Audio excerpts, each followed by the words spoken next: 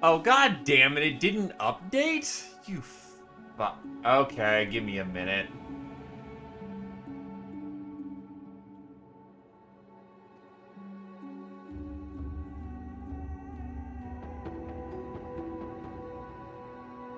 Anyway, hello there. Give me a sec to actually make it do the proper titleage.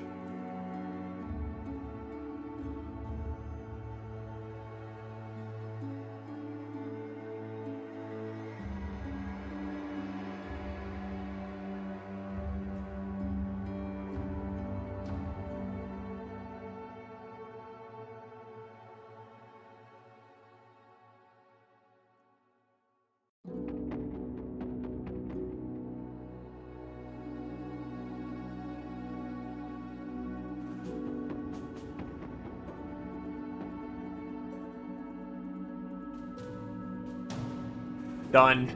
Anyway, hello there, some annoying person. Hello there, Krios.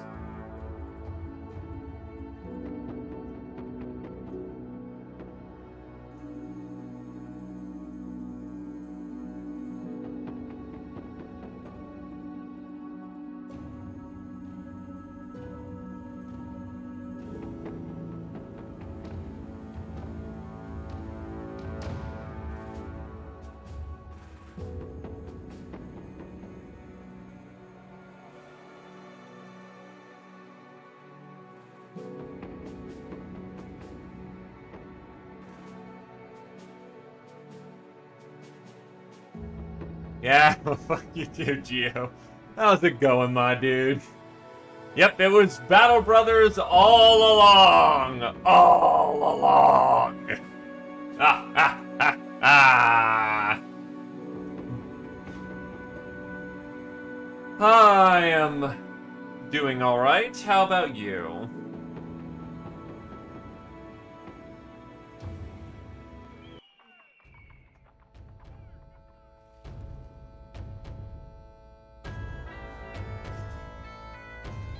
Given I am late to the day, we are just gonna get right into it. Oh yeah, Geo. Greatsword, greatsword, flail, hammer, mace, axe, dagger. What sounds cool? You are very biased towards using shield, so I'd heavily recommend that. I think you said you wanted to use a flail?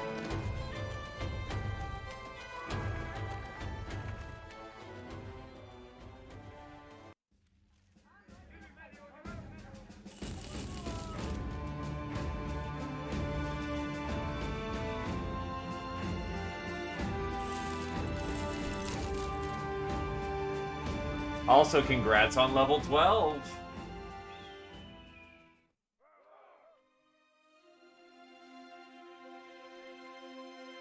He wants to flail. And as such, I can now present with thee. Except I don't have it on hand. Damn. I was about to say, oh wait, nope, never mind, I do. Three-headed flail, here we go.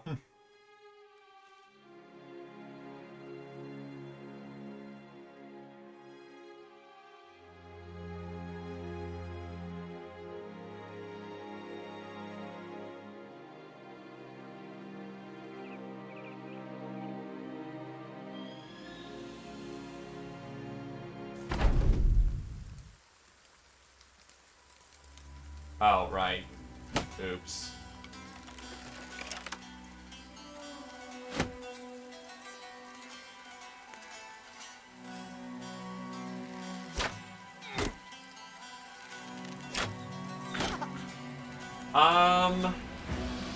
That would be 6, because it's 2 attacks that do 3 hits.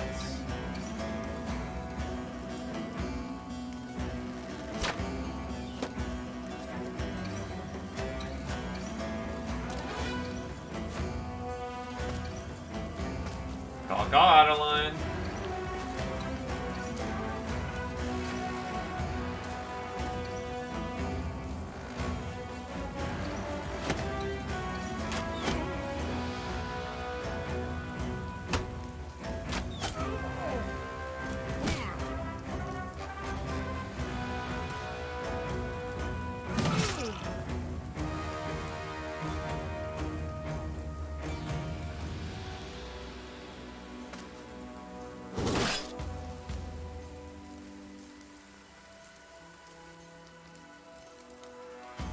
This is gonna stamina burn like crazy, but...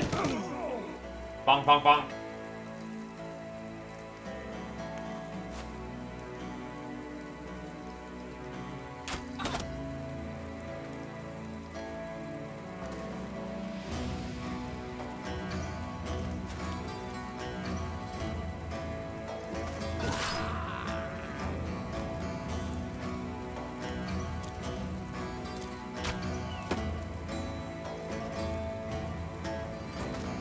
Bonk.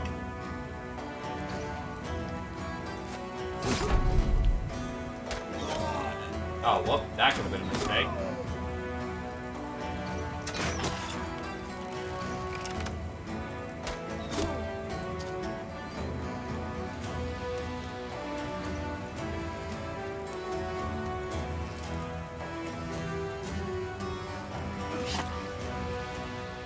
He's gone.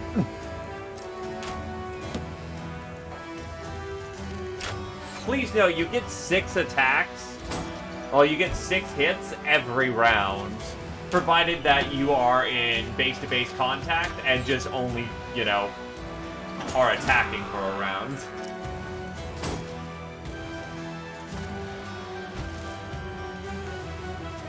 If you get Berserk, that means you get, on kill, 9 attacks in a round.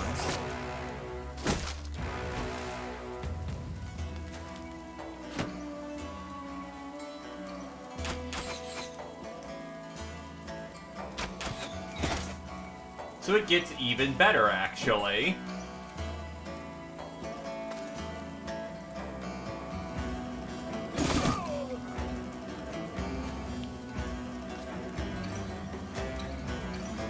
In the span of 6 seconds, you would essentially be flicking your arm 1, 2, and 3, just using the momentum carried from the weapon to swing into the next strike.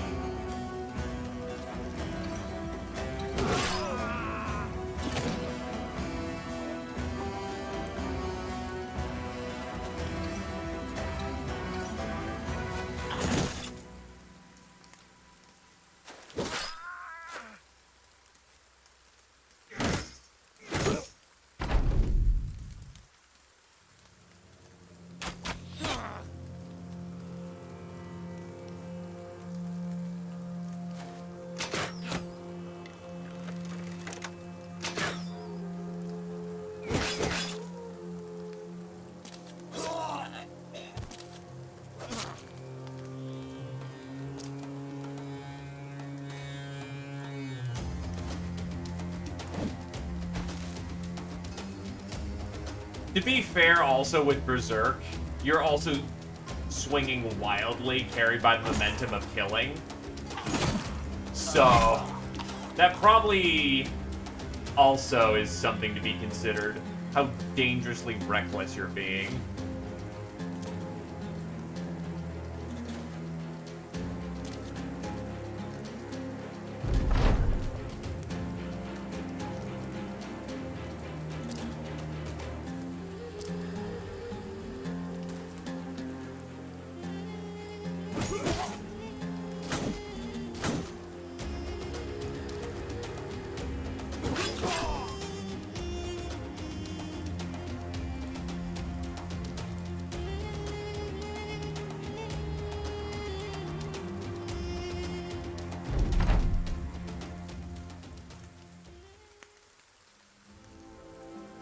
I will say, the rain sounds in this game are surprisingly good. Oh yeah, they have... that's golden laminar.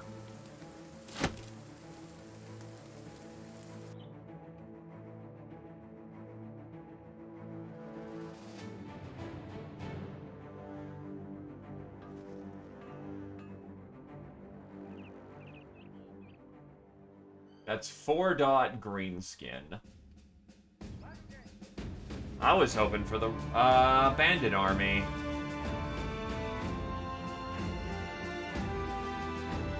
And where's Brunistrat? This is probably the location in question. No.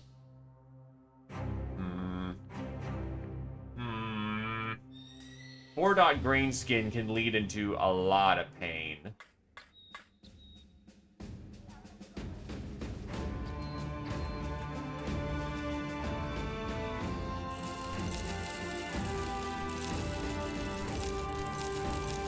like, a whole lot of fucking pain.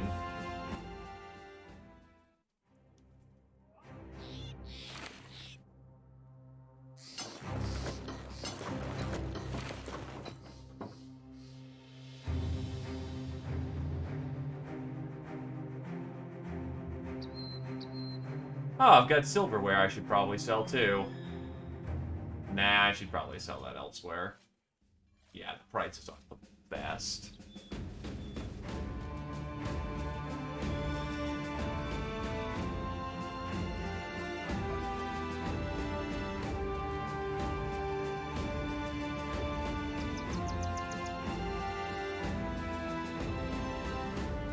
The Sellsword's Avenger literally had... Wait, but no dagger has fat on it.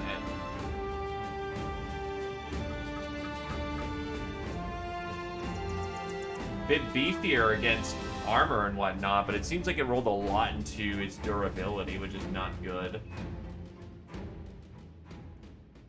Either case, Cultist got updated again, so I'm gonna go check those out.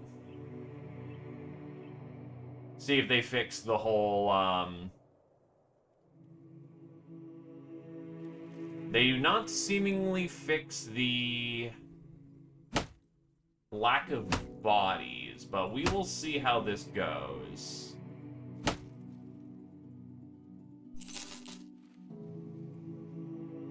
Two champions, some sacrifices, fanatics, defilers, man catchers. Let's see how this goes.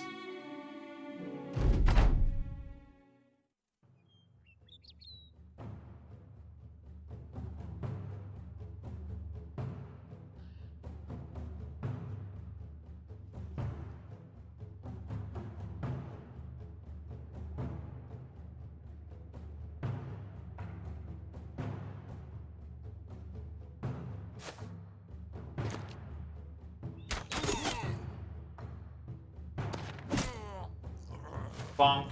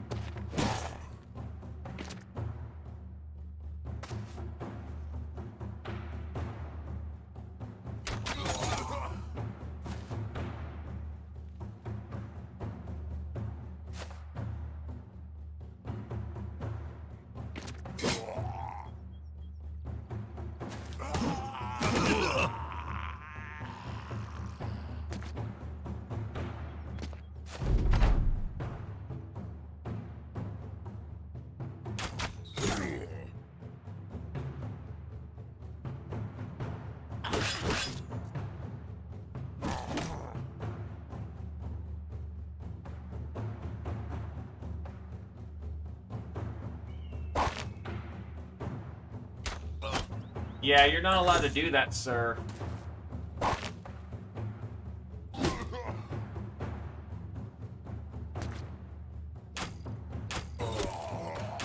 I mean, that works too. Cease this here thoughterry. Ow.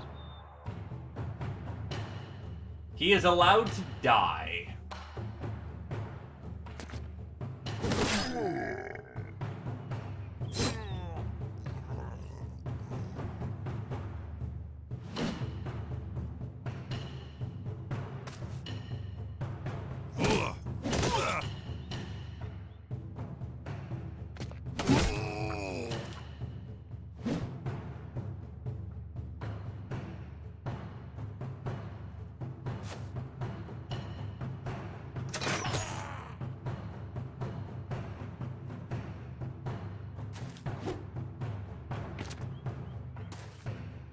Well, that's too bad.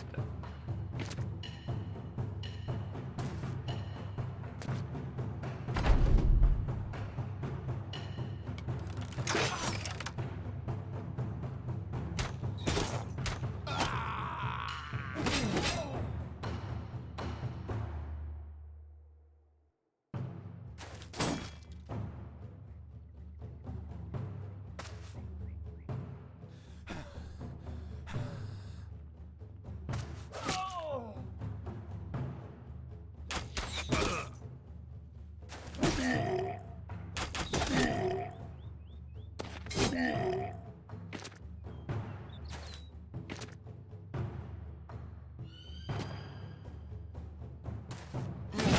fact that I'm alive and he's not.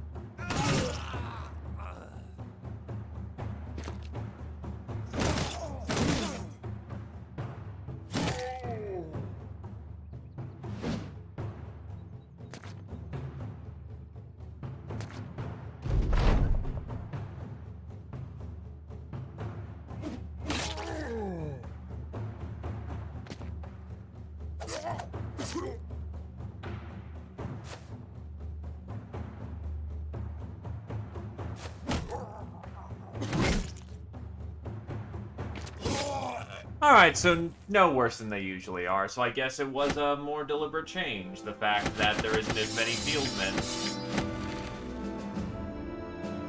Jesus. 93 to 106. That is, nasty polearm. The surviving sacrifices stir from where they were struck down, and they are grateful that we freed them.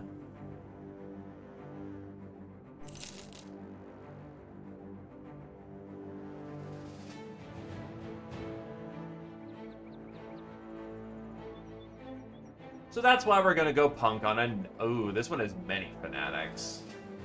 Alright, so this is probably closer in line with what they're supposed to be doing, but we'll see. Yeah, this looks a little closer to their actual supposed battle lines and how they're supposed to be organized.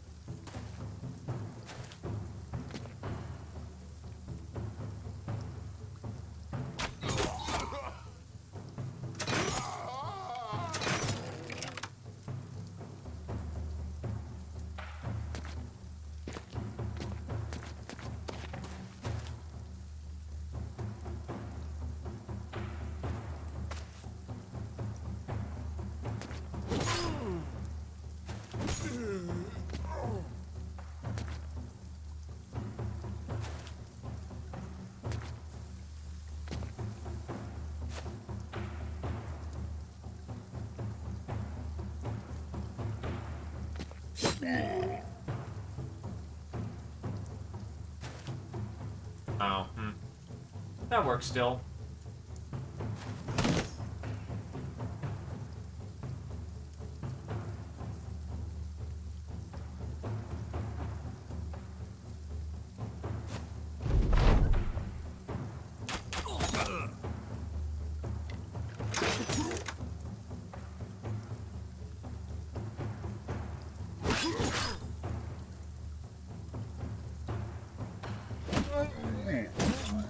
No armor for you.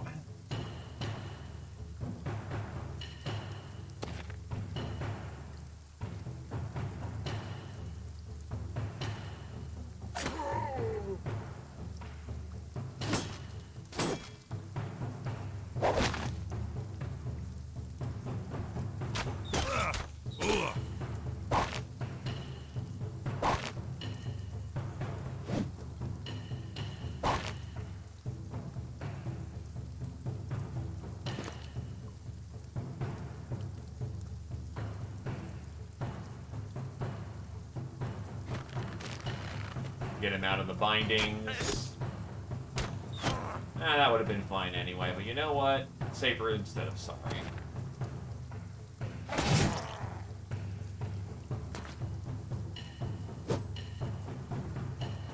Step back so you don't get power clawed to death.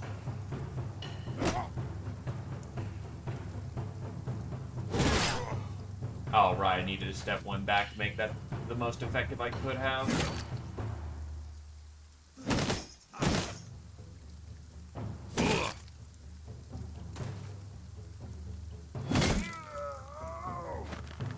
Get him out of the binding.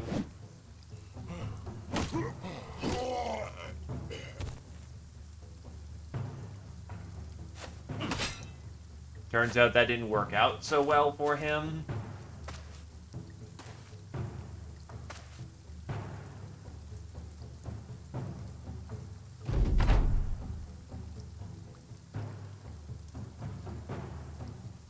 Save my archers just in case.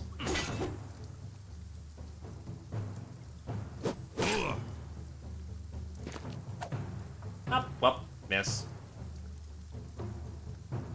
It happens. Bomb. Who's the one who's got the grab? You do. Bonk.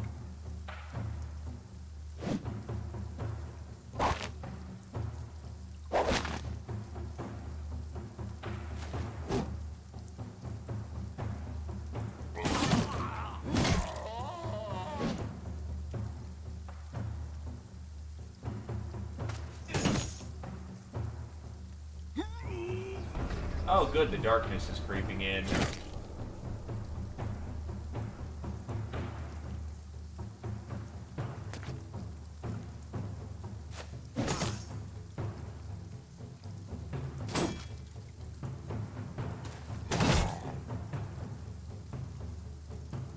Well, only one thing to do at this point. Get him out of that man catcher and push in. Thankfully, you've already spent your action, so the blindness didn't really affect you.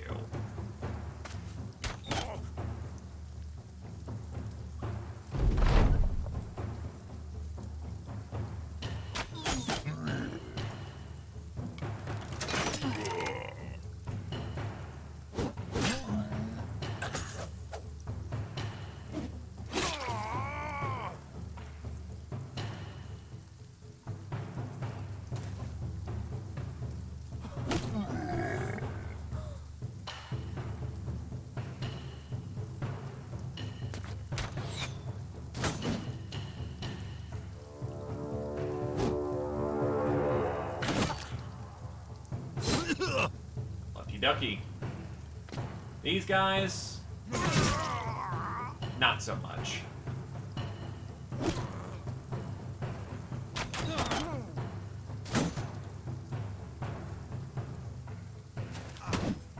Oof, only one bonk on that one.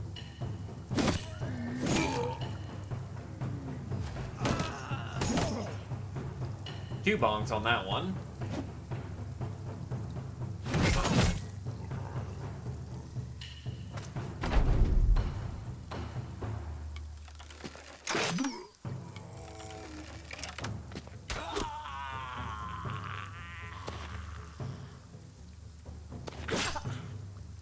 This is really not working out so well for them.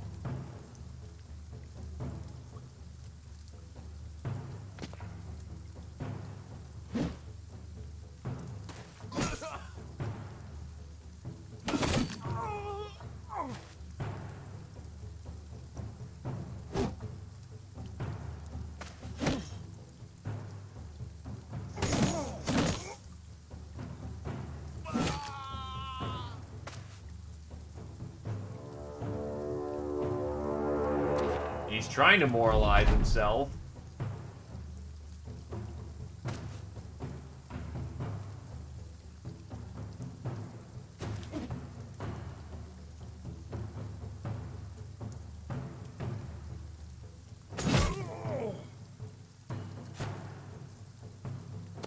Main problem he's running into is that's not working out so well, especially when I have so much multi-bonk.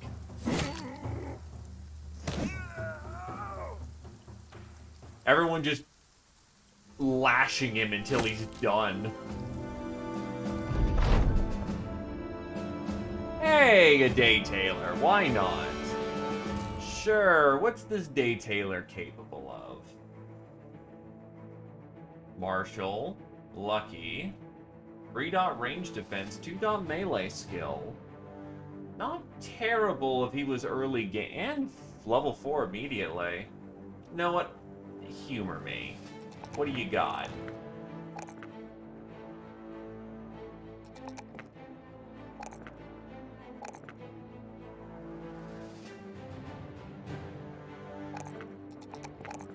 Yeah, the main problem is he just doesn't synergize well with too terribly much, so... Here's some money, have a good day. Anubis levels up, and unfortunately, again, he doesn't really gather too much in the what he needs. I think he needed to get to like 70 fat for something.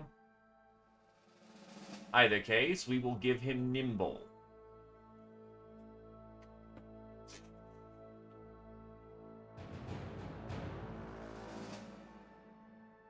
I will say, though, he looks fucking fabulous. But he needs to shrug off, like, his gold coat, unfortunately.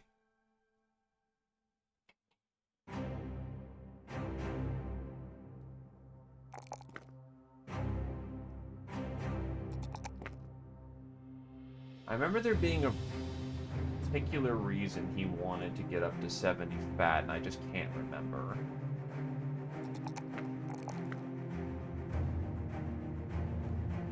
Honestly, once he shrugs off that gold coat, though, he should be fine. So, you know, maybe I won't. Just work on his defense so he doesn't get killed. Geo also levels.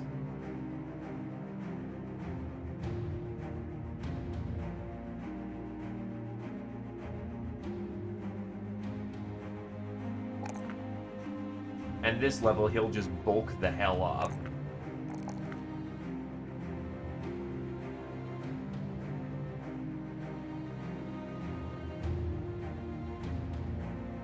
Give him Shield Expert, since he actually doesn't have Berserk as a natural part of his lineup, so never mind, he only gets 2 attacks a round. Ever. You would think that a Crusader would have Holy Fervor, but guess not. Nothing wrong with that.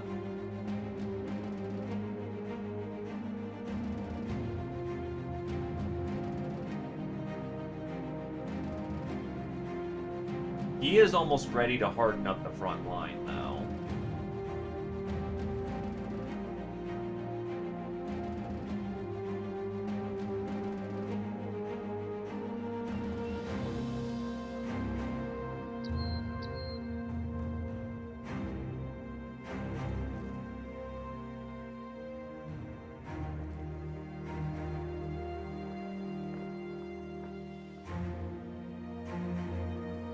Alright, so let's see. Yeah, we do need to spend a little time repairing, though.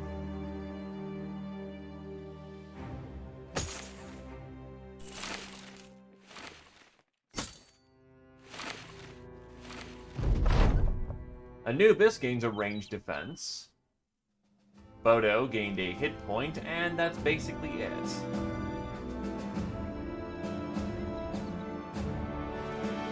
Oh, this one's gonna be easy.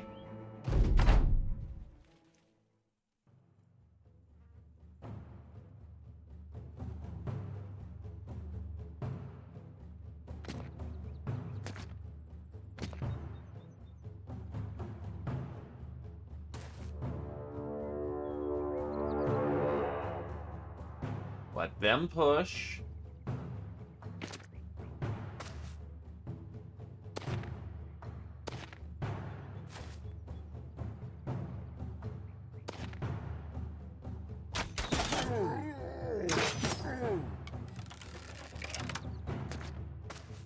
Give the the enemy wants to mono push in one direction, we can make that work for them.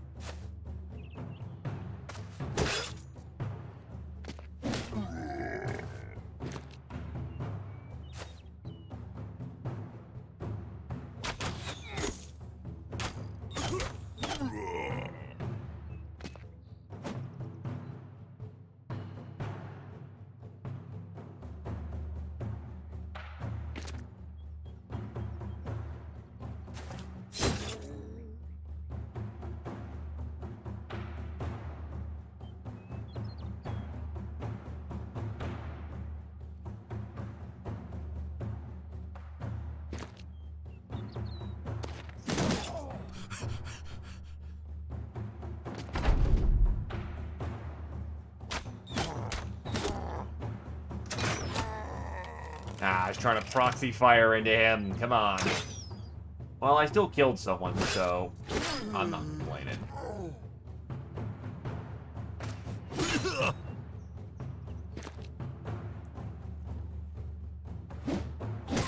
Bonk.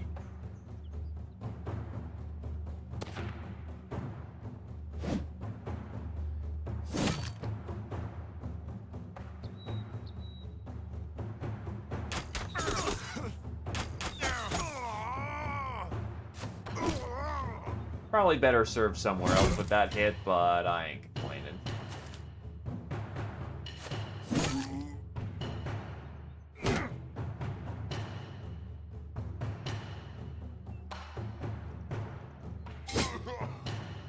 There goes his kidneys. They went pop.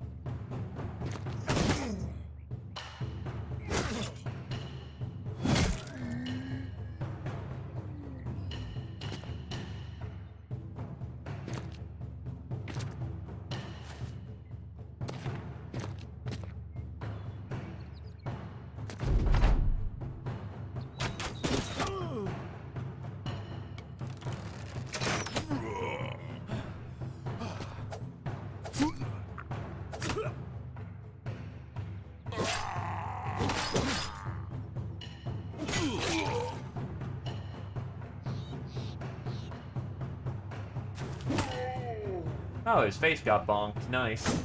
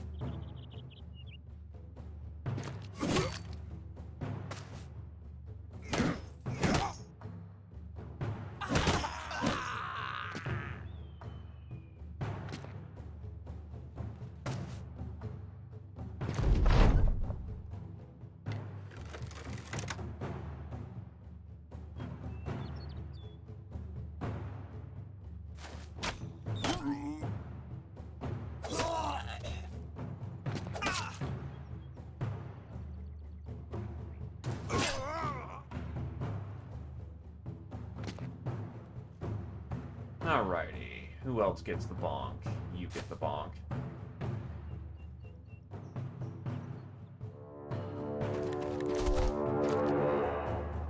No, you get the shot.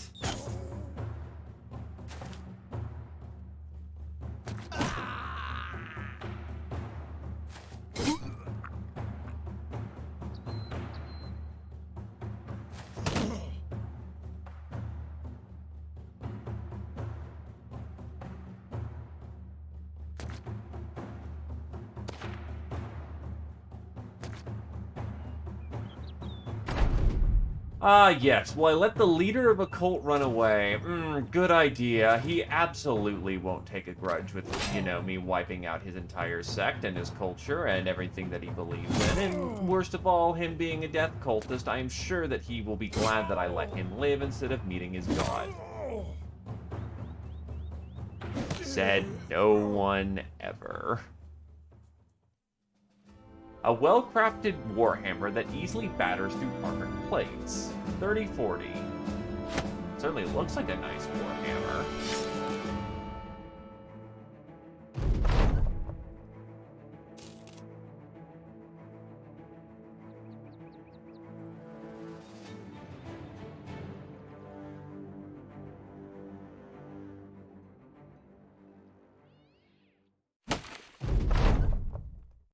A few brothers come back to you with the most curious of stories. Apparently Torlif, the ever sure-footed sellsword, managed to make a bit of a name for himself in Brunestrat.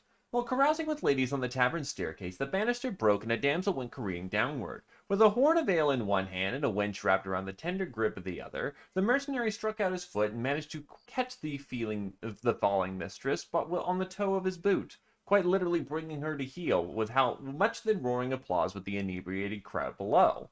You ask where he is now? The mercenaries laugh. Drop in trowel with the easily impressed. What else? Oh, of course, of course.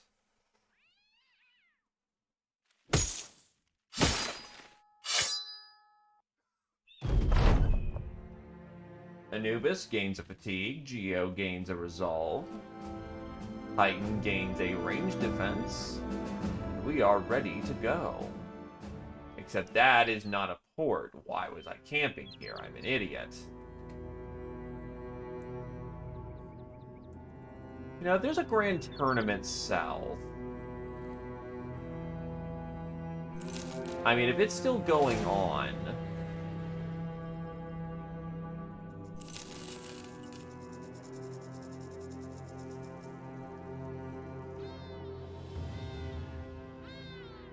No grand tournament, but I can at least still fight. What the fuck? Dozens of men mingle, like, a grizzled man, the master of the arena, holds up a scroll and taps it with a hook for a hand. There's nothing on this page because I fear the desert's wrath if I dare illuminate its ferocious presence. You're fighting 15 Afrits. I don't know how they managed to get them here. I just know it was the doing of the alchemist. If you ask me, I'd rather you fight them than the Afrits. He pauses.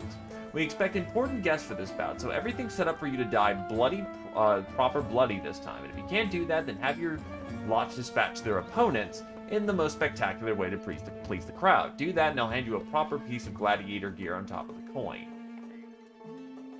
Yeah, fuck that. I'm not fighting 15 Afrits. That's a death sentence waiting to happen. Anyway, hi noob, how's it going?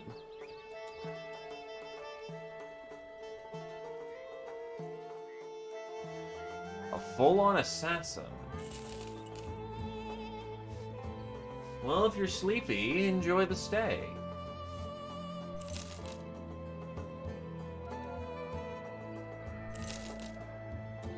A bleeder but ambitious. Could decently be a... that's actually not a bad assassin. Jesus, this dervish.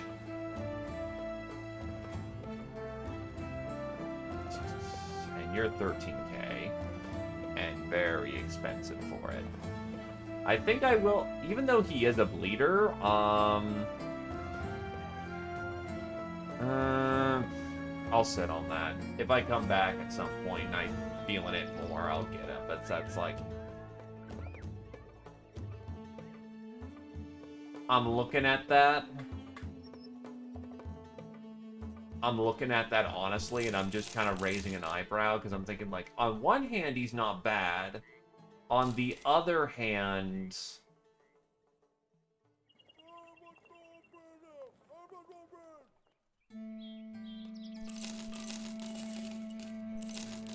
That's some really cheap food.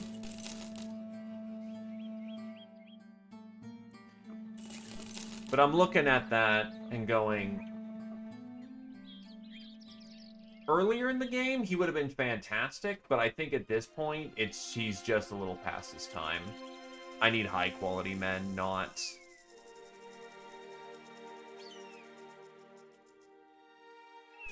low-quality men. 20 serpents. Not particularly bothered by their ilk at this point.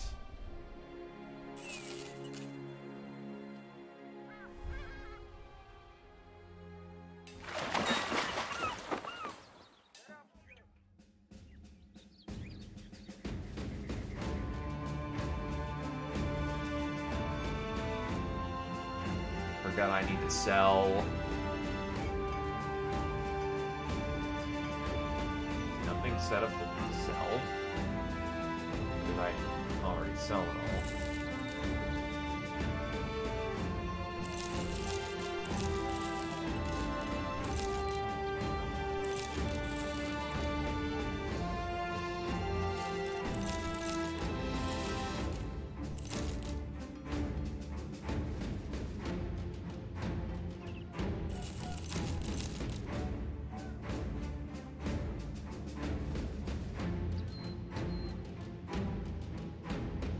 And don't ask me why I'm selling to the armory.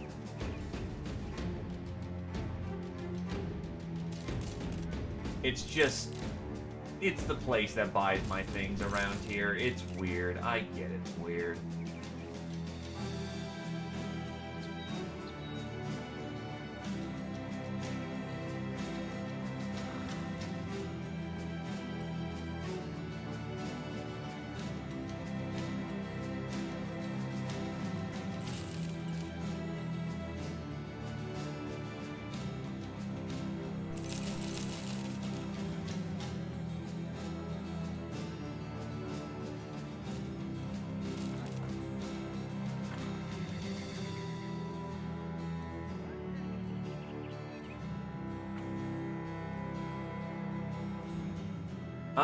Yeah, you're still alive. You're still on your feet.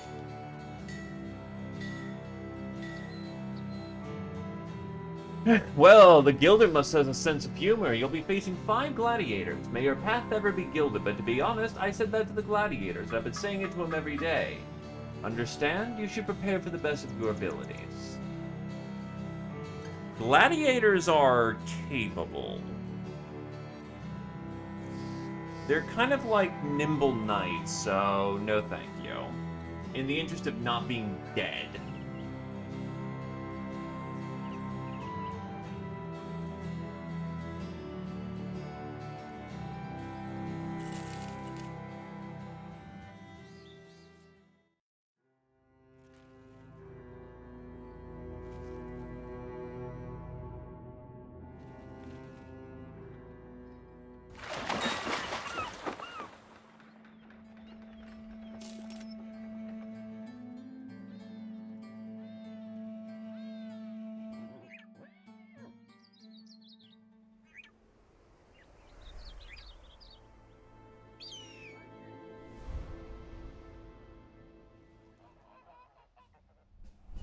This guy wants us to go beast hunting. Particularly high-grade beast hunting, so no thank you. What I want is some of these noble contracts. 3 dots, cultist infestation to Kallenberg. Isn't Kallenberg...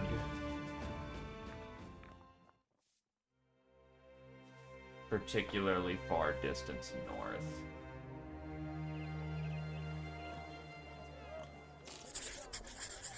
Alright, once I reach allied status with these fools, we can get moving.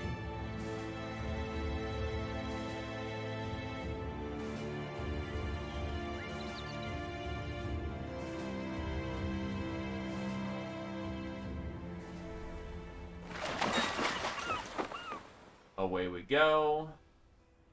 That'll allow me to get to Kallenberg pretty fast. And now the men want more pay. Fine. We make enough money as is.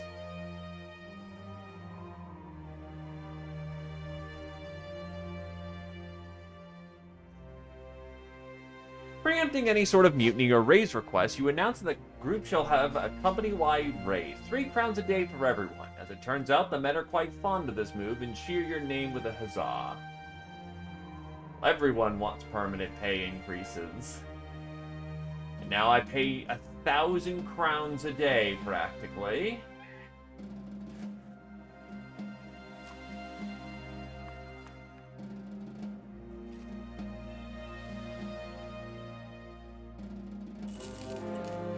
There's the place. A plethora of fanatics.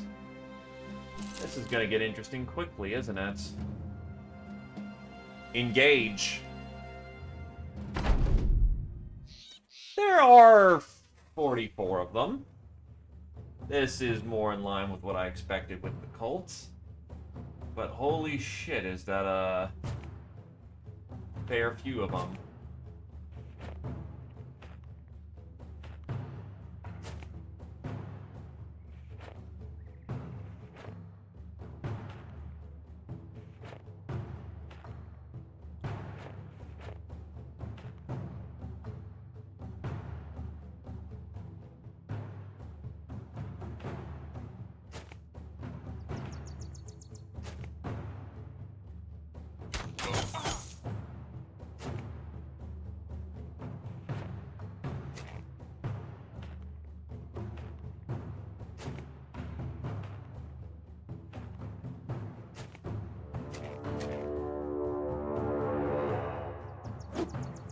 That's not good.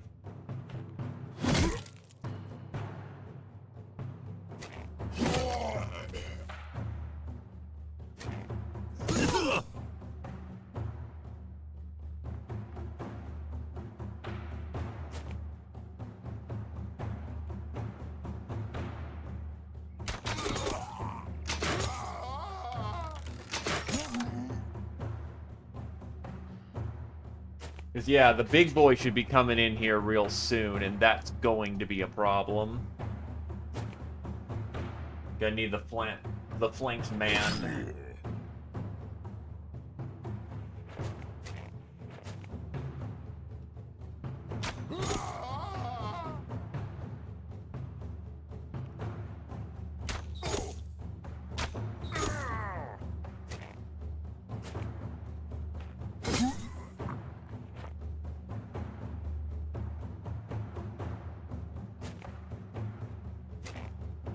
Yeah, there's their big boys.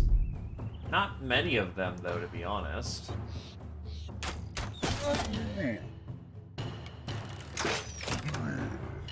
In either case, they need to be not existing anymore.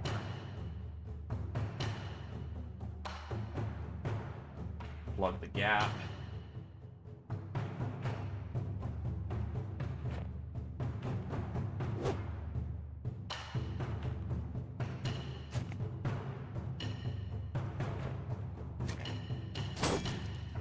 We need to withstand the shock.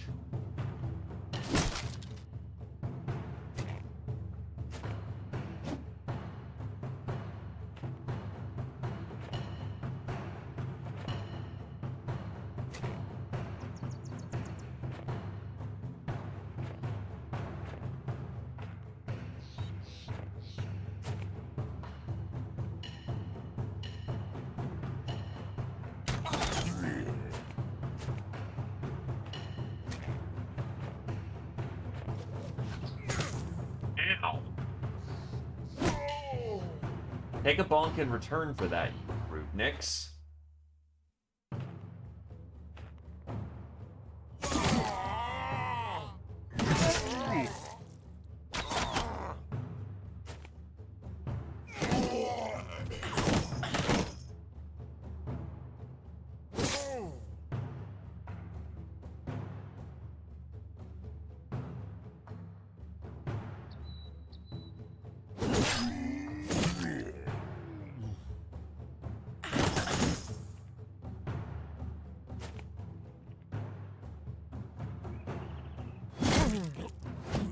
Ah, missed on the second hit.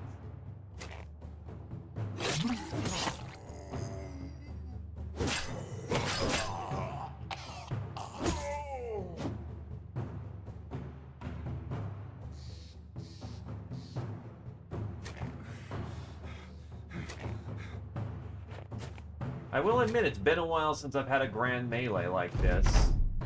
Thankfully, 10 of them are dead. Alright, so that's the big one taken care of.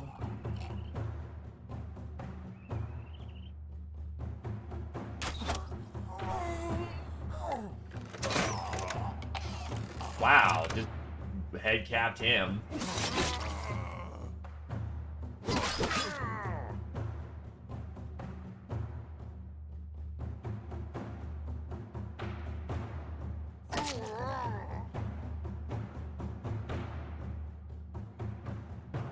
little dangerous for you to do, noob, but hell with it. Tie him down. You're a defensive expert.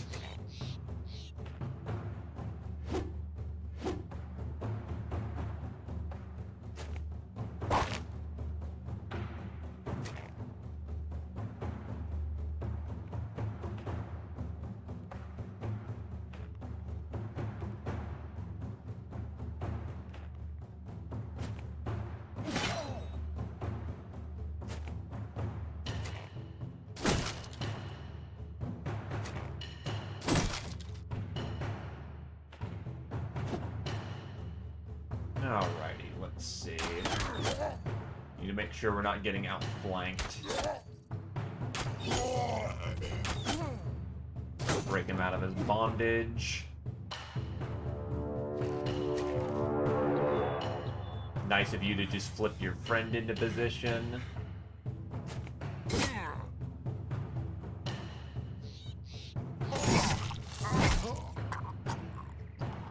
Clean 1 and a 2.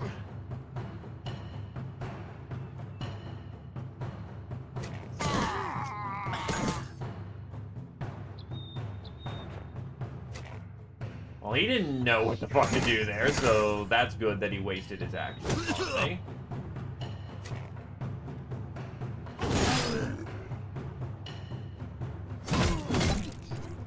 One, two, remove heads.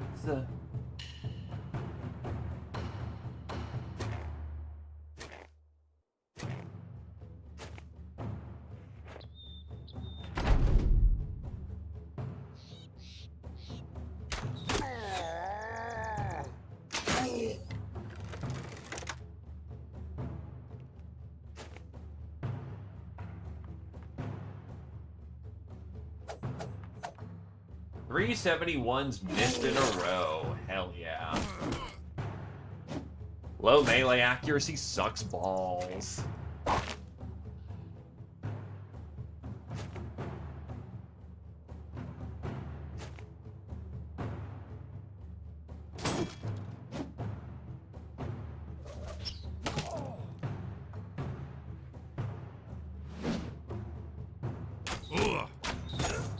He's out. And Anubis' shield just got cracked. That's bad. He's not built for that kind of combat.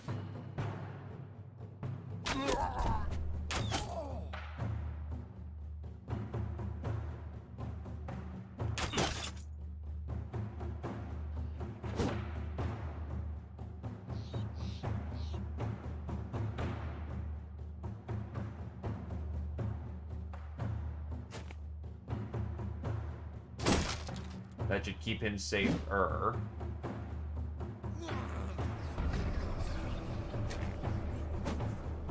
But he very much either needs a new shield or he needs to get the hell out of dodge.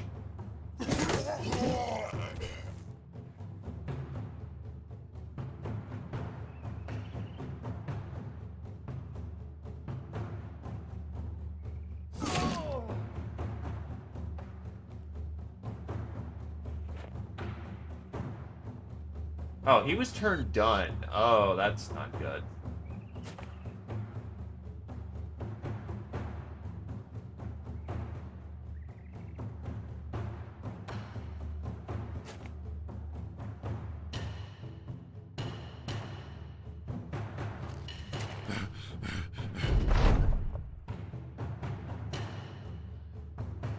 And away he goes.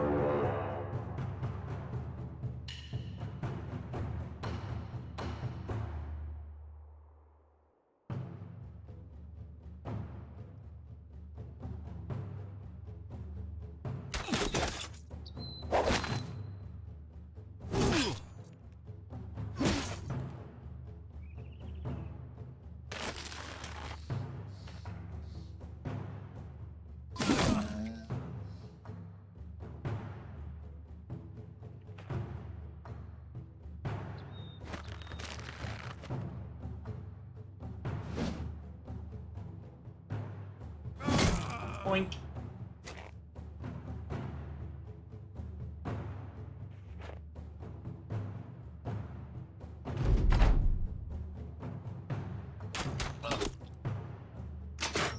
Archers don't have too much more to do right now, thankfully.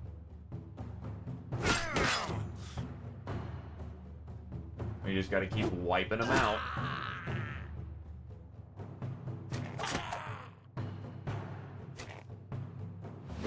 Wait, are their troops withdrawing? Yeah, they're totally withdrawing at this point. Gotta love Battle Brothers AI and the fact that it's still affected by, percentage loss.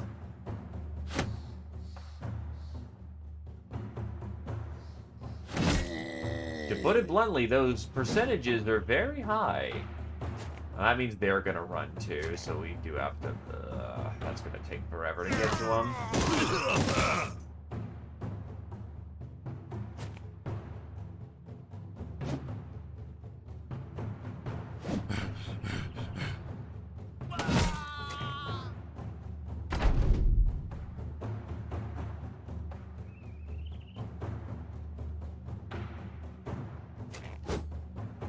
Still, this should mean that we're ready to handle the doomsday that they spoke of so long ago.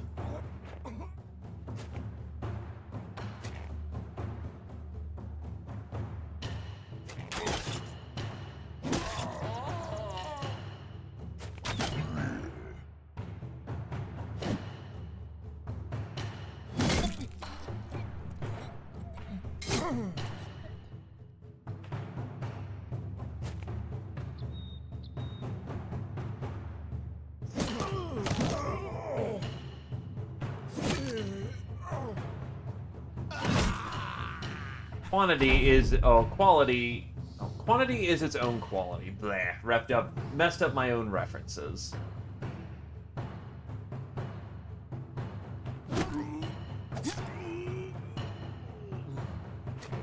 They're done.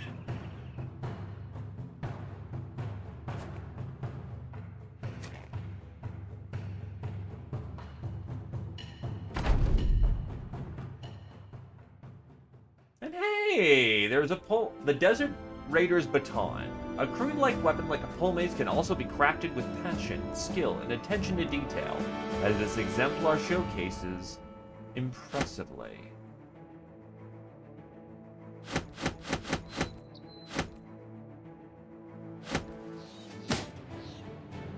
All that metal.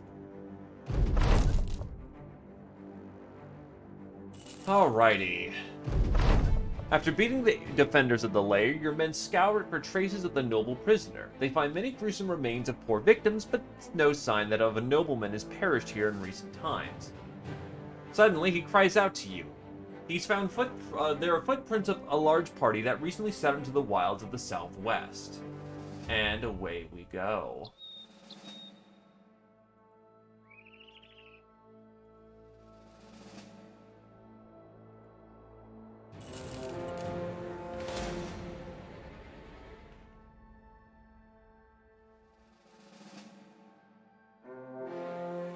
I'm very lucky that this was the right way.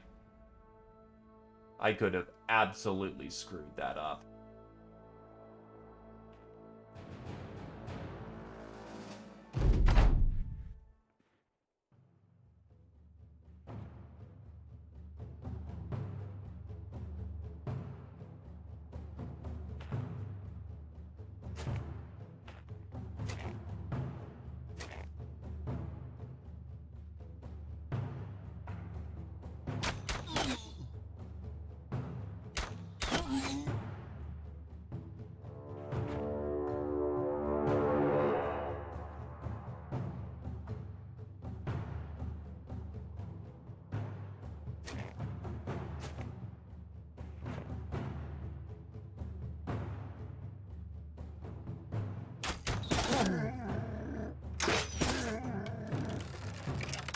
Oh yeah, shit, he needs a shield.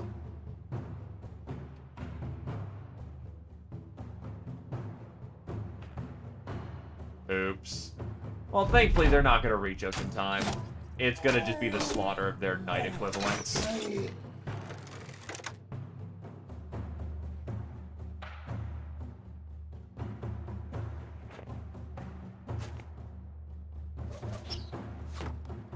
Though, honestly, I probably should shoot their slingers.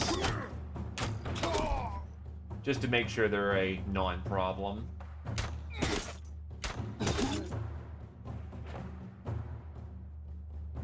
Don't want to get tin-canned.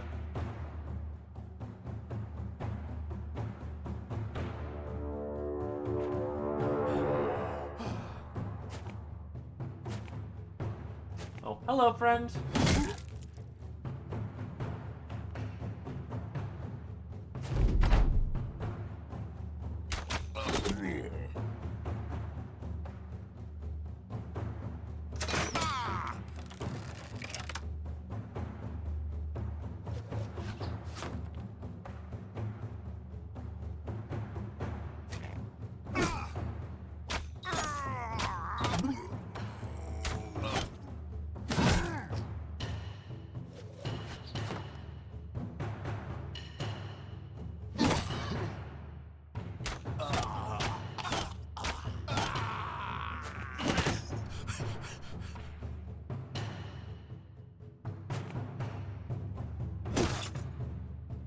Holy shit.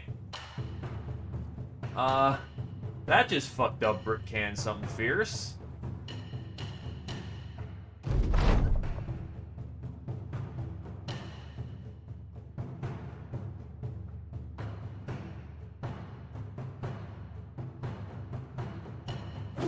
Oh. Shit, I misclicked.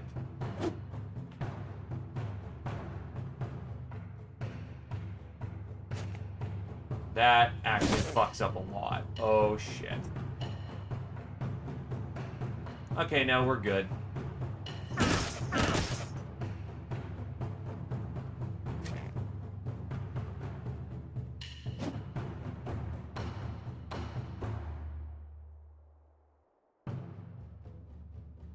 Let's not put ourselves in the same position that just got that guy horribly bapped.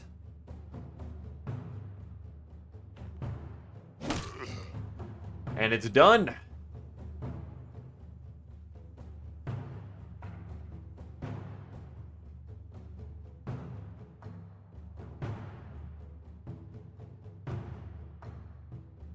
It is over.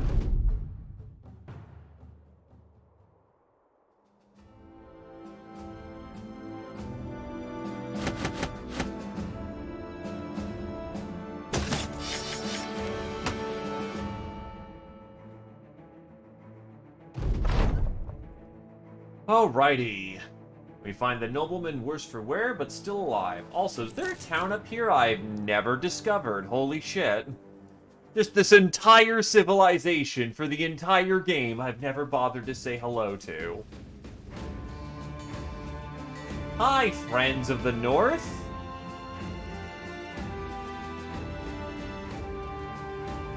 Level 7 Beast Hunter. Yeah, I can make that, I can make this guy work. That is a blacksmith. A little insecure, but, well, we can fix that. We can fix anything.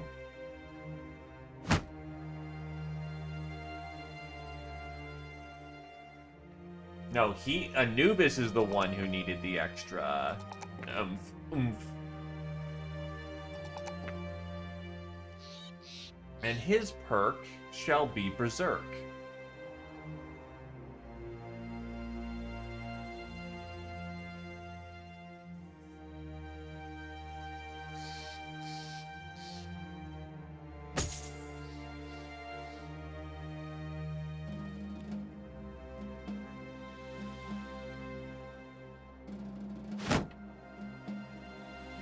His first level shall be, he only battle forges, so we're gonna need to keep that one in mind. No, he actually can build into a medium armor.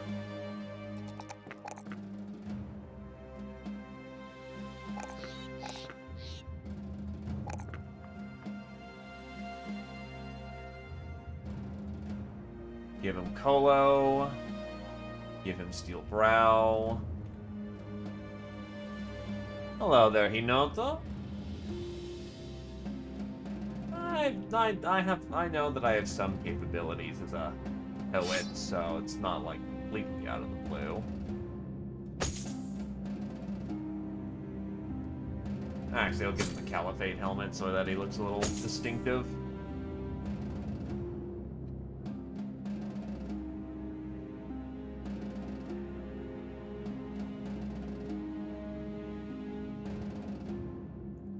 I now have people on the wings.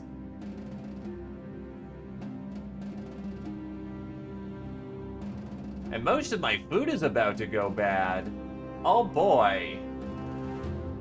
Anyway, we'll head to Gerwold.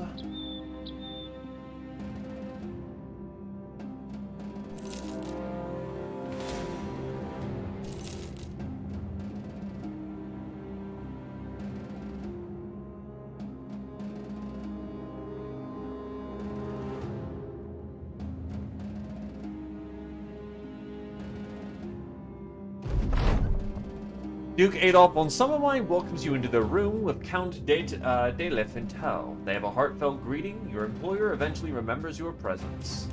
And we acquire crowns well deserved. And there's no... Okay. First things first, all this food's about to spoil, so we need to pitch it if we can.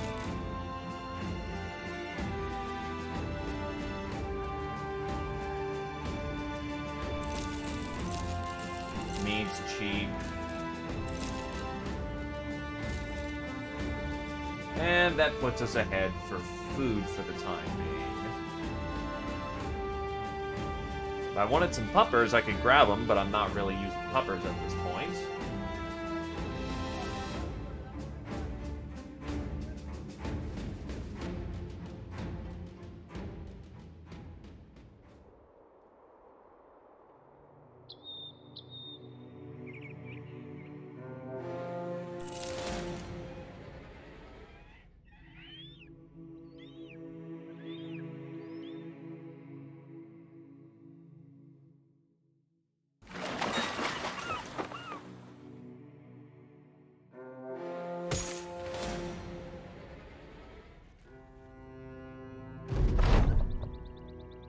Alrighty, so first things first, liquidate all these assets. Those are some nice helms, not gonna lie. Good set of chain.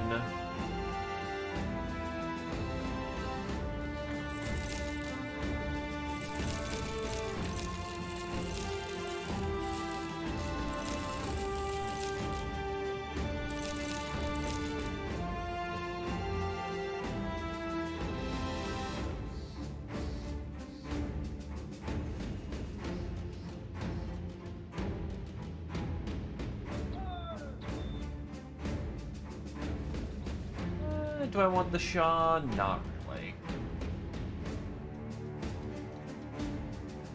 Okay, so, arena. Maybe I just really do need to fight 5 gladiators.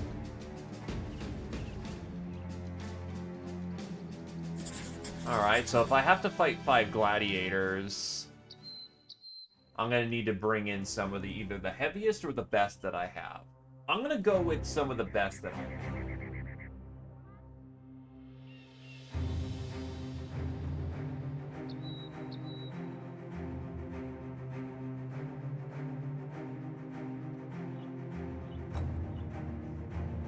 I don't have to fight fair.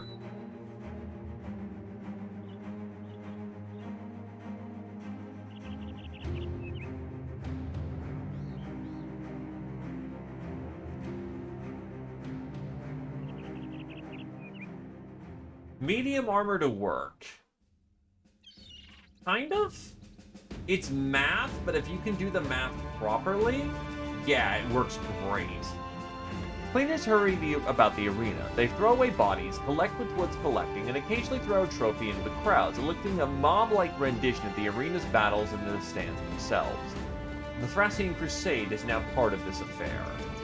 Well, let's give them something to cheer about.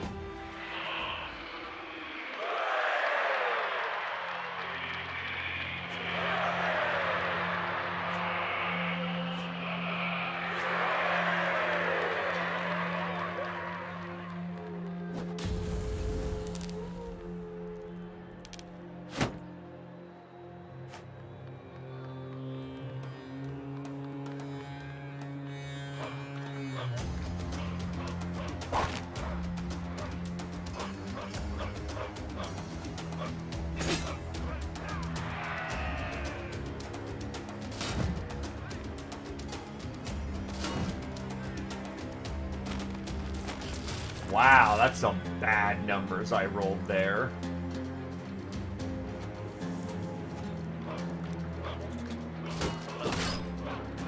Still rolling.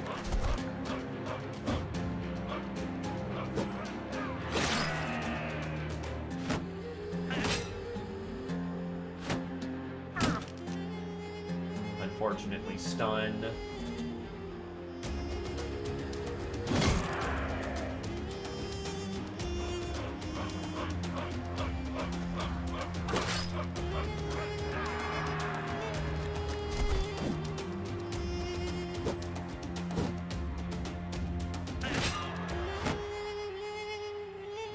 Hello, Knifetail.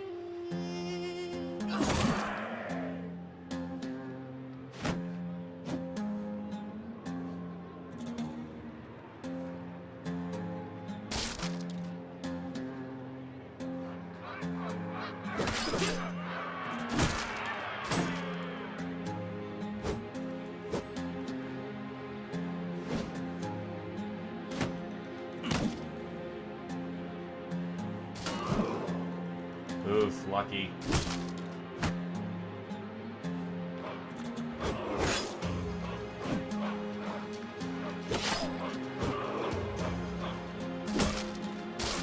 You will have to accept the fact that you cannot maintain perfect bonuses.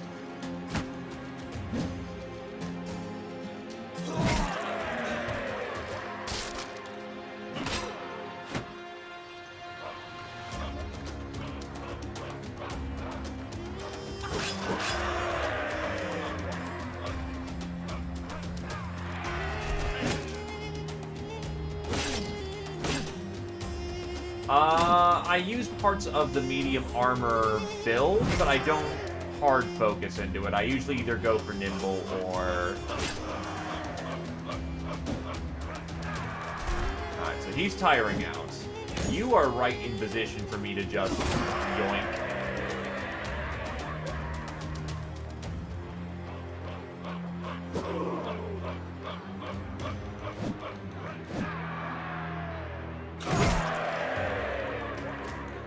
In he goes. Ow. There we go. I'd like my shield back that you broke, thank you.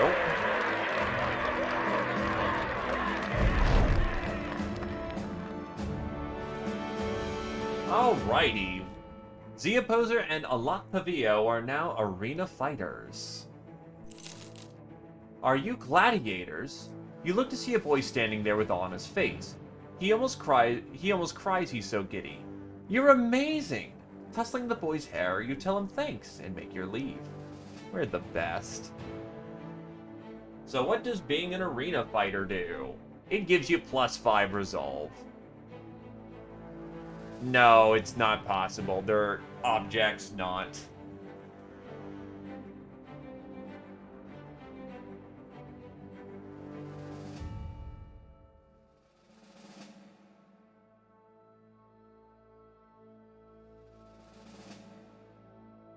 It would be hilarious. Actually...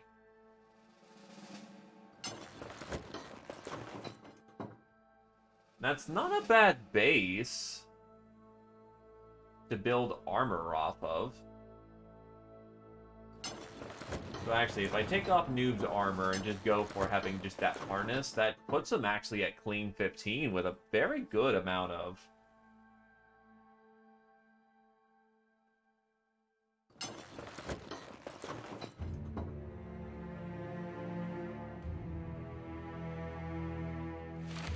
It's not bad, honestly.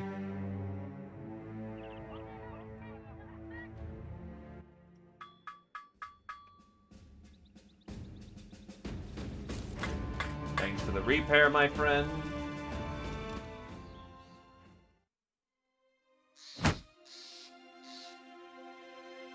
Back into formal positions for the army.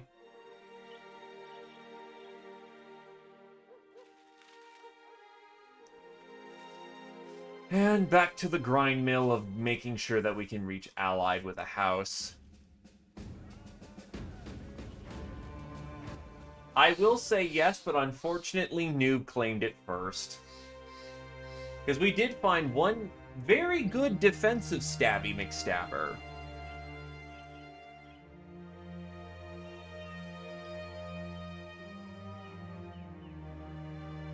But unfortunately, again, yeah. Noob was here at the time, so yeah. I did also find a whole bunch of assassins, but unfortunately they kind of sucked balls at their job.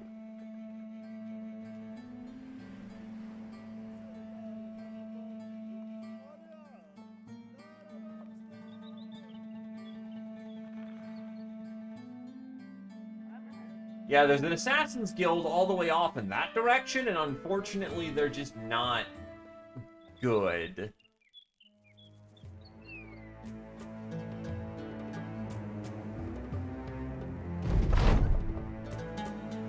A series of camels come into view. They've dozens of satchels and knapsacks bobbing at their sides, and large umbrellas hoisted above.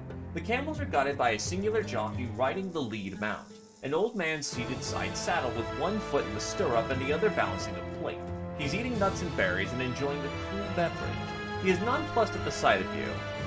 Groundlings, yes. I can tell by your swagger, the braggadocio alchemist transmuting raw gold in the copper of this fellow man's blood.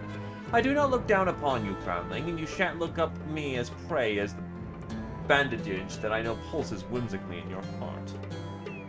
He holds up a stick with a black mark at the top, his thumbnail pressed into it. I carry saltpeter for the Vizier's various war machines, you see. The great cast iron shots do not travel very high and far without my ingredient. This here gentles dust which fills my camel's every bag. Were you to think yourself a brave robber, I would set alight my wares and make us all together shine so bright that Gilder himself shall shade his very eyes. Point's made. You sell anything? The merchant grins. I'm glad you asked, for I do at times tire of dealing with the Vizier's feathery liveries. The blackguards and blackguards. He snaps his fingers and points at you with fatherly sincerity. Conversation quickly becomes confabulation. As my father used to say, business is poetry, and we need a bit more poetry in the dullness of our lives. He nods and speaks with a tone you know he uses upon his fellow merchants. I have an expectation with the Viziers, but being robbed or losing items is also an expectation of this expectation. Upon this, I do have things to offer, which if agreed upon will be stolen from me at your expense. You can only have one of these availabilities, a handgun but for 2,500 crowns or a fire lance for a mere 500. You may only have one of the two on offer. For that price, none are of interest. The merchant puts his hands out as though you are robbing him. It is no matter that you do not wish to have my goods, truly. He crosses his legs to sit side saddle once more, and the camels immediately begin to move as though this was their command. The merchant talks as he eats his nuts and berries. May your path be ever gilded, Crownling, and may the Viziers of these deserts put you to good use. I do hope they do so as well.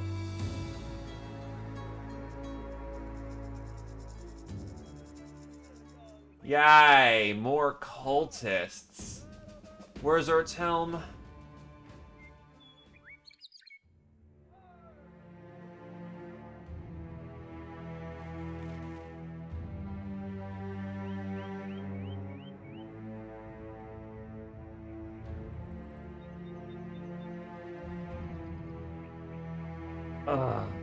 God, no.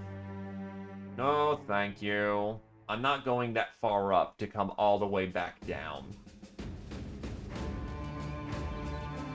I'm already having to run cross-country across this entire landscape.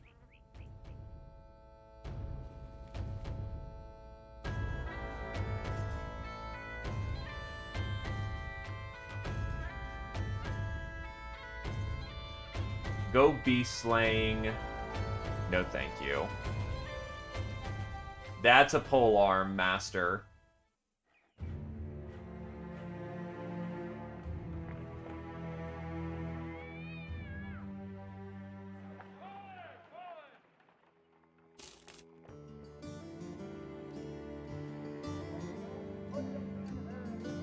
Nah.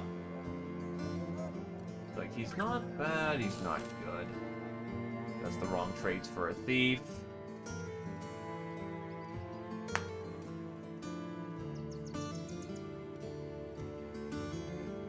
Their warehouse burned down recently.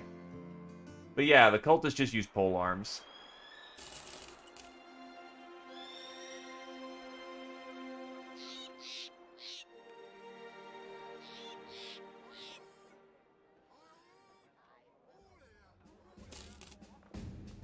I mean, he could throw, but I'm not looking for a thrower. It's bad.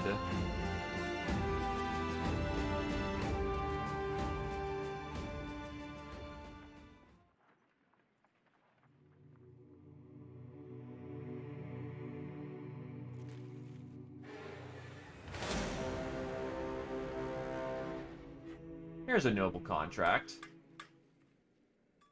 Fucking cultists. Where's Helsjaeger?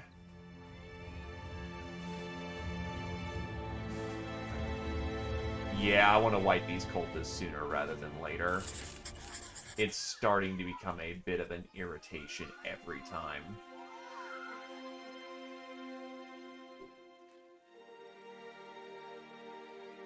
That these noble contracts fire off. It's always fucking cultists. I've got 3 sacrificial necklaces, so at some... Oh. All this running around the land has increased the stamina of the men. One runs in place holding a finger to his neck. He remarks that his heart rate isn't even going up at all. Another brother remarks that the guy doesn't even know how to count. The running man pauses. Oh. That's right.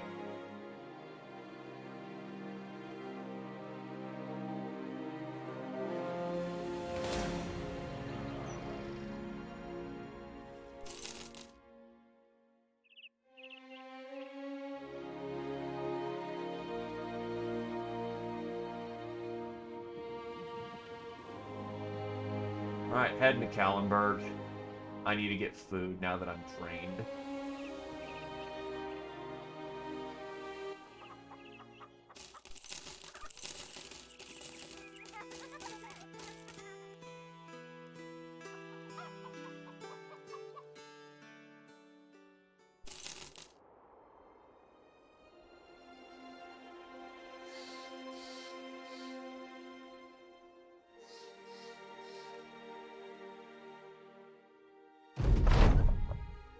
While relaxing after a day's walk, a noob the Shadow comes up to you with a pair of dice and a cup in hand and asks if you wish to have a little game. The rules are simple. You roll the dice from the cup and whoever has the highest numbers wins. It's pure chance. The wager will be 100 crowns per roll.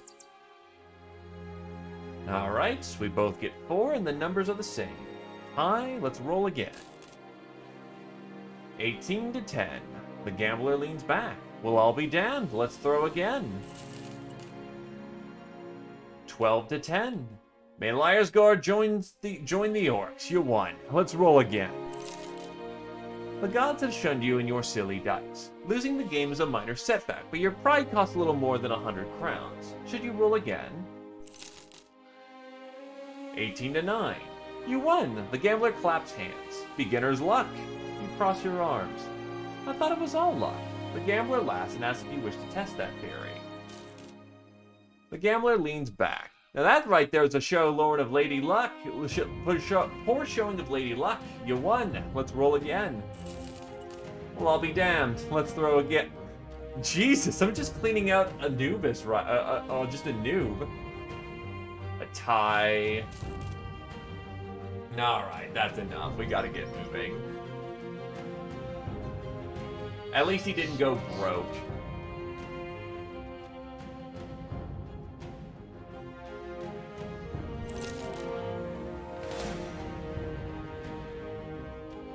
A plethora of enlightened fanatics. This might get a little spicy.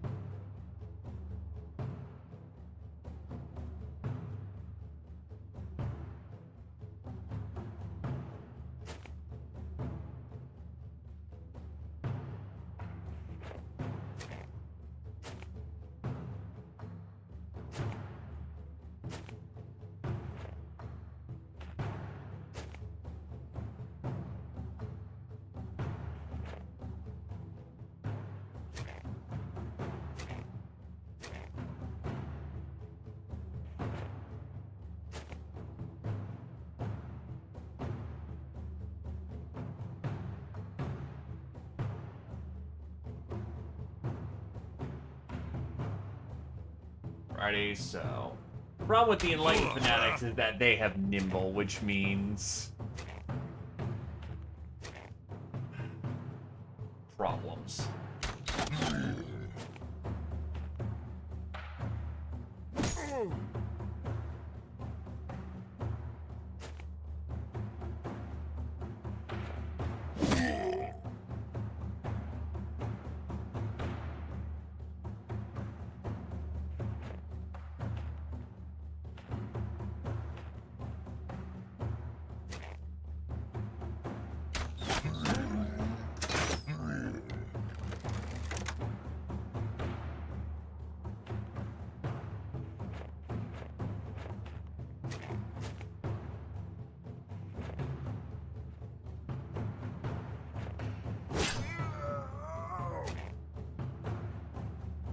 I can't move out of position or else I will be in a very bad spot.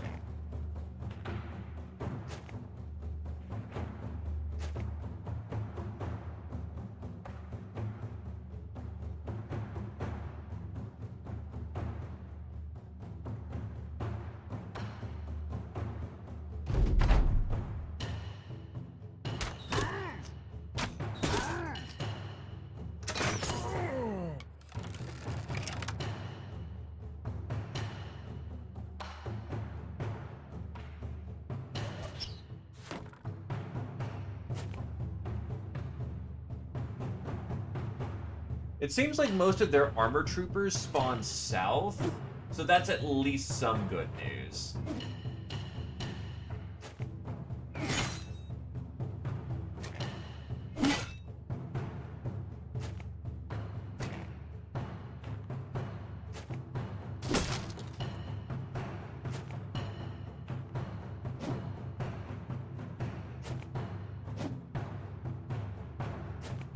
And hey, hopefully the new Dune movie isn't ass. I will fully admit I am reticent about, you know, sequels made for the nostalgia, but I am always willing to give them a shot. I want others to be happy. Imagine that one.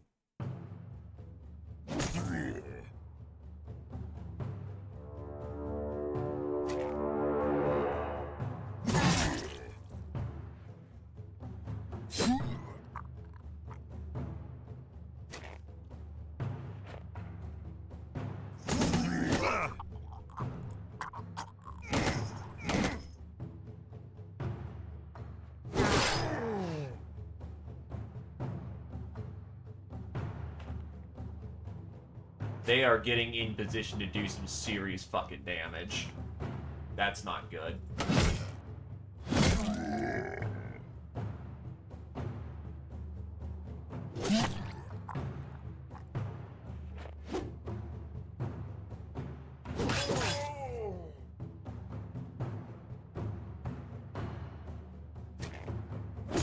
You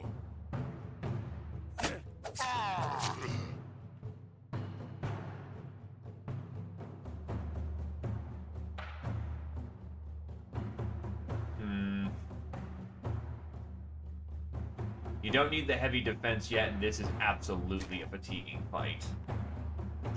We will win or we will die based on our fatigue, so... Deep breath, deep breath.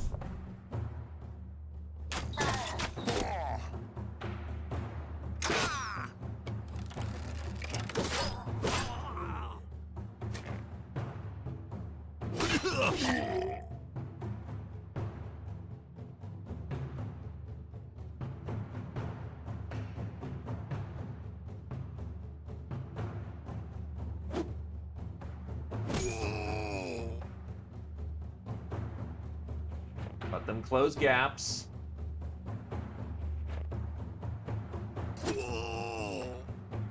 Really? You punctured me? Alrighty.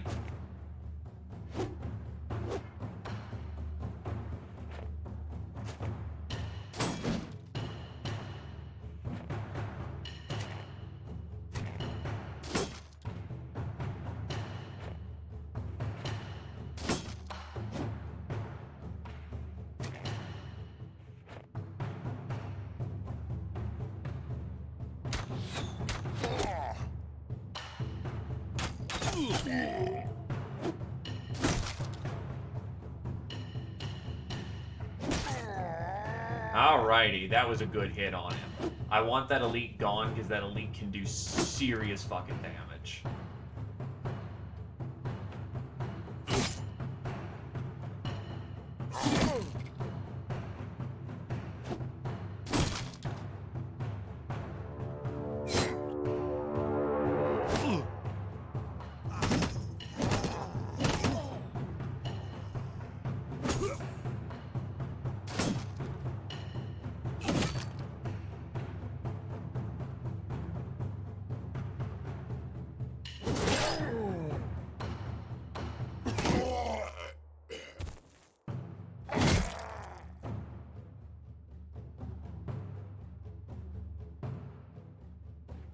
Your defenses 73. Oh yeah, get in there and start tearing him up.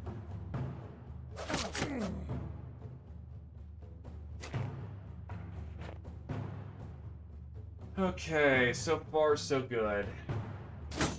And you just walked right into my trap. Elite down.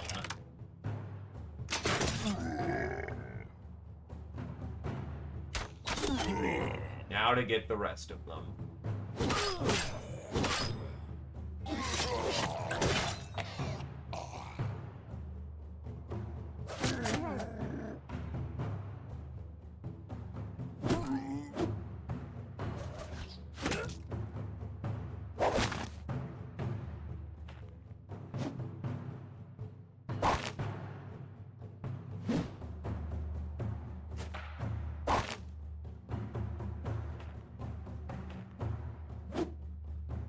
Thankfully, my boy up north is dodging real nice. Speaking of dodging,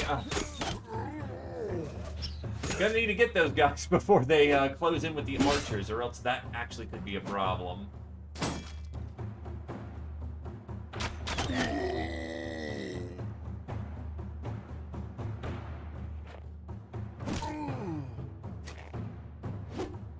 Well, they closed in with the archers. Exactly what I did not want to happen.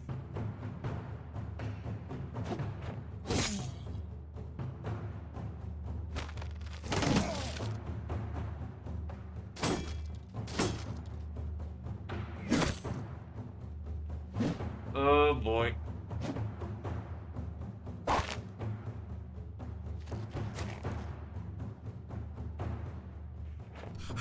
Lushkin is head exposed. That's not good.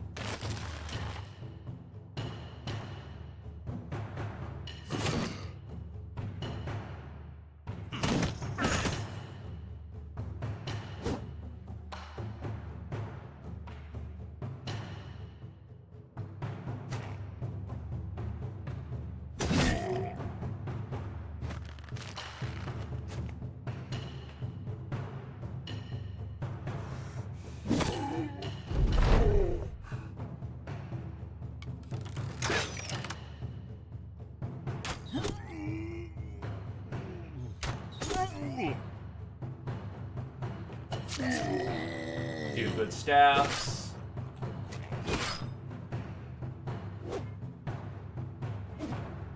Can he get out? Yes, he can. Pretty easily, actually.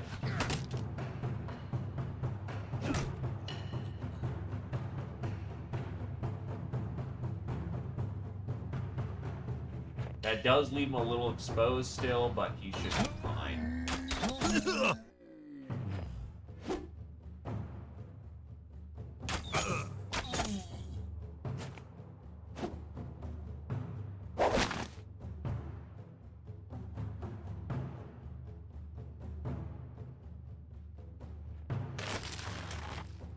That works.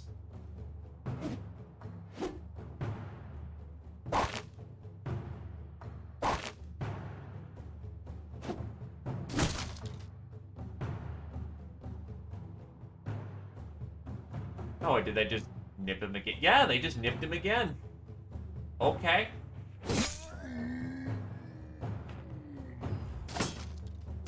Rude.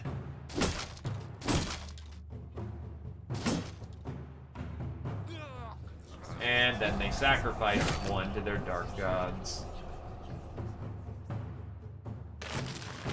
He had to spend his entire turn. They really enjoy just putting him into a noose. Jesus.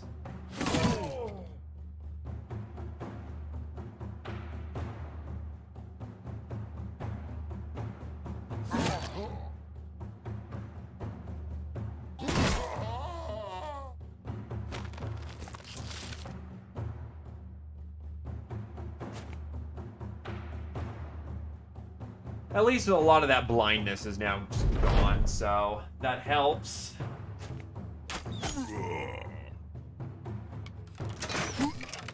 Plunk, you're gone.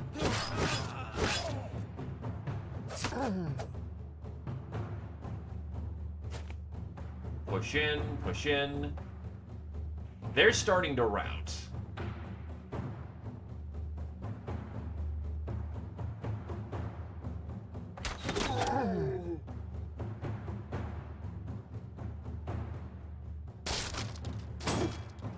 Can they stop breaking my shields? They keep breaking my shield.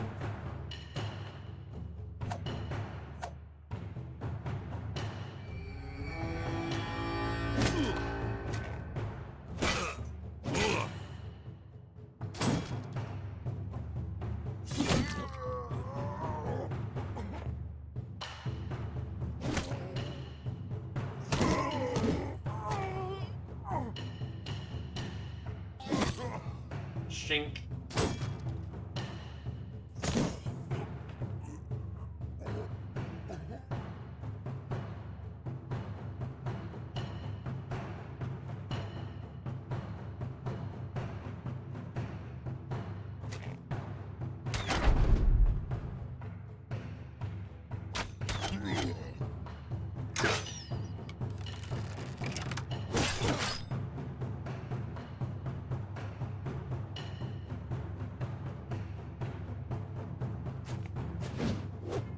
Thank God for Swordmaster dodge.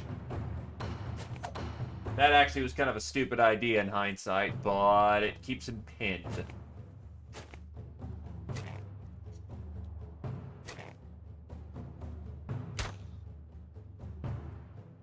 Oh, out of ammo.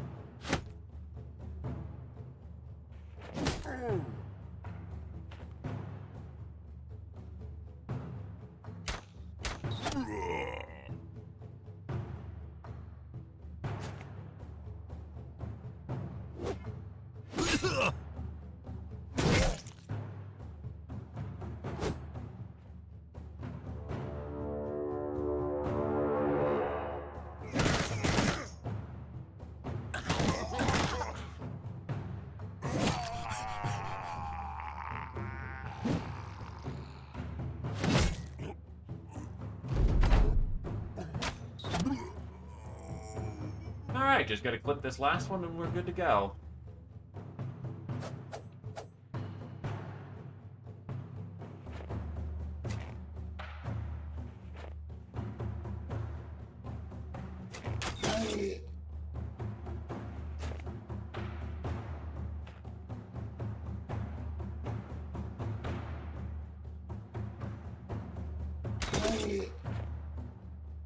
So that could have been a really bad situation, but a combination of endgame party and the fact of cultists feel like they're in a good place right now.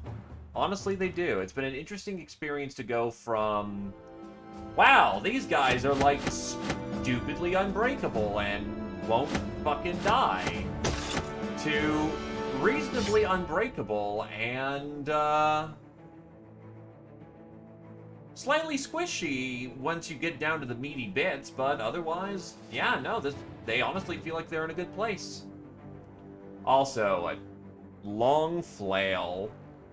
A metal weight attached to a short chain to a long pole, the war flail is a brutal weapon. Deadly enough to fell most men with a good hit up to the head, and useful to strike over or around shield cover.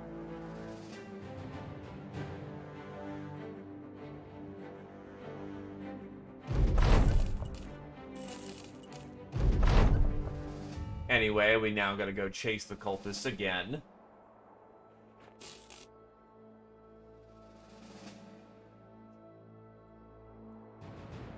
Lushkin has no helmet, so honestly, Lushkin takes the back for the time being. And Geo...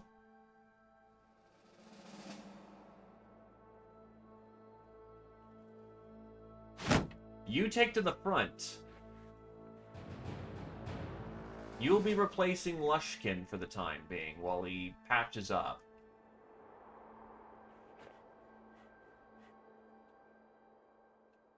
Ran so far away, they ran so far away.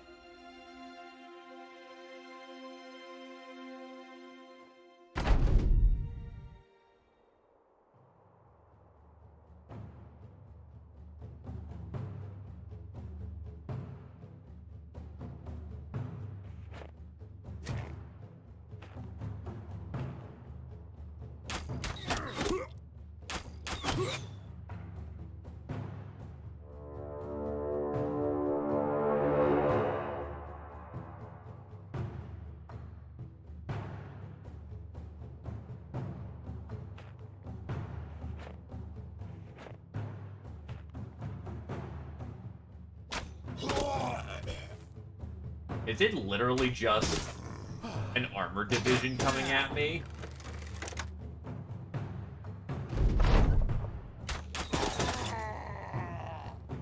Yeah, it's literally just an armor division coming after me with a leader. That's hilarious.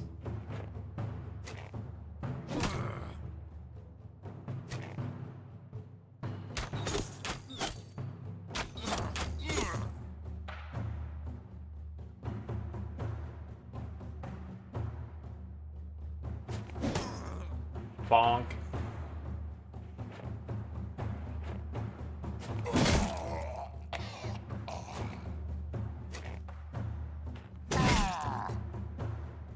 I will give them credit. They are trying their best. It will not do.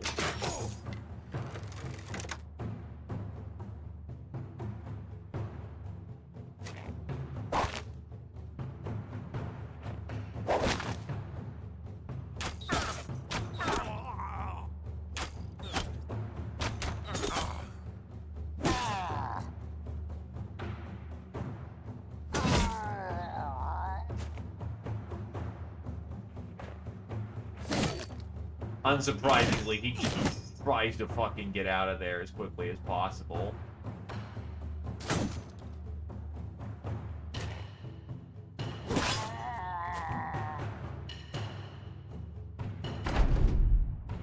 Well, unfortunately, there's men still willing to fight, so that means men willing to die.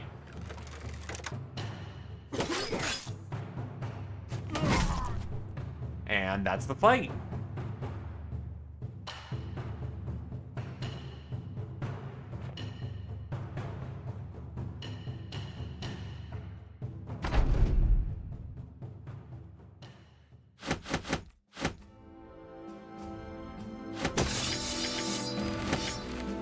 Anyway, now that's taken care of. Head back to Nobletown, and maybe this gets us allied?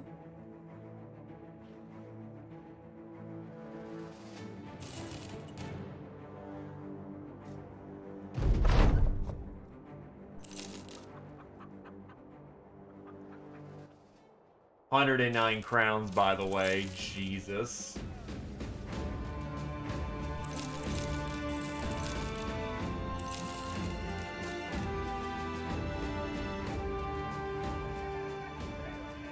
Time to sell stuff and return to base.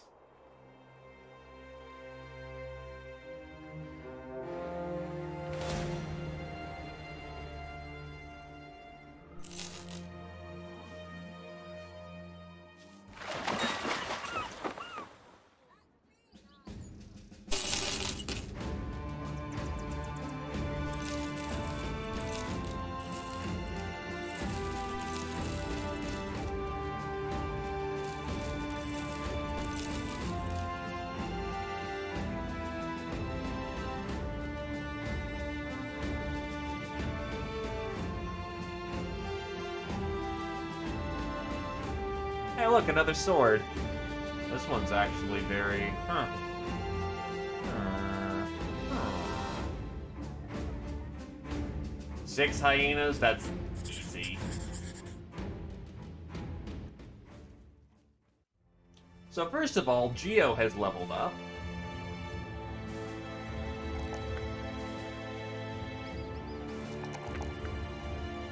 And we will give him Battle Forge. Time to start armoring him up.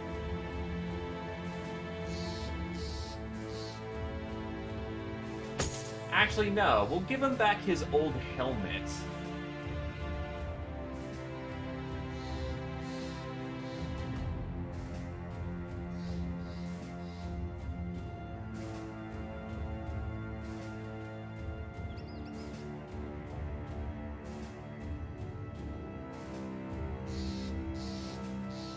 Geo is now re-equipped with a very, very old helmet.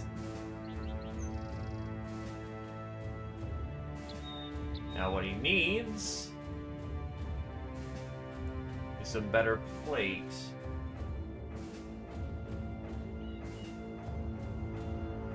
In either case, I will take a collar. You'll take a collar.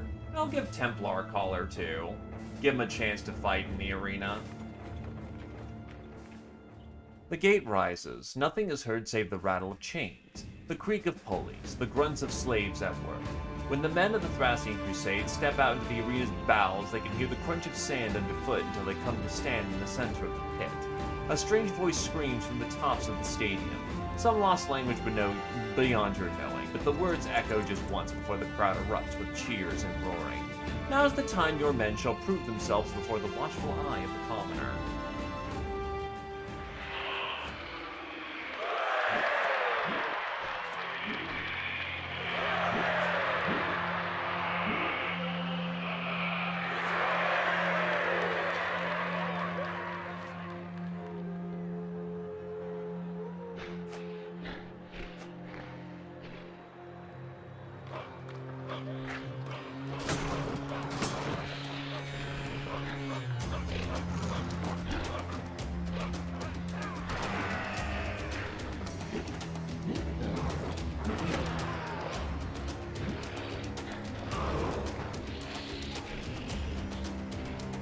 This is where the mistake begins.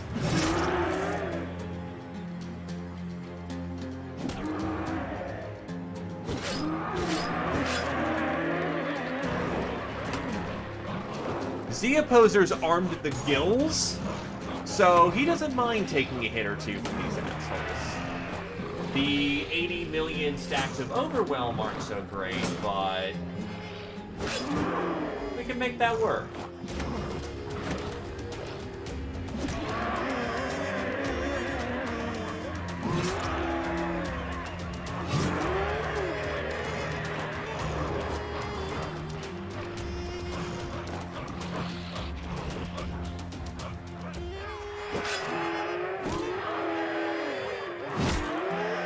done. Easy peasy.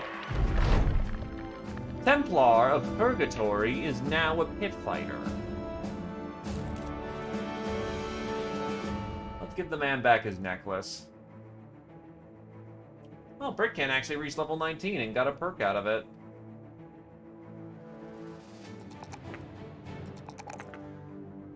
And I will give him...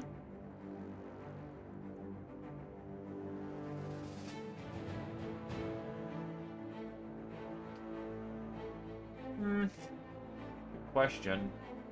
It's pretty perk complete.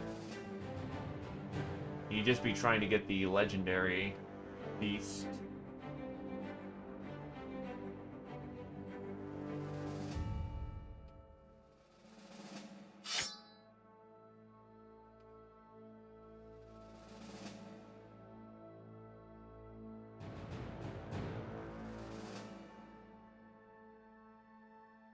Nah, probably balance.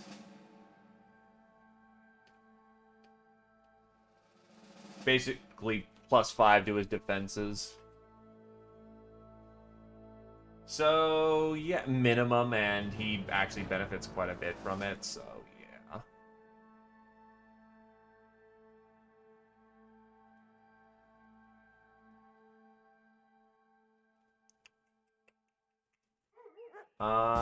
No fights available. We need to head back down south. Also, nice ship name, the Final Saga. Hey, nomads. Not bad. Pragmatic's very good, but you have no boosters.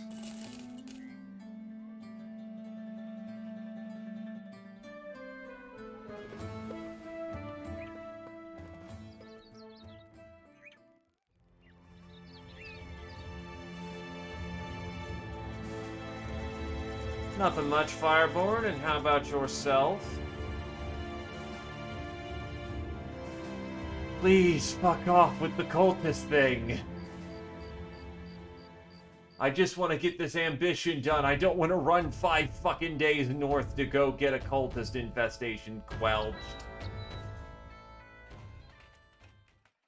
Alright. Duke Adolf von Summerline studies a map, most particularly colors that indicate where his borders are in comparison to the city-state of Azam Shah. He slammed his fist on their side of the territories. Alright, mercenary, I need some sturdy men to guard Aubrey, an envoy of mine.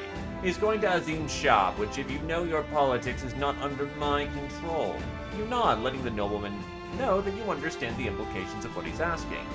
Get him there, he does the talking, and then you bring him back. As far as you're concerned, you're a bannerless grunt following him around. Got it? So as far as you're interested, let's talk payment. I can do a bit of legwork. And hey, congratulations on the Patreon. Or rather, launching the page. Just a matter of getting it seen now.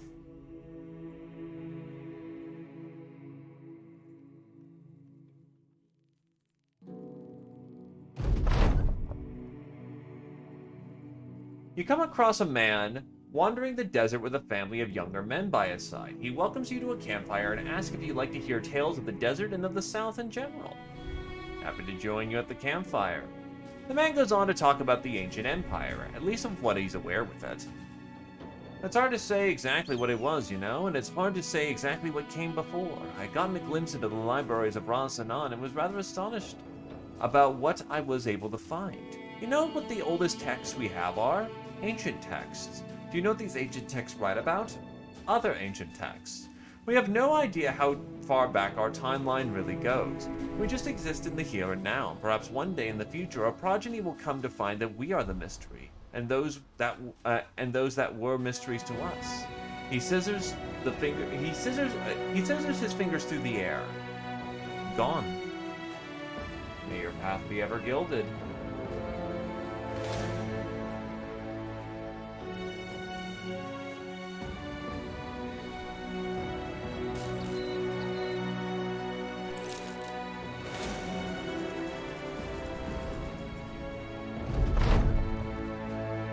Azam's shop looking rather down, peasants in the streets either angry about something or lazy about nothing. Neither's a good sign of a healthy community. Aubrey the envoy walks into the local pub where a group of huddled men cautiously greet him. He waves you off, and so you stand outside and wait for him to finish up. We'll stick around.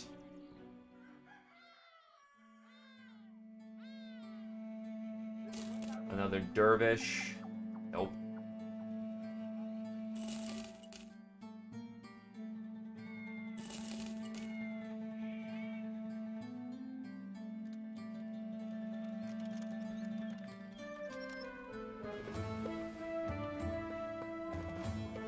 Hey, he's got a pouch of ammunition.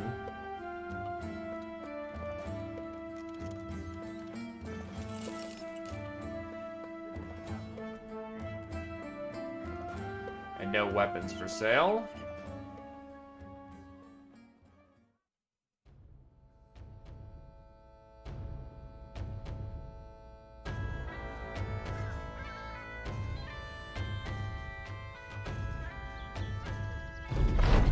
Soon enough, the envoy is back out. He tells you his business is done and then he needs to get back to Duke Adolf on Summerwine. Finally, let's get going. Anubis has gained a resolve. Geo has gained an initiative. Anub has gained resolve. Bodo has gained an initiative. And Heighten has gained a range skill. Let's get moving.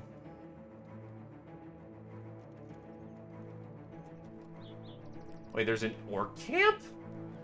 Down here, this far south. That is amazing.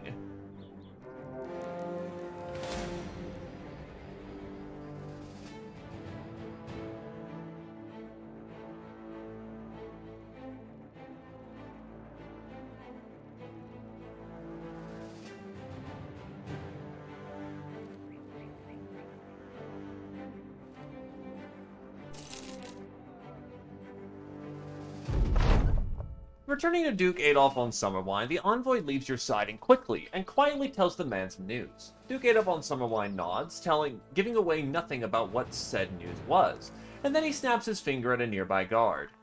The armed man steps forward and hands you a satchel. By the time you take it and look up, the nobleman and the envoy are gone. Are we allied? Very friendly. Ah, yes, we are very friendly. We do hugs and friends and all the wonderful things.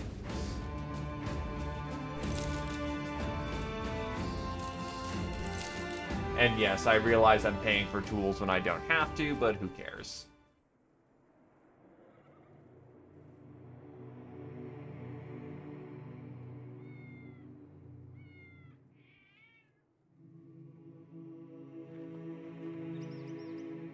Alrighty, let's get necklaces on these people, as I just realized. That would probably help them grow.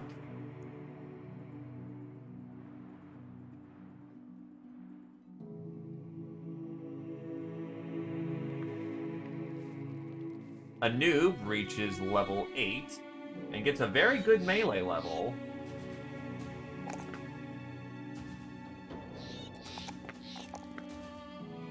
And he's damned fast. Freedom of movement. If the enemy is slower than you are, their attacks only graze you. Movement is survival. Speed is life. Ah, to hell with it. I'll take a necklace as well, since we don't have any other trainees that we're currently working on.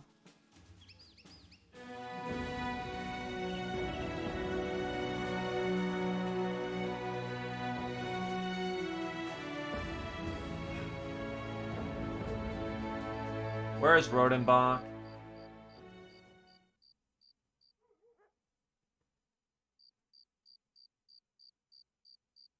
That's actually not far away. Finally.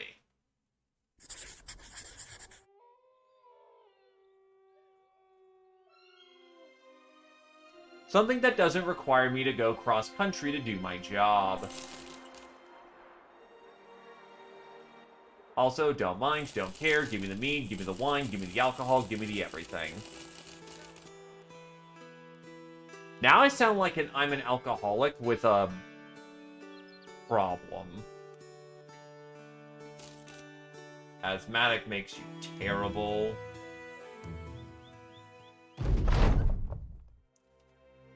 Sirhan Ilwasi comes to you, rubbing the back of their neck and nervously pulling on their shirt front. Sirhan Ilwasi proposes a plan to go to town with a handful of goods to peddle around, as they've done so often in the past. Only problem is they don't yet have the goods. They need to be brought in from some local nearby hinterlands. All he needs is a bit of money to get started and to help purchase the goods, a sum of 500 crowns in all.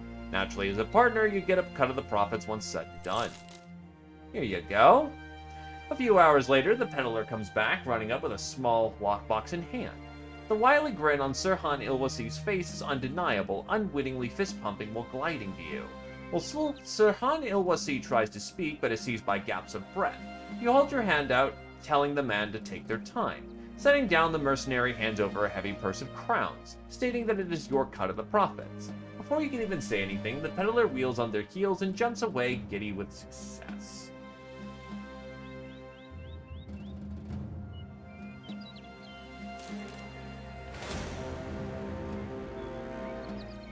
That will be a nighttime battle, which fuck that. You want your arrows when you're fighting these guys.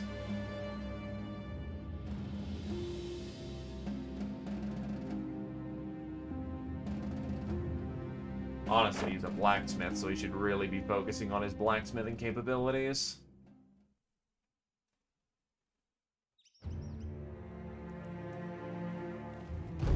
The daytime has come in. And so do we. This will be a mercy.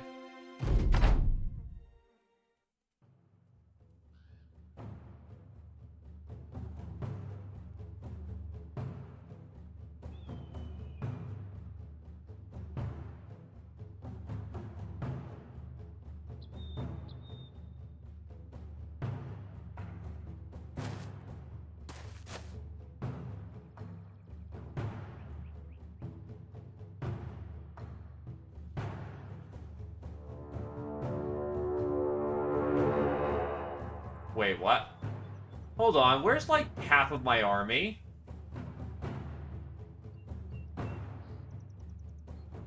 Oh, shit, they're currently in rest right now, aren't they? Okay, we can fix this. Oops.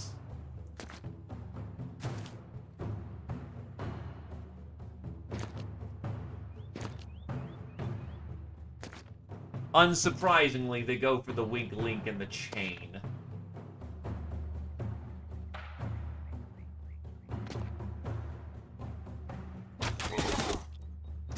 Because I'm an idiot.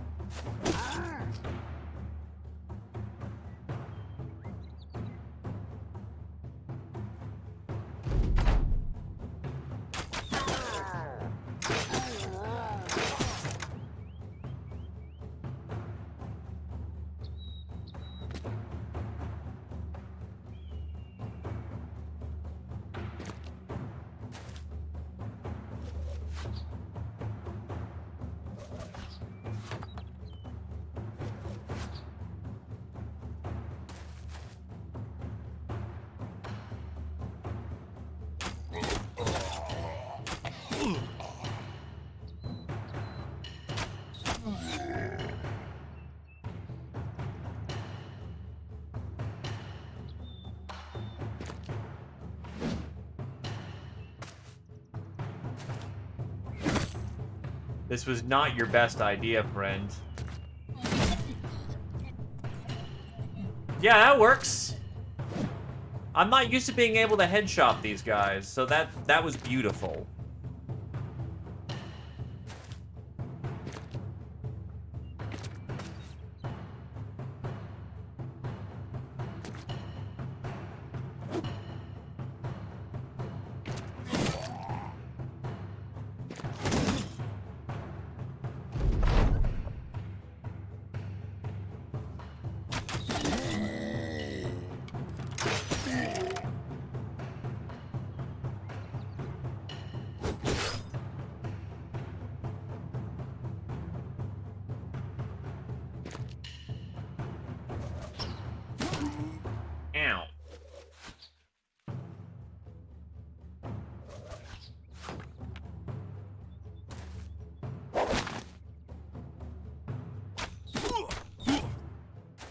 I say cease this thoughterly immediately.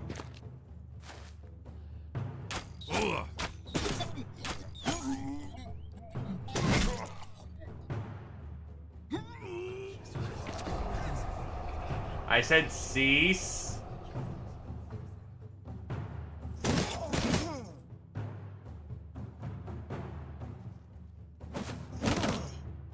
Oh, actually, that was a really dumb idea, which I get away with bullshit. Speaking of, Granitier just got his head cracked, but he is otherwise fine. Push it in, push it in.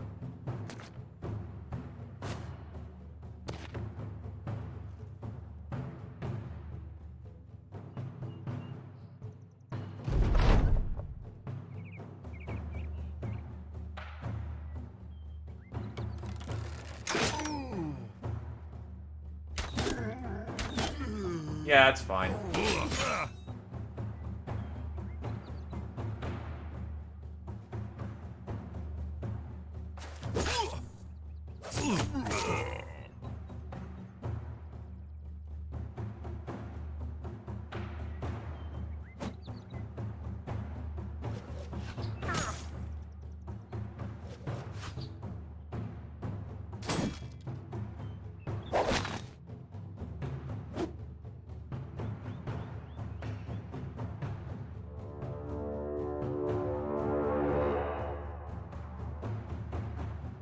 Right, blind.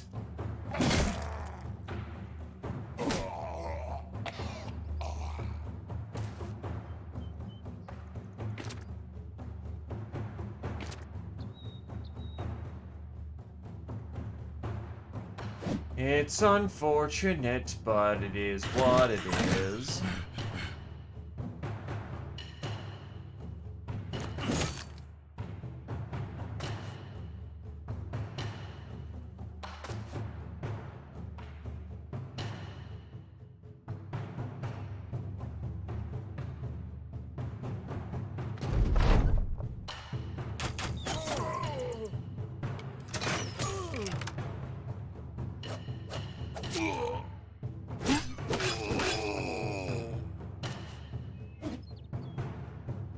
Lucky ducky.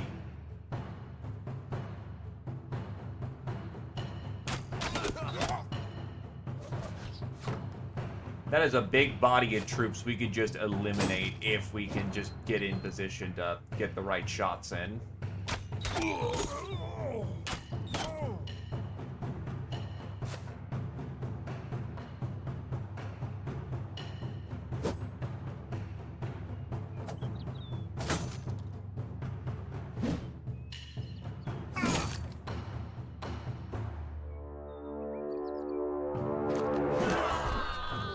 And that is the multi-kill of the century right there.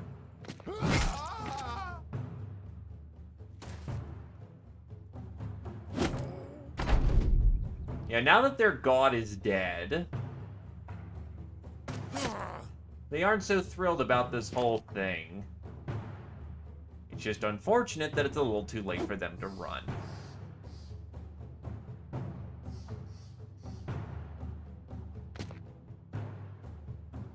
Because your god's right here, and he's fresh out of mercy.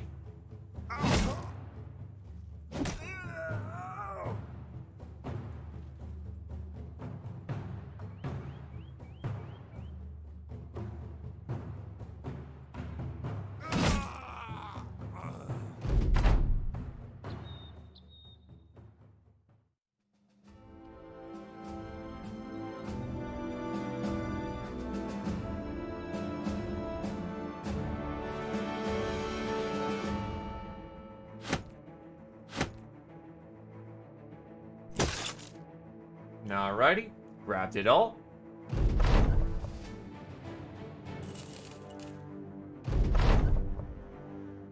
And now we gotta head west. Just a party group of brigands. Nice.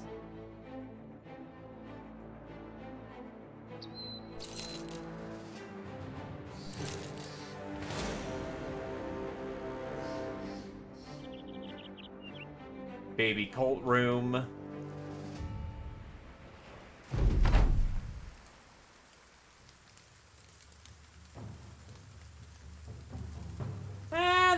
did a pretty good job of actually terrorizing the local populace. I will give them that one.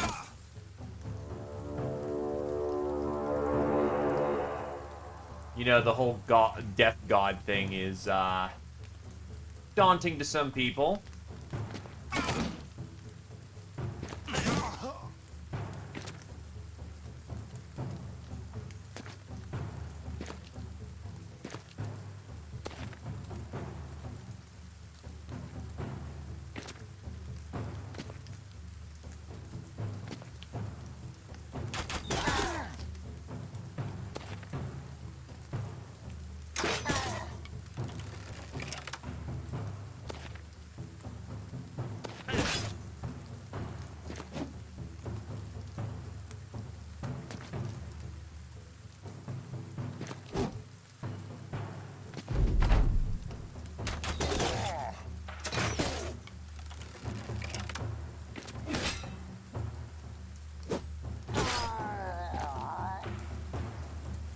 At this point, we're just charging on in.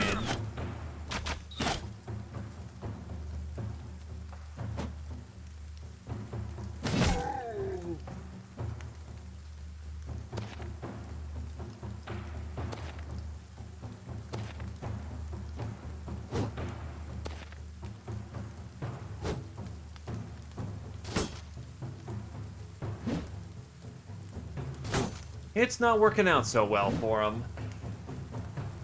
I will say, though, that did come uncomfortably close a few times. Is a lot the boat just strong enough now to just start... just, if he man-splits somebody, to just kill them in one hit? Is he actually getting stronger?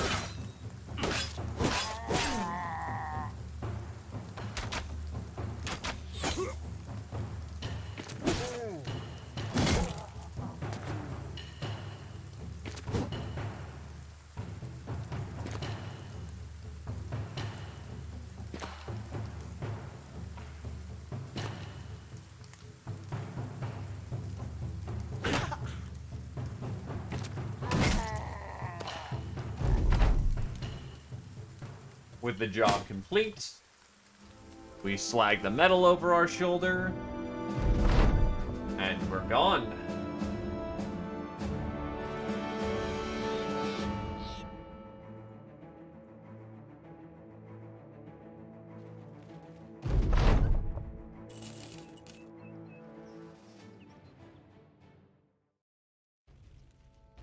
Almost there, so I can complete this frickin' ambition.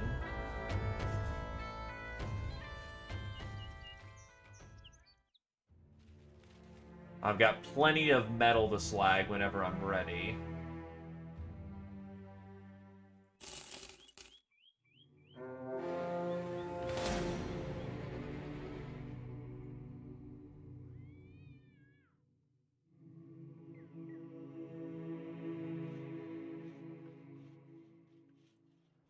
Go patrolling.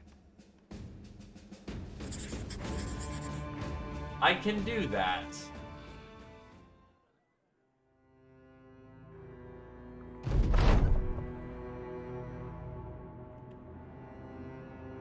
And now I'm running into the town glitch, so I'll need to handle that really quickly.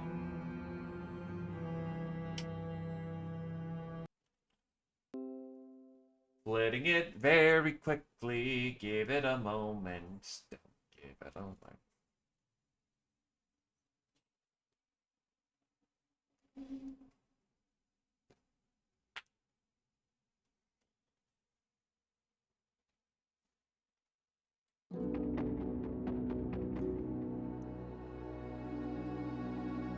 "25 days without a town glitch is not bad."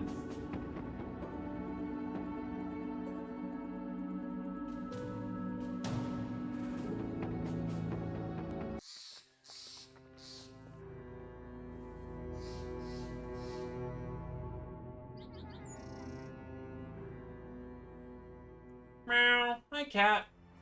How's it going? Hey, look, a small group of brigands. Oh, they're actually jumping us.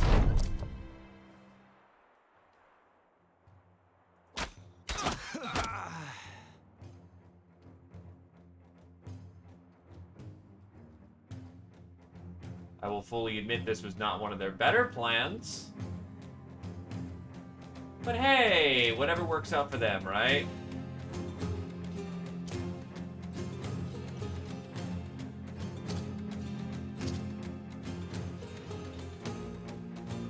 That's the Sword Master.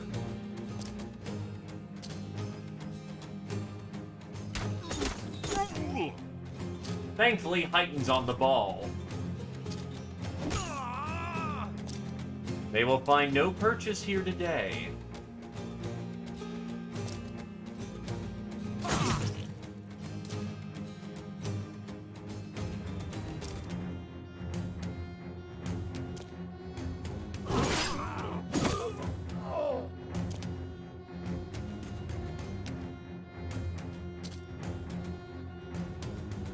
It's actually going to be boring for quite a few of these people.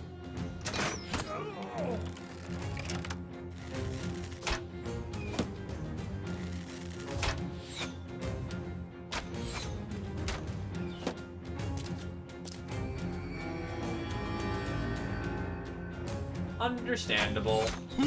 Hopefully that the internship is going well.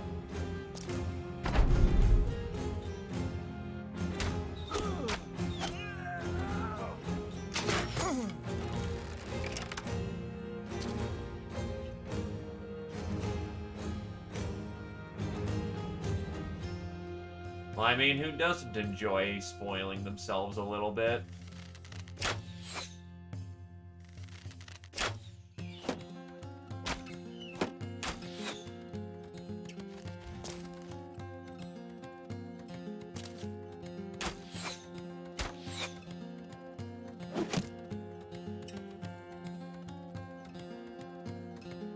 All sparkly and blue. Nice! And Heighten just takes out the Swordmaster by head capping him. And this is why we wear helmets, kids. Because an arrow through the eye kills you really good.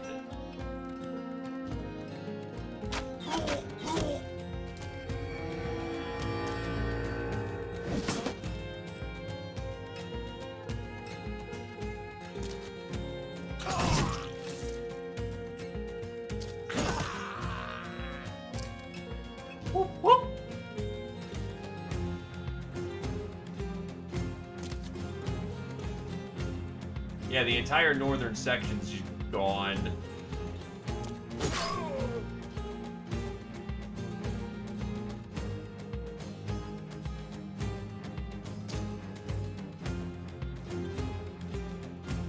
Your second major. Well, it's certainly gonna look good for you.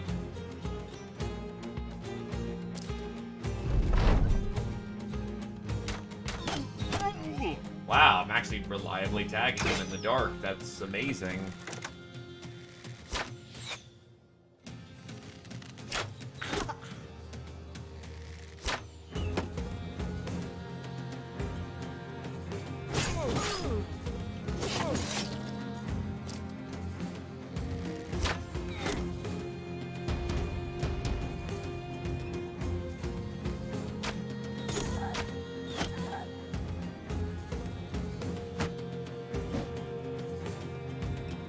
Well, hey, if the passion flows, the passion flows.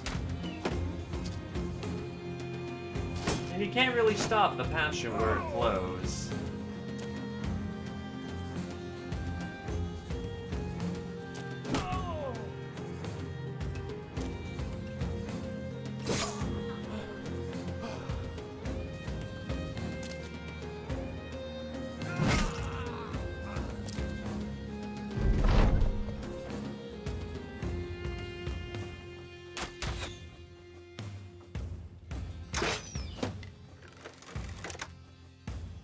Wow, he's really trying to outflank.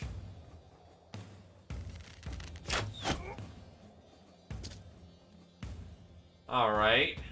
He's trying to outflank me and just gonna do his damnedest to do that. Oh, I misstepped. Okay, he's super dead. I have opened up enough blood veins to make him a red mist.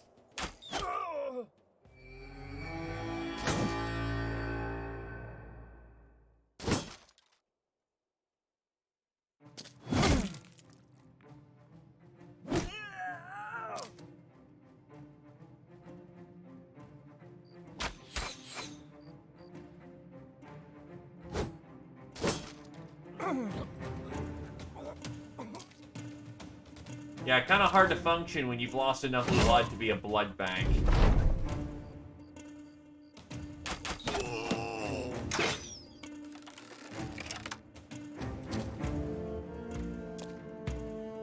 Fucking coward. Well, not a whole lot I can do about the situation. He will outrun me. He's got too much of a head start.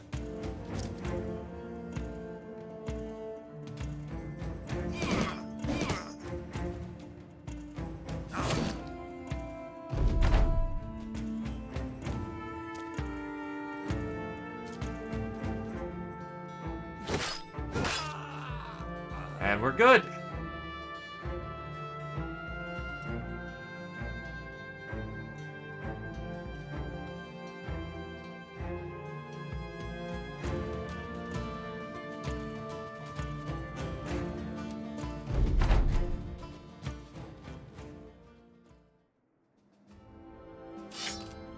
Bring it all in.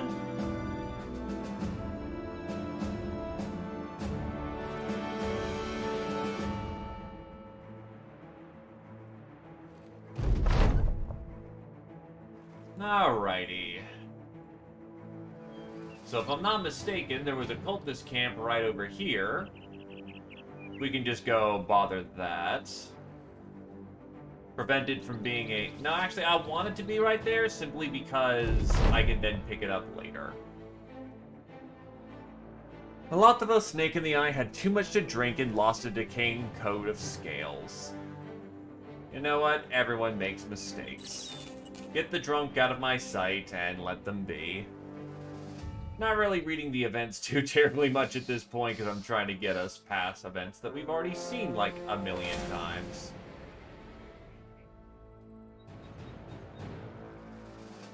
I actually remembered this time. Lushkin needs to be up front. Gwynereth continues to do the tank game. Nitnat continues to be a Witch Hunter Supreme.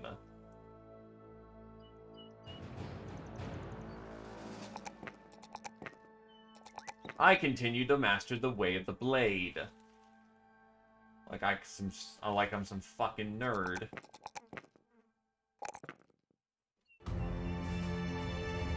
Toke the Quick gets brawny. Anubis levels up.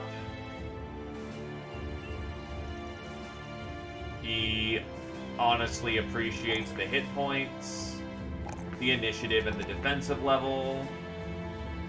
Give him Nimble.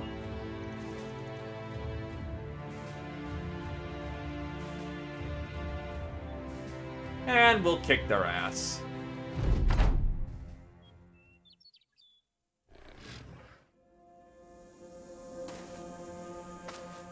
Especially if it's a lot of baby nachos. If it's a bunch of baby nachos, they're screwed.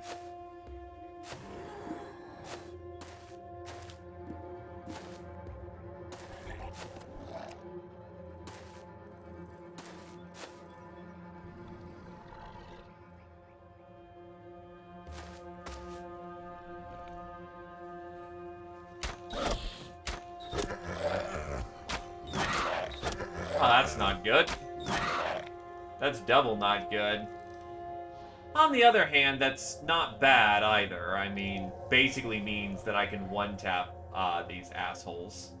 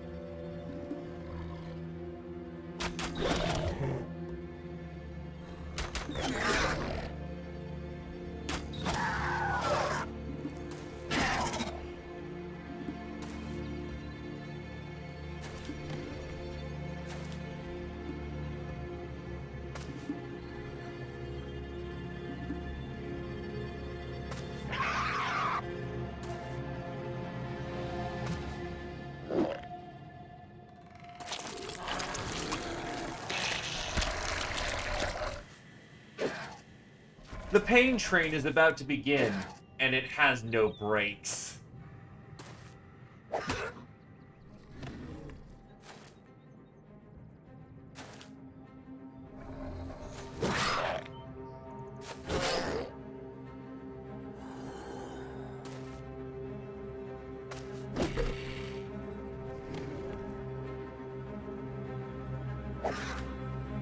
Oh, whoops. Whatever. Works.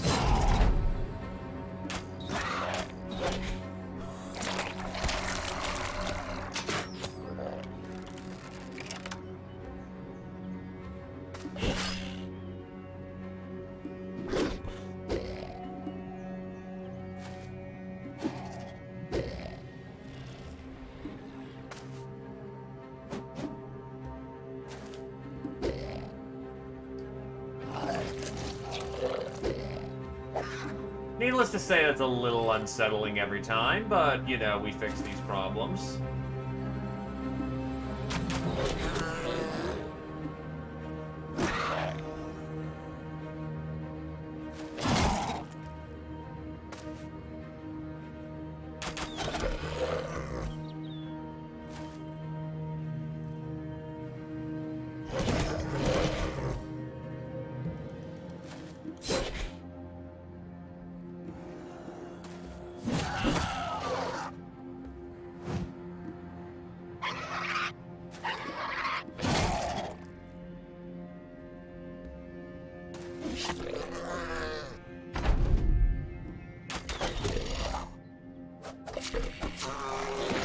Nicely done, noob.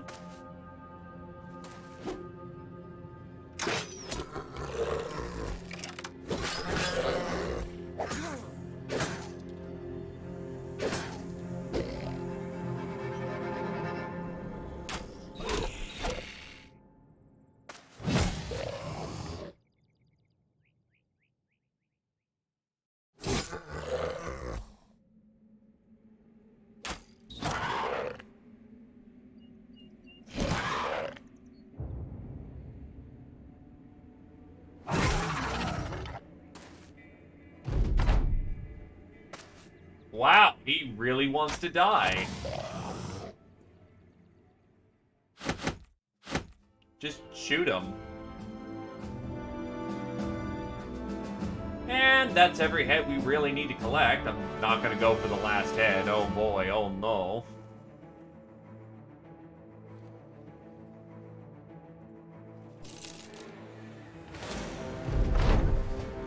Duke Adolf Summerwine stands by a window drinking wine and seeming to ogle a few women gardening below. Without turning to face you, he asks how many you killed on your journey. 34. The nobleman chuckles.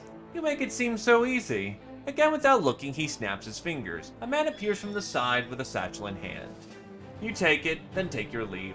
6,666 crowns.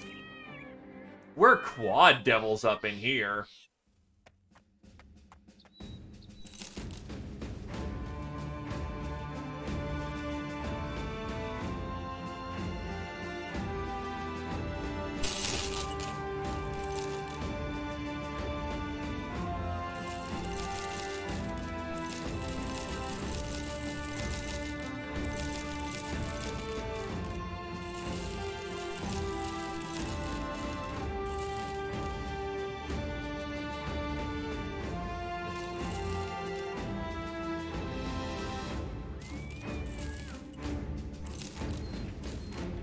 A good loaf of bread, some fish, some cheese, all is well in the land.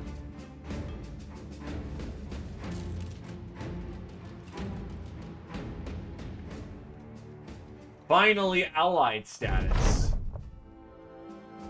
You have long heard, and through experience learned it to be true, that the noblemen are a difficult, fickle lot.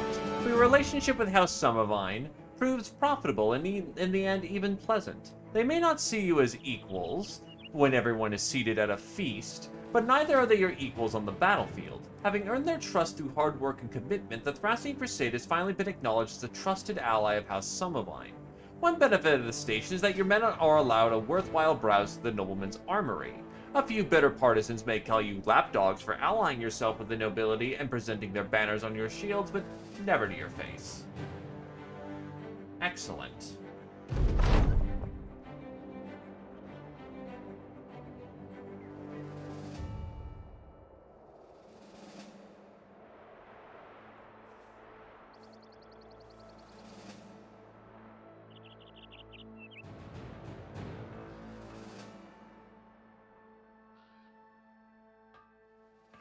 Defeat another mercenary company. Well, I don't feel good about this one in particular, but, don't mind if we do!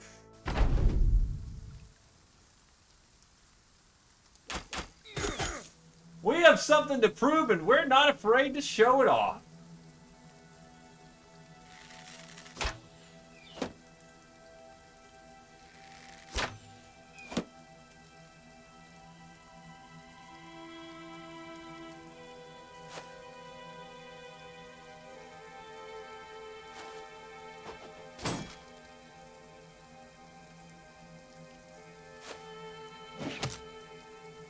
Now, I know the House of Bread's going to be a little displeased with us, but, look, it was mercenary infighting, and you wouldn't give us any great jobs, so,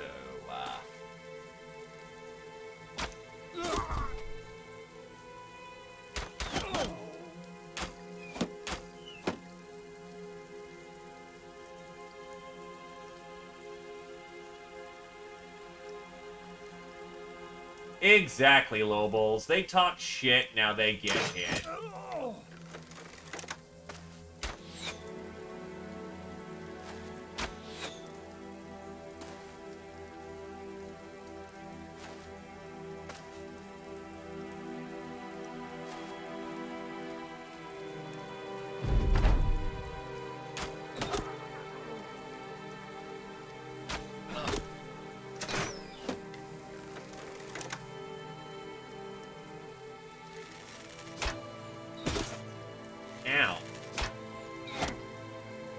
I will say, their marksmen are good at what they do.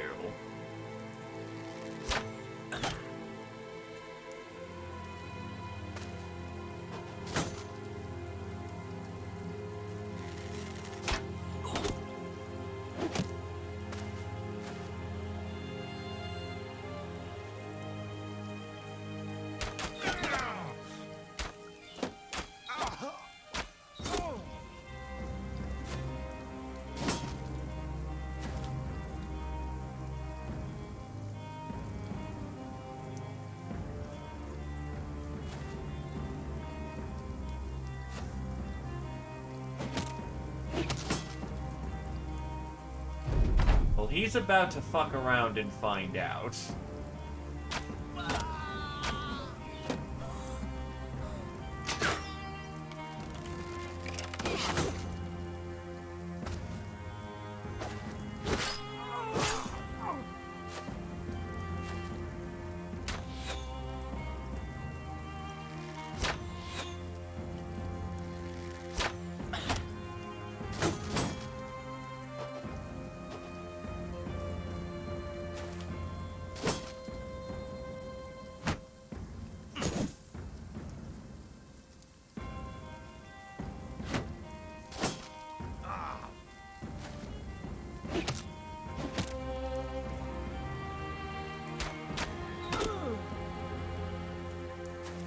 Get them right in the middle of that chaos.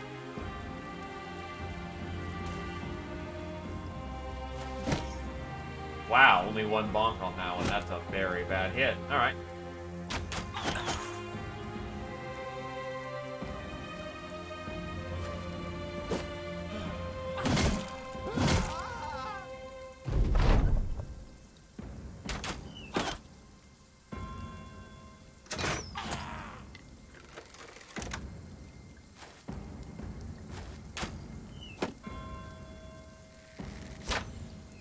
Mostly just their backline at this point. I will say, they weren't even in formation either, so that sucks for them.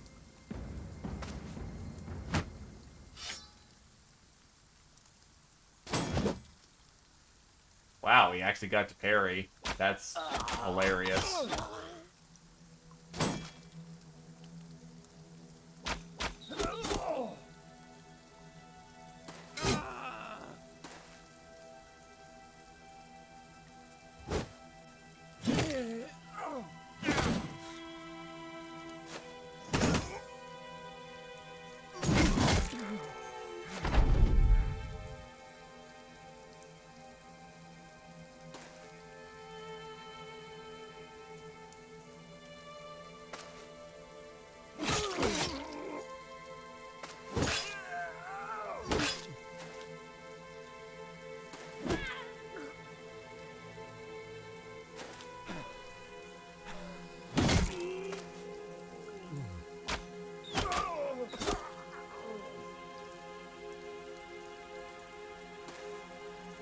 Where's the last one? Ah, there he is. Yeah, he can go run off and tell the story at this point.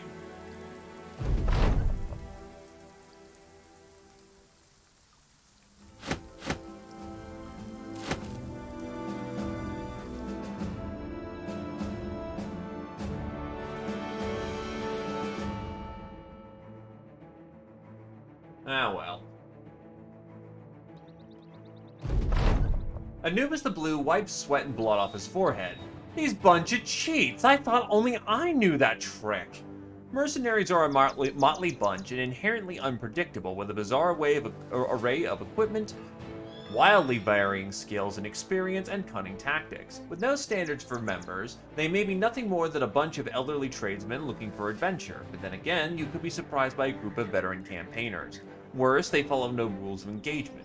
The battles chosen did their best, but though they knew of many of the same clever stratagems as the brothers, they were no match for the Thracian Crusade. Your victory will surely show employers far and wide whose blades are the sharpest.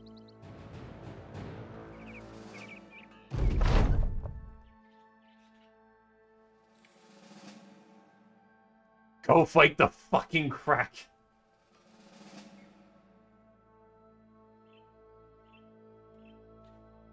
No ambition for the time being. I'd actually like to not be a slave to that. Instead, we're going to go stomp on the grand ritual site. Unsurprisingly, Wolf Hayden's a little pissed about us killing the mercenaries they hired, but that's not my problem.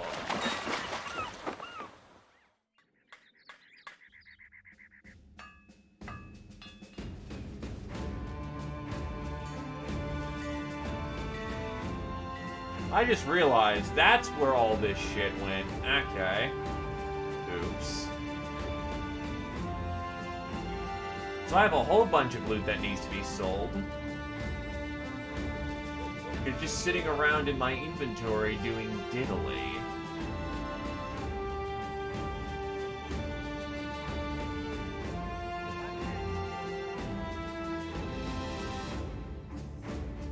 The Martyr's Call. This visor bears an exquisite caricature of a beast's face on the front, putting terror to anyone who looks upon it.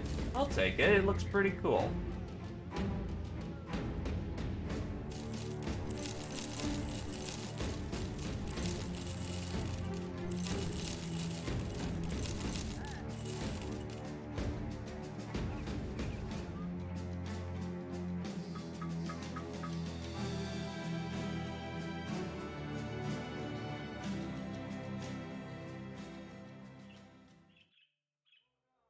And now we'll see what the taxidermist has for us. Fermented unhold hearts. Once a delicacy for barbarian kings of the north who wish to embolden their virility, fermented unhold heart tastes distinctively awful. But it's effective. More fire pots. Antidotes. Just stock up on all those goods.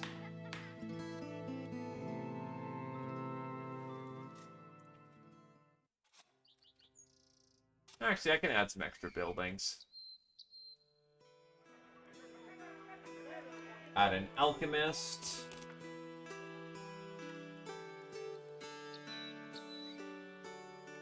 Build a tavern.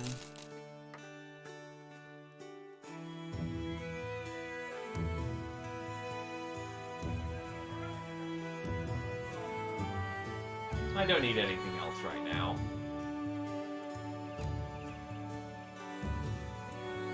Second wind potions.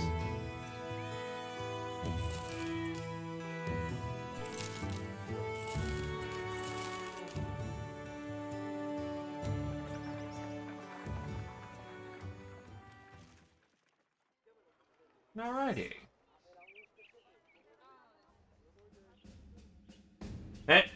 A grizzled man, master of the arena, holds up a scroll and taps it with a hook for a hand. I believe that Northerners refer to him as a hate knight. I might have that wrong. Don't tell the other arena masters I've said this about Northern trash, but this knight is one of the most dangerous men I've seen come through here. If you wish your path to continue being gilded, I suggest you make sharp preparations and get a good night's rest before the fight.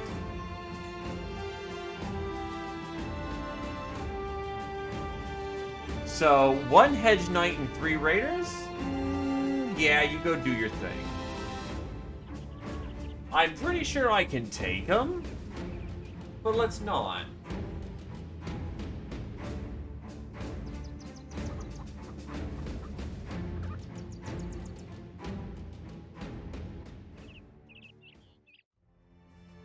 Oh hey, annoying person leveled up.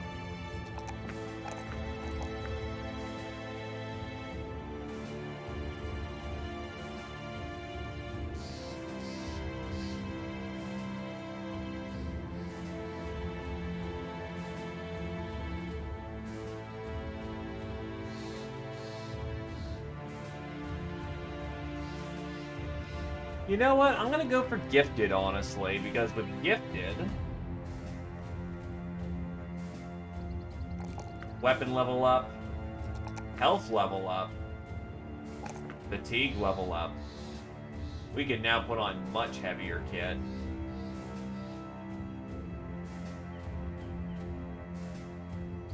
If it was needed.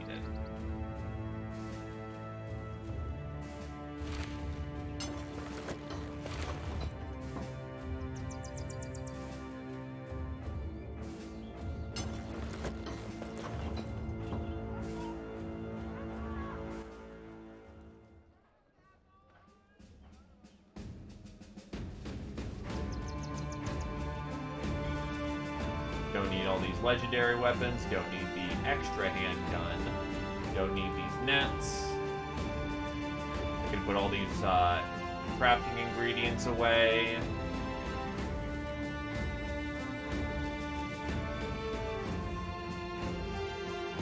Right, I need to sell those armor bits because they're not, they're vanilla bits, so they don't actually be of use. I've got a lot of Hole and Hound bones.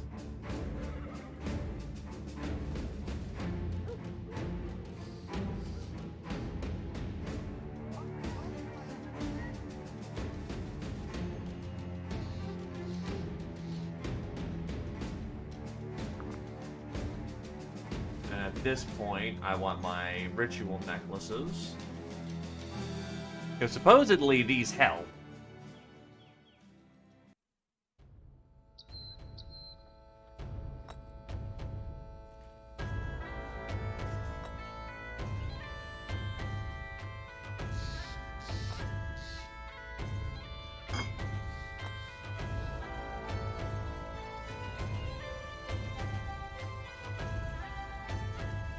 So 1, 2, 3, 4. Actually, you don't really need it so bad as much as Alakava will need it. And you can have your pouch back.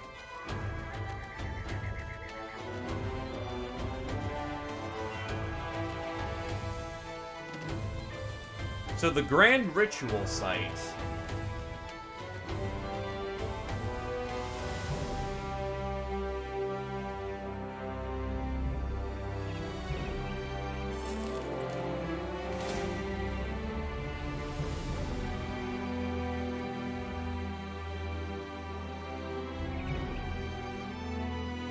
an ancient ritual site. It has recently been occupied by a new sect of cultists where they sacrifice humans in the name of Navkul. As you approach the grand ritual site unseen, you feel an oppressive dark presence fill the air. You can feel a plethora of figures clad in makeshift armor made out of ragged human skin. In their midst is a figure in resplendent armor. Templar closes in with you and reports, "I have heard of this person. It's supposedly the high priest of the cultists, their spiritual and earthly leader. The legends claim that he is personally endowed by their Dark Lord Damkul and uses dark magic to amplify his sacrificial ritual. There are lesser kins to these grounds to the south and northeast that hold ancient artifacts which shield the wielder against their magic, to some degree. Furthermore, they might send reinforcements if they're called upon by the High Priest." Well, let's see how nasty this shit gets. Let's go!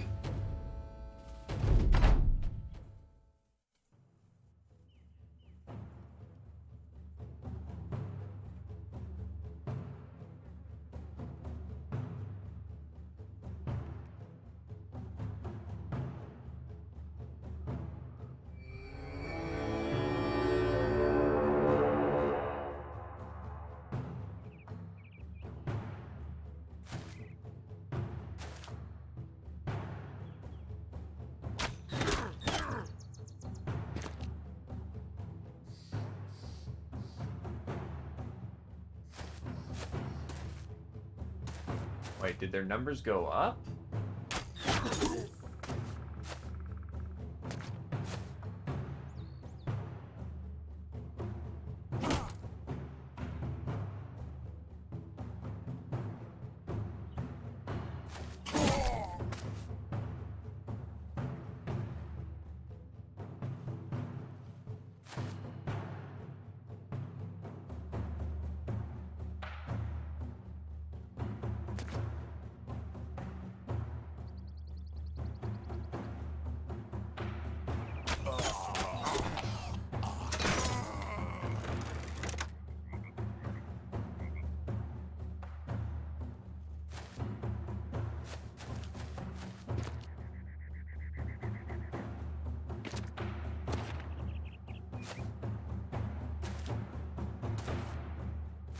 Now that is a lot of them.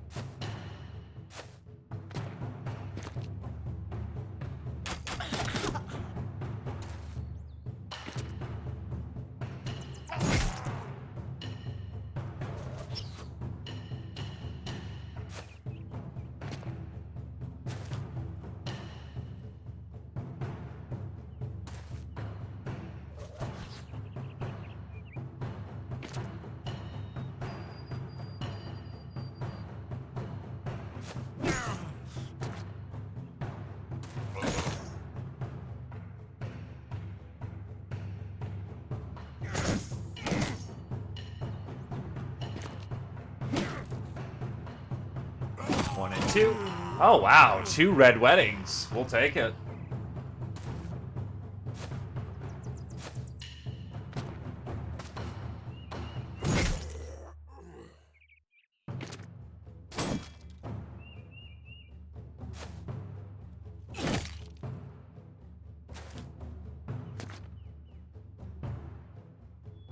That's very dangerous to advance on, so I won't.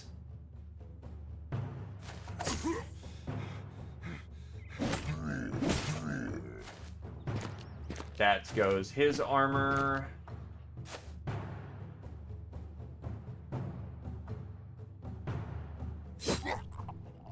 You just spelled your own.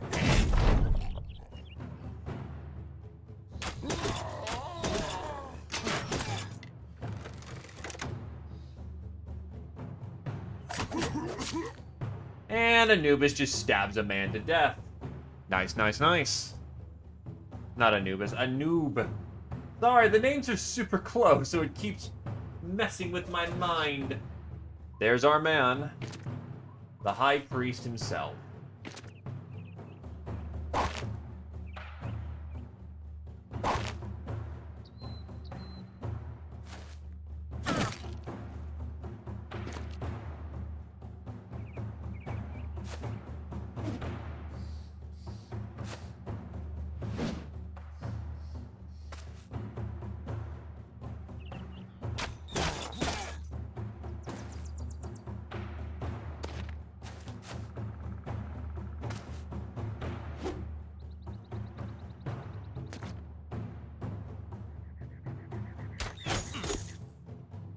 I probably should have used those arrows, actually, to get some people free. So they're effectively worthless down south.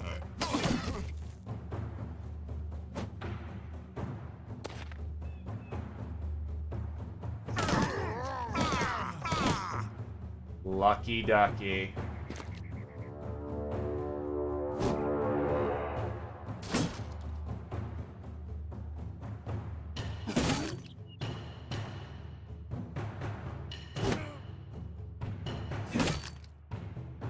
His armor's chunking and fast. Probably should have honestly prepared a little better.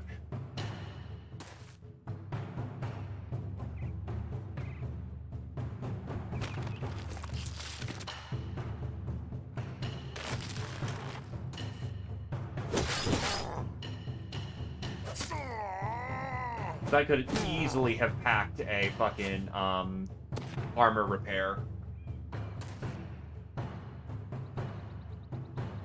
Thankfully, the champion's about to go, and that should weaken that front line considerably. Or not. There we go.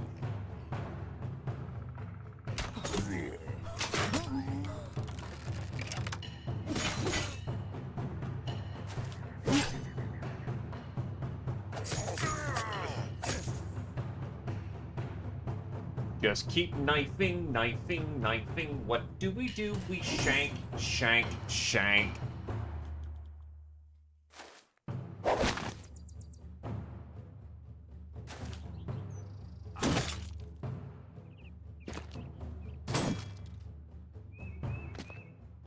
I always notice with their AI as well that they always want a man catch from a faraway distance. So I wonder if it is a fixed range ability, like they can't do it point blank.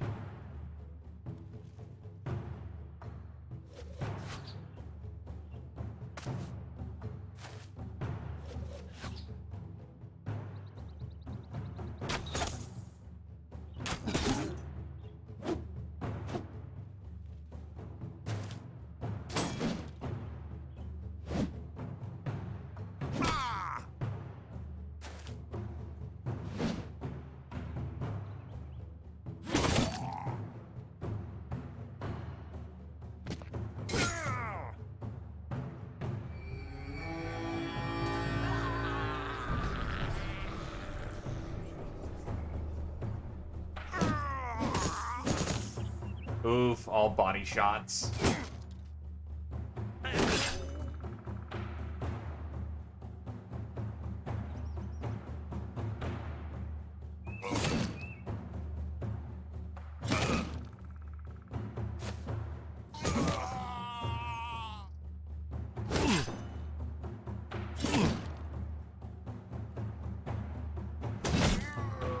I actually could have very much missed there. Thankfully, I did not, which opened up the way very nicely.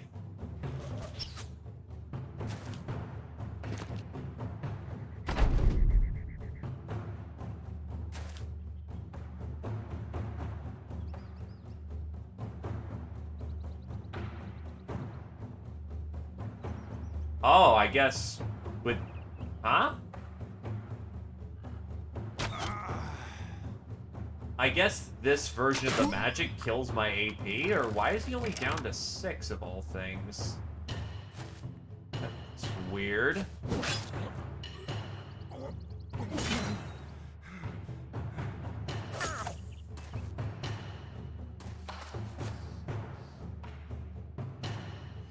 Hello, hello, Jackie. How's it going? Welcome to the stream.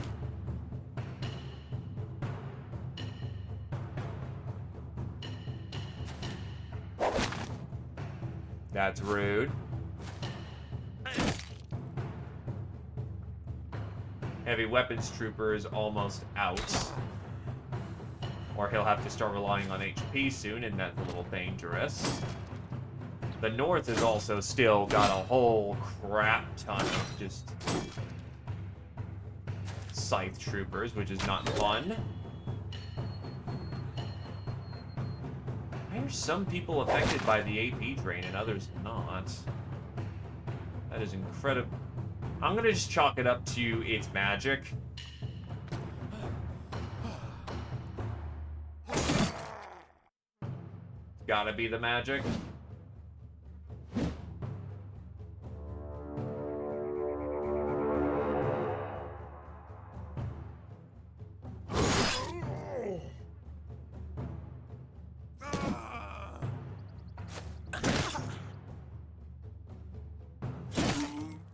Oh, shit.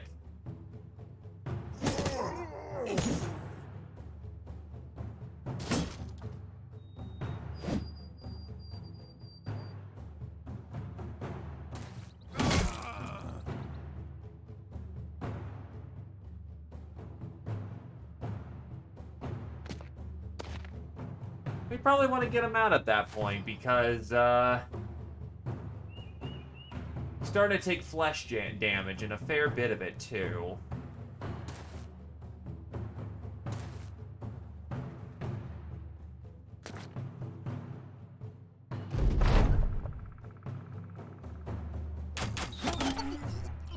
Okay, good. This looks like to be the worst of it, then, or rather the last of it.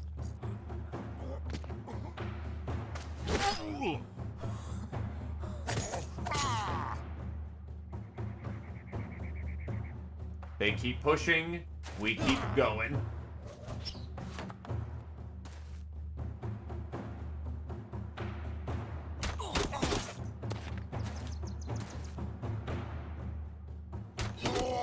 They must be getting reinforcements, which is why more dudes are showing up.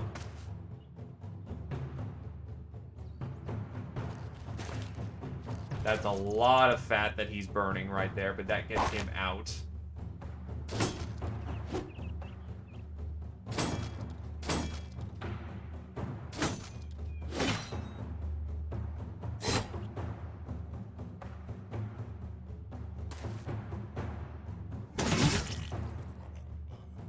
Nice meaty rip into the foe. Yeah, he's got to get out of here. He's too damaged to keep up a fight.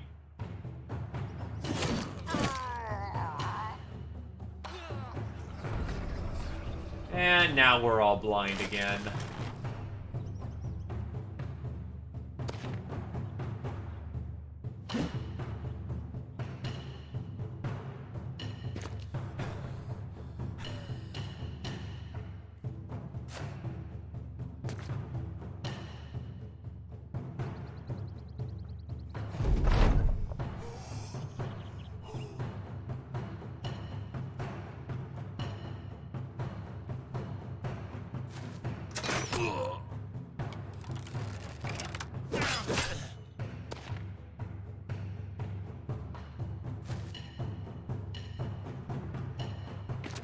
Alright, so the High Priest himself.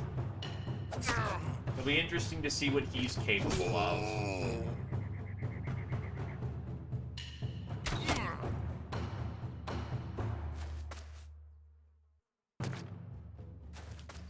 Troops are fleeing.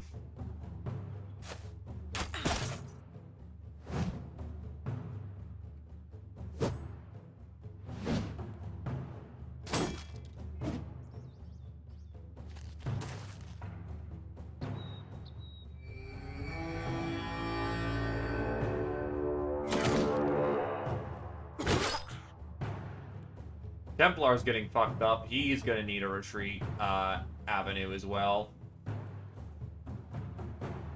Which is a hell of a thing, because that's 433 armor they've punched through. God damn.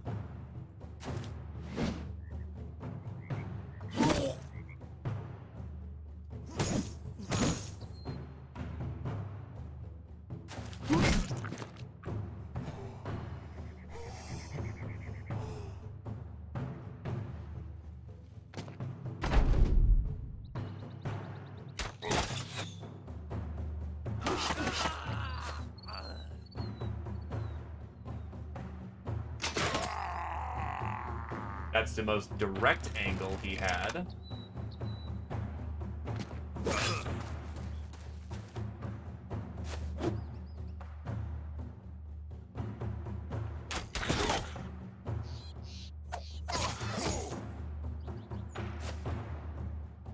Thank God they are running.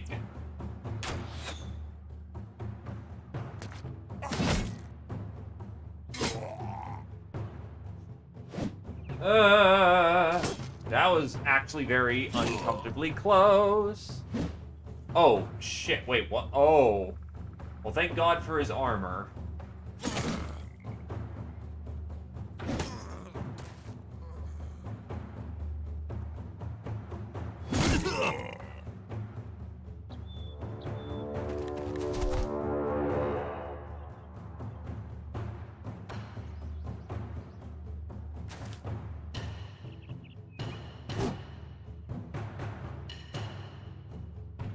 Yeah, no, that armor just saved his life, but he's not fighting anymore. That was a, oops, I nearly fucked somebody over there situation. Deep dish cut for him.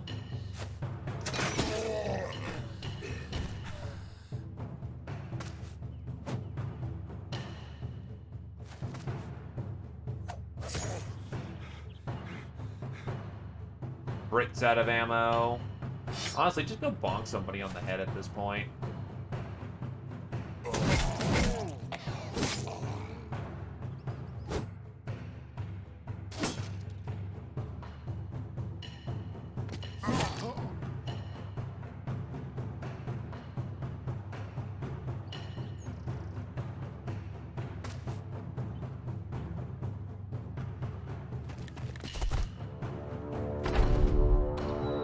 Trying to sanity bomb me out.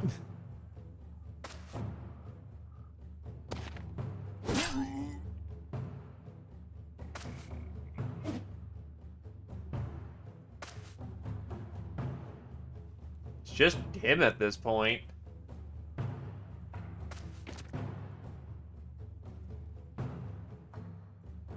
Oh shit, whoops.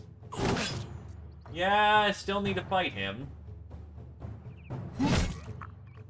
And Alantavio's snake in the eye has killed the High Priest.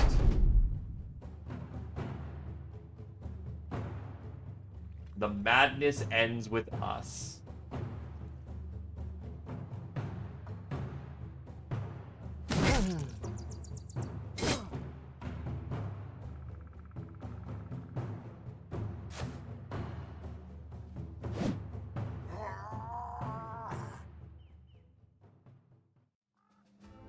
The resplendent armor of a cultist high priest. Nah, unfortunately it's not Legends tweaked. It's good light armor. That is a lot of money.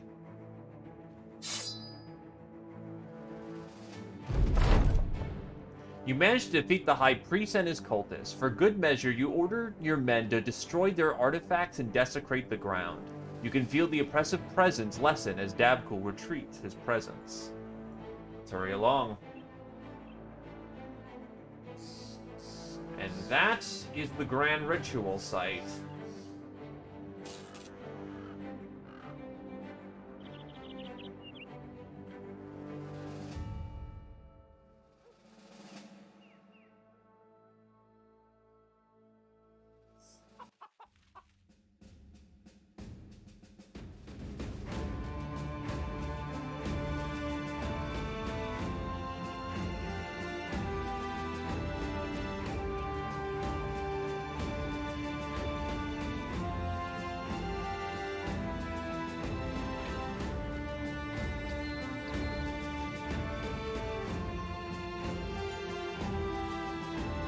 I will say that last encounter does need to be tweaked up a bit, because it doesn't really feel any different from any other cultist fights. It just kind of feels like it's a fight.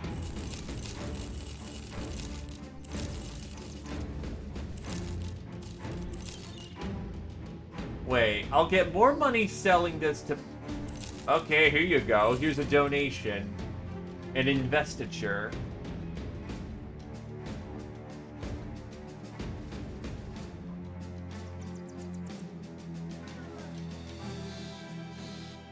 Alright, we make camp for the evening.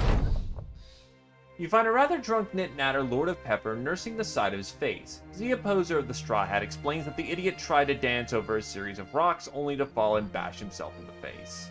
Great. At least he didn't kill himself.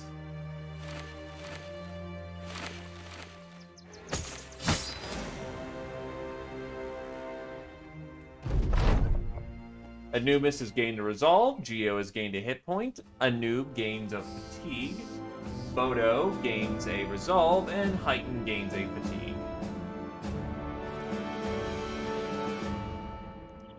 Alright. So I know where the black monolith is. Or I spotted it once in passing. It's like... right up there. So what is the next thing I want to do? Because I know of the,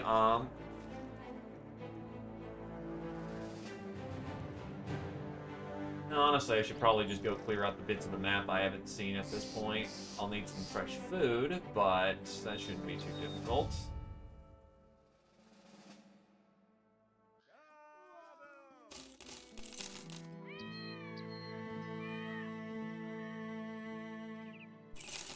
And away we go.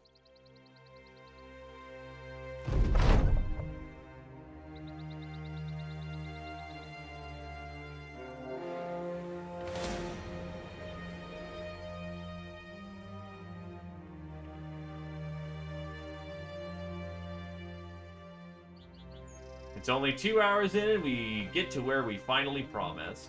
Exploring distant, unknown lands.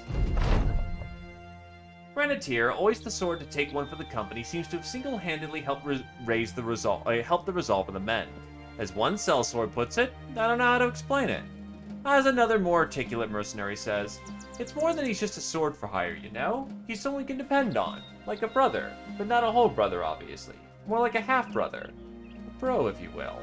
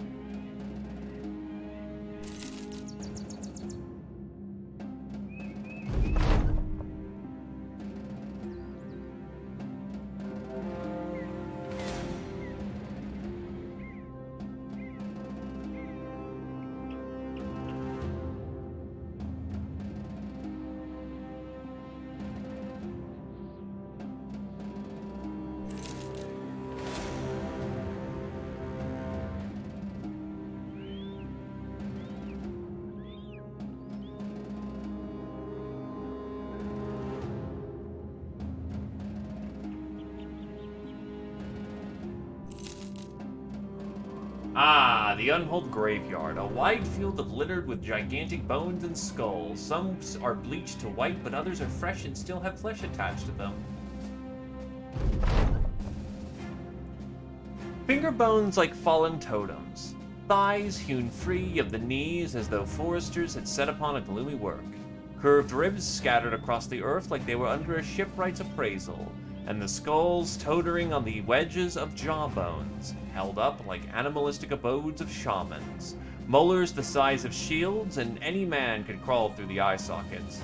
Looking past the unhulled skeletal remains, you find plenty more fanning out into a valley. The heaviest of the bones stay where the owner's breath had last ushered them, where the smallest of the sort have long since rolled into the valley ditch and settled there in a wash of white wimpled with whatever flesh and fur remains. You've no reason to believe that none other than the unholds themselves plotted their demise here. Violence is not in their shapes, they are sitting up or laying down in peaceful eternities. Indeed, Galen points out a great giant which seems to have recently laid itself to rest. It is nestled into an earthen nook with its hands wrapped over its knees and head tilted on a shoulder. It watched the sunset and will do so for many years to come. Not that you care, you order the men to fan out and collect what they can. Some of these bones or pelts or what else they brought could be of great use to the company. Take everything.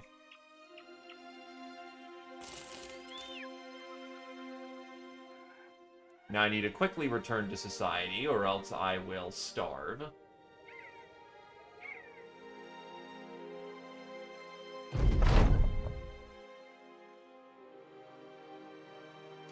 An old mercenary's voice is heard quietly issuing orders. The foot leads, the body follows. Again. You are training an annoying person of something in a field. You shake your head at the most recent display of swordsmanship. The foot leads, the body follows. Again. The student teaches what is taught. Nodding, the swordmaster barks another order. Now do it in reverse. The foot retreats, the body follows. Do not retreat with your mind. Let your feet do the thinking for you. Instinct is survival. Thinking is death. Move as though the world demanded it. If a wind blows, are you faster than the leaves which hear its call? I see. Good. You are learning. Now. Again. Fuck yeah, +4 melee defense for free. I am a good teacher.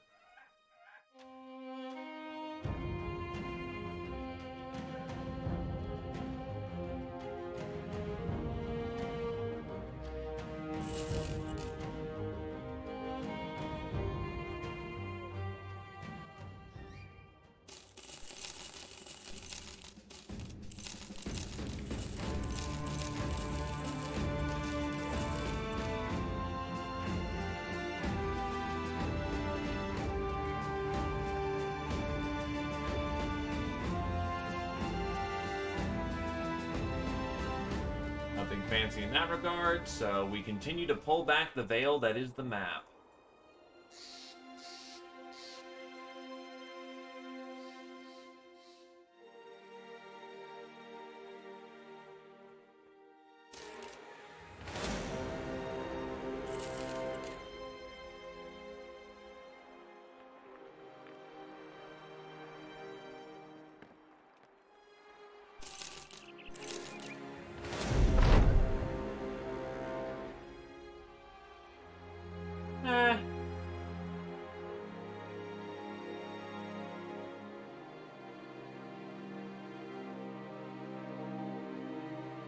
We'll defeat 5 roving beast packs. We'll eventually get to that just by looking around the map.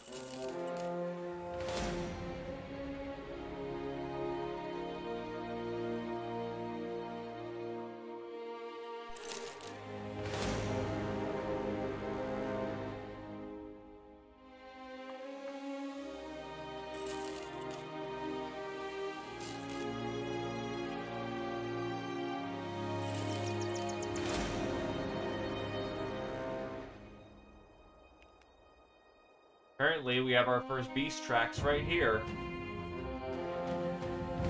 A legion of Unhold.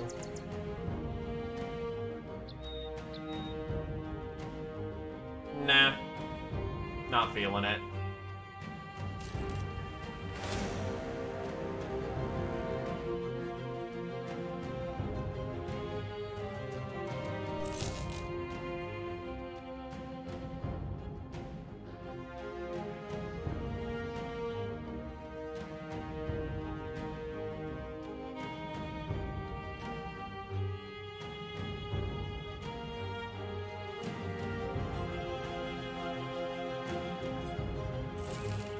Here we are.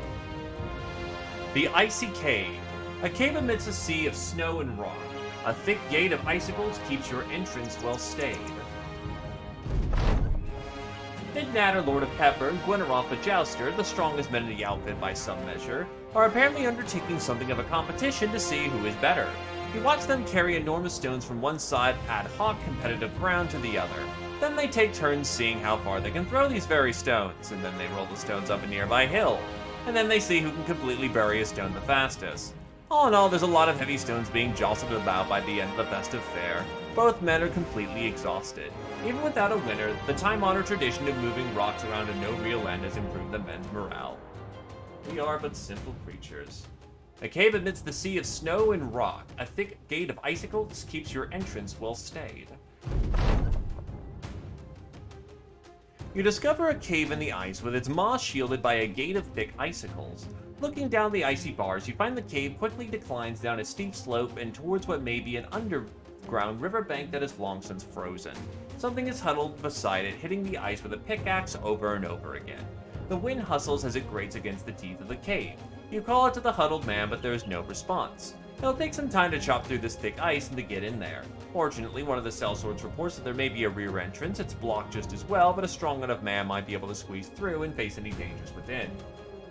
It's all you, Alathavio. Alathavio, Snake in the Eye, heads off while you and the rest work out on the front of the cave.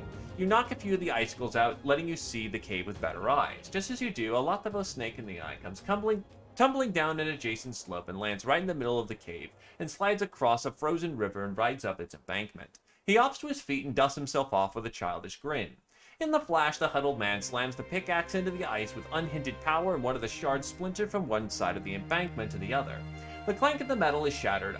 The clank of the metal and shattered ice reverberates as though lightning itself had struck. Now you can finally see the stranger.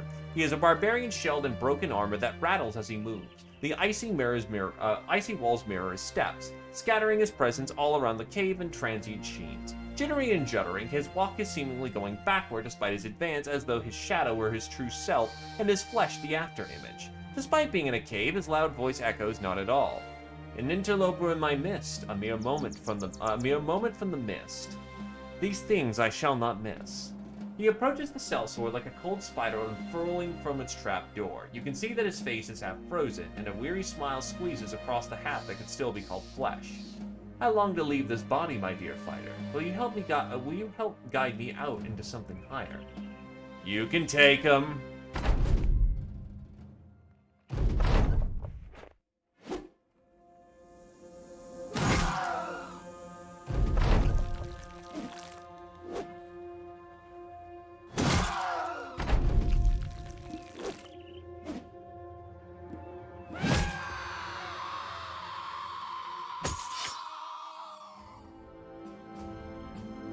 Tell me how you really feel.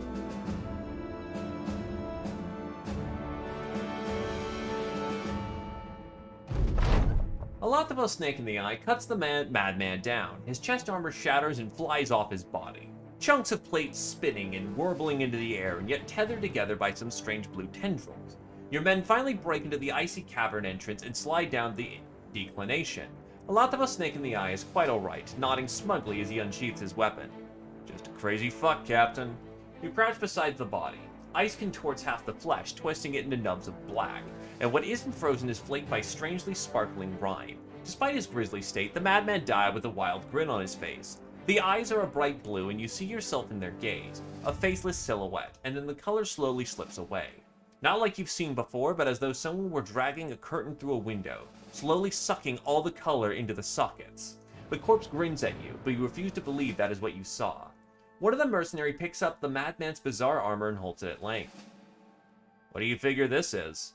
The plates dangle from one another by some strange blue gelatin, and the insides of the metal stats are coated in bubbling, twirling blues, as though it were the work of some celestial blacksmith. It is cool to the touch and gives beneath the slightest push of your finger. You've never seen or felt anything like it, but the armor itself is currently in an unusable state. You have the goop and armor put into the inventory, scour the cave for more goods, which there are none. Before you leave the cave, you glance at the corpse one last time. You think it saw it move again, but surely it is the cold of the frozen north that is playing tricks on you. As you depart the cave, a local northerner covered in bear fur stands across your company. He looks at you and then the cave entrance. He asks, "Do you speak the southern or the native tongue?" Keeping your guard, you confirm the former.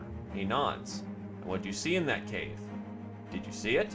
You tell him you found nothing, only a madman. The stranger smirks. A madman, that is what you think you saw. It is within all of us to speak warily of the unnatural, but not within us to recognize when nature herself takes a step back. Horrors are easier said than seen. That was no ordinary man, you fool, but the Idrok, a transient spirit that shifts from one vessel to another. No one really knows what it looks like. The whole world is simply a series of masks, and it will happily go from one being to another, usually taking the shape of animals, sometimes a man if he is so weak. It is a being of absolute malice. It cannot be killed. No, it sees death, even its own, as entertainment. It remembers those who escape it. It remembers those it wishes to play with. I pray you have a face worth forgetting. You put your hand on the pommel of your sword and tell whatever mysticism and myth-making he's got left he can keep to himself. You saw the madman in the cave, and that was all he was, a man. The stranger nods again and backs off. As you wish, and may you travel well. Travel well.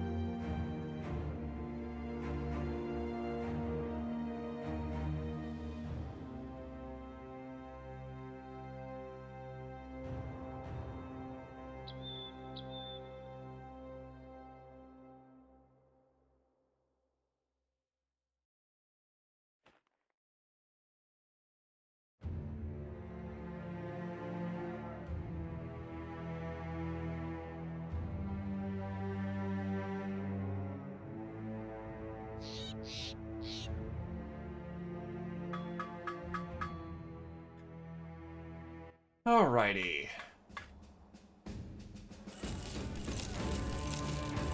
It needs cheap. And we can continue exploring here in the north to try and see if there's anything left up here.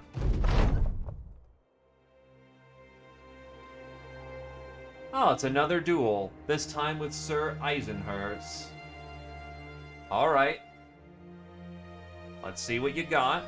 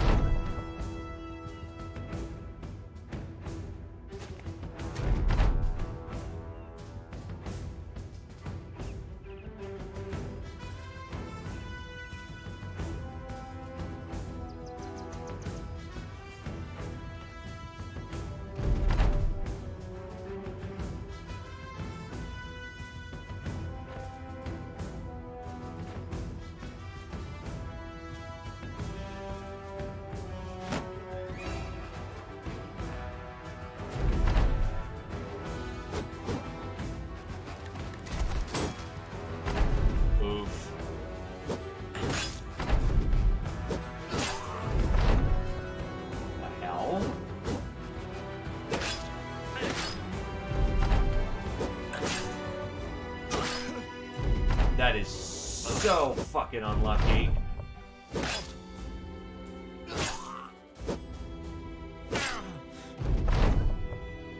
So fucking unlucky. Are you kidding me? fucking clips my leg.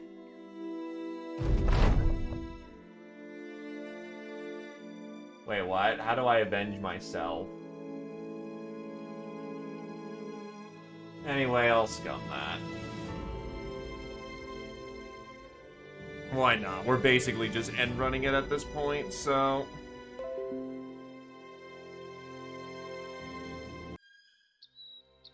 And I got the thingamajig, so I'll need to... Holy shit, that was just unfortunate.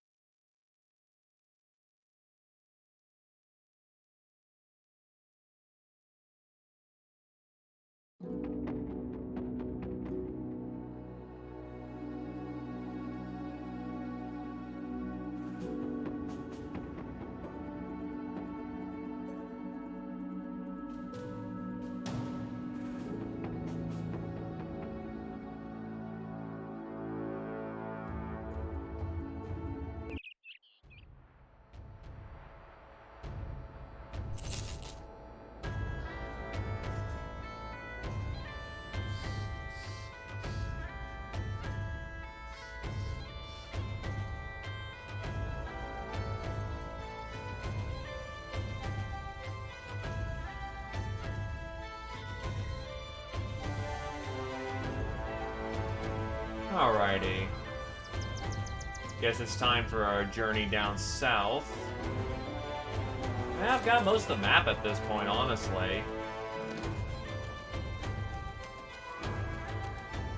All that would really be a matter of is...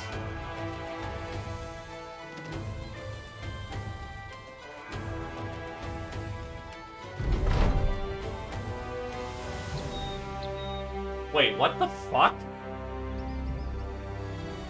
Whoa, whoa, wait, what the fuck? The Noble War can happen again?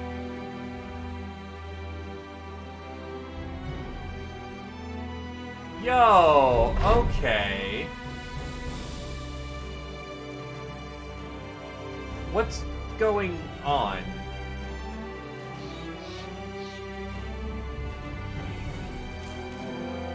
Okay, so I guess the Noble War can happen again. So I guess if we ever wanted to have a forever campaign, there you go.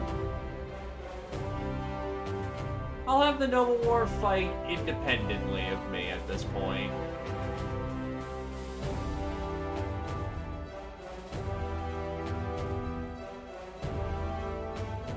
I'm gonna go see if I can't do get Kraken lined up, and if I can't do Kraken, I will just do the Black Monolith fight.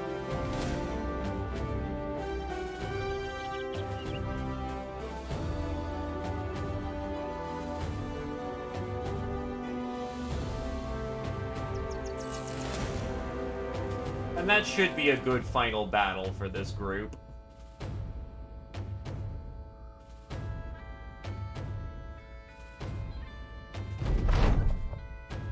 And now Heighten's a drunk too. Dagora went down, then Grossly the Incandescent, and yeah.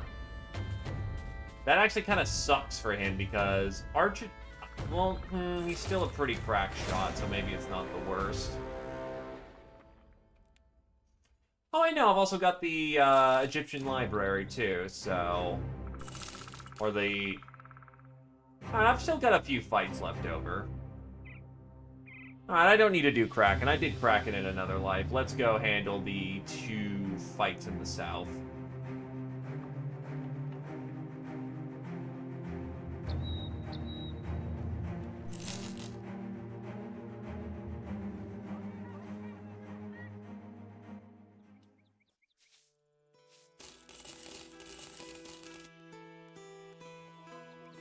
So my reputation's probably fallen enough that, yeah, I do need to do some other bonus material to end on a good end. Let's see, actually, what the hell is that? It's nothing in particular, as it turns out. Alright, so... the first of these legendary fights, the Sunken Library. The shine and shimmer is so bright you almost think the Gilder himself has ordained you a proper visit. Unfortunately, or fortunately, what you stumbled across is actually a great gilded dome protruding ever so slightly from the sands. You test to see if you can pull some of the gold away, but it has no give. Lushkin the Smart calls you over to a slab of stone which is gapped, perhaps a bell tower at one point. Light fades quick and you can see very little inside. Above the entryway of the relief depicts men pulling carts of scrolls. There is a set of words repeatedly scrawled across the relief. None of the languages look familiar to anything you've ever heard or seen. It takes a bit of time until you hurriedly etch translation left by someone approximal to your era. The library, the labyrinth of the night, the labyrinth of the mind. Leave here as you would leave a dream. Tread here as you would tread a dream. Leave to dwell upon the horror of not knowing. Enter to be one with knowing, and in knowing the dream, know the nightmare. Fair bit ominous, Captain. If you want to go down there, I've got the rope and the torches to see to it. Lushkin the Smart tells you this, and the look on his face suggests he's hoping you decline the proposition. Alright, so we're gonna need us some chilly, talented individuals. First things first, immovable weight. Get you some extra weight on that boy.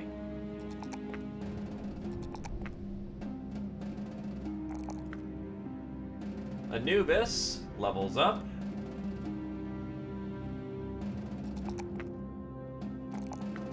Could do for some resolve levels. We are going to get our medic on the field, and we are going to get our armorer on the field. Get them pretty close to center.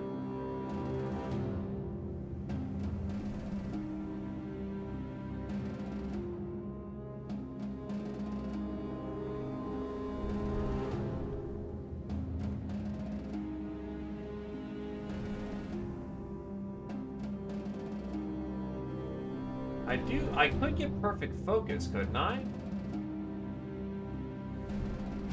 Because mind over body means I should get access to perfect focus. I guess not, though, unfortunately. That kind of sucks. I'll honestly go for gifted. Weapon skill, resolve, health. Boom, immediately makes it deadlier.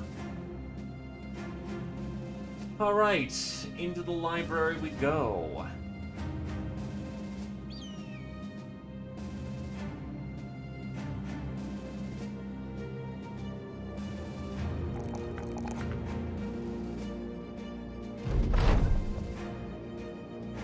Rappel into the dark.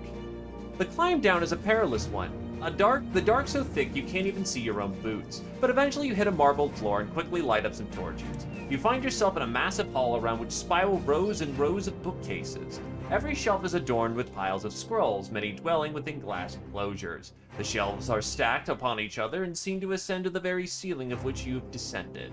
Rolling ladders rest at each level, but even further runs a floating mezzanine with metal chutes stationed here and there. It seems as though once upon a time one was meant to pass these scrolls up and down, though now everything is rusted and the mezzanine has collapsed in parts.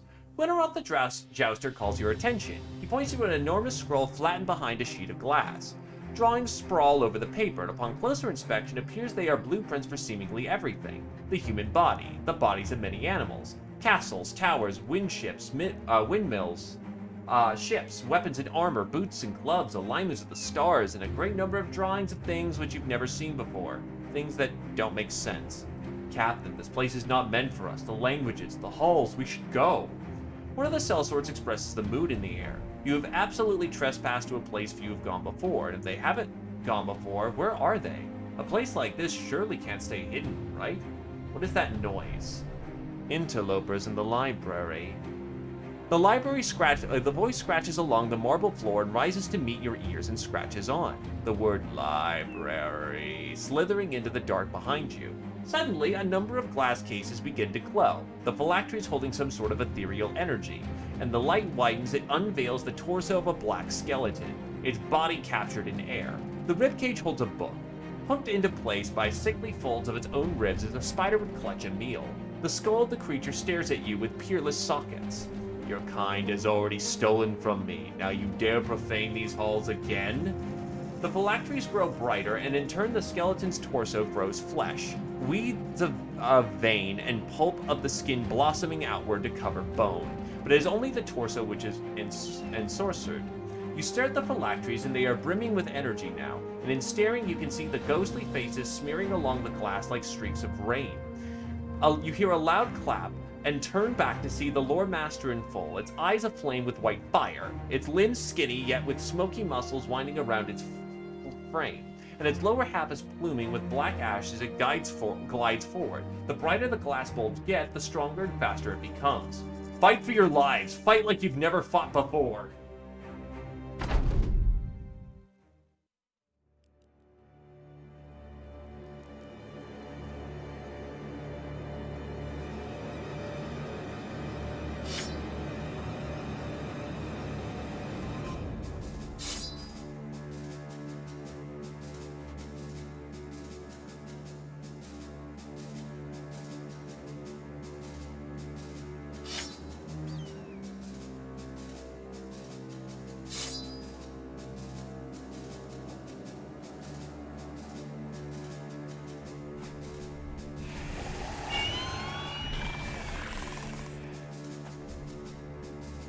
So it's just a priest equivalent. Alright. That's not so bad, honestly.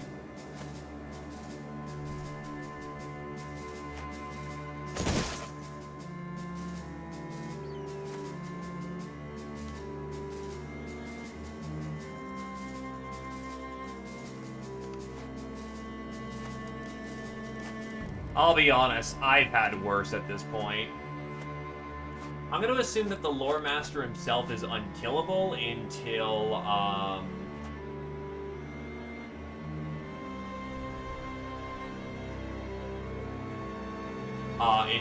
we smash his phylactery.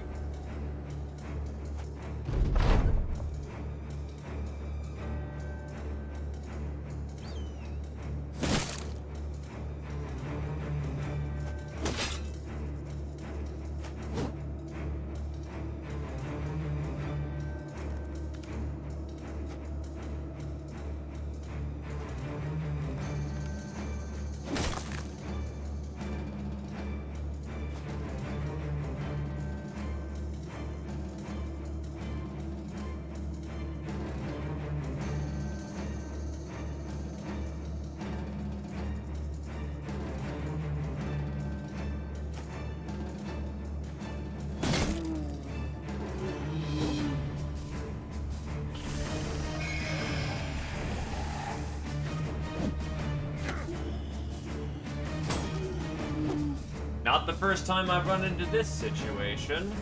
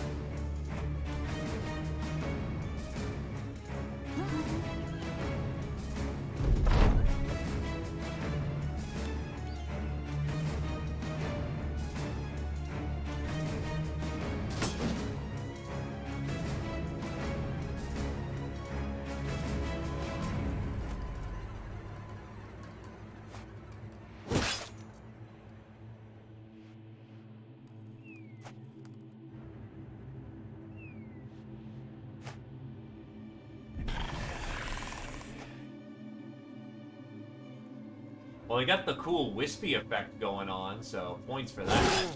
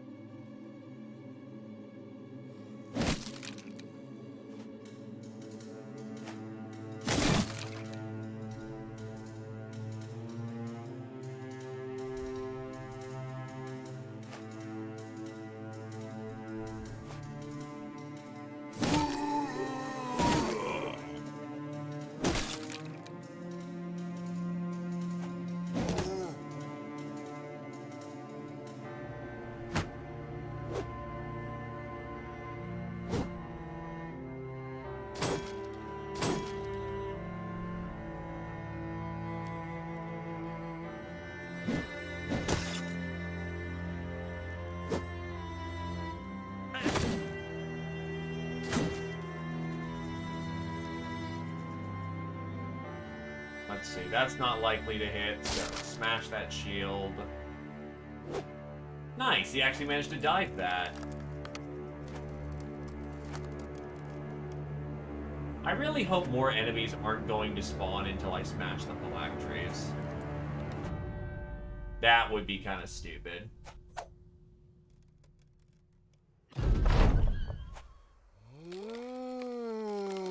Ah, yes, I didn't miss the whole rezzing on death thing.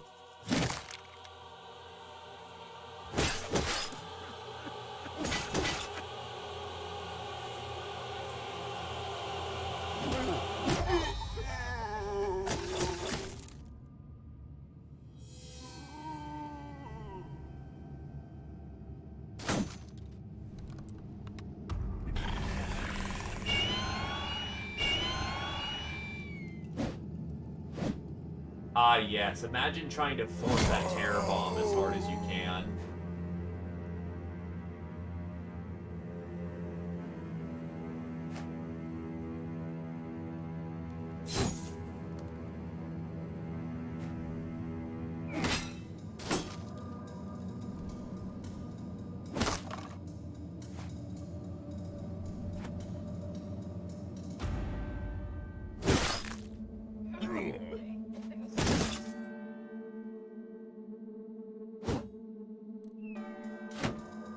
It's unfortunate that some people are gonna choke, but it is what it is. My thief is basically out of armor, so he's gonna need a repair when he can get it.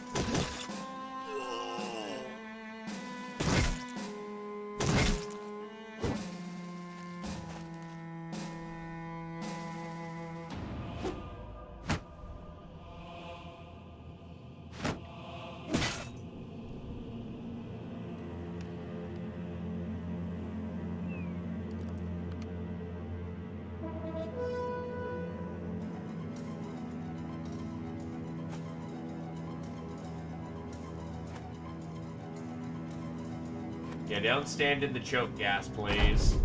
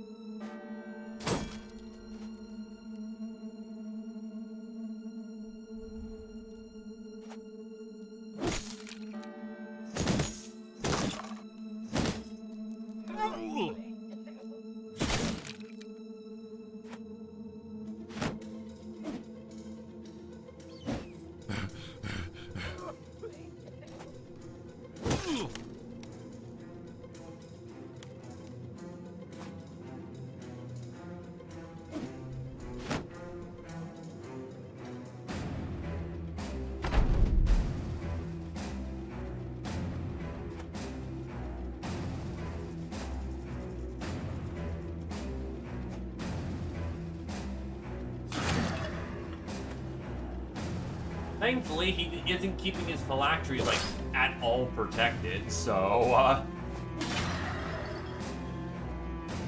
that's good. Oh no, the thing that keeps me alive, and it's the source of my power. Maybe I should do something about that. Nah, I'm not feeling it.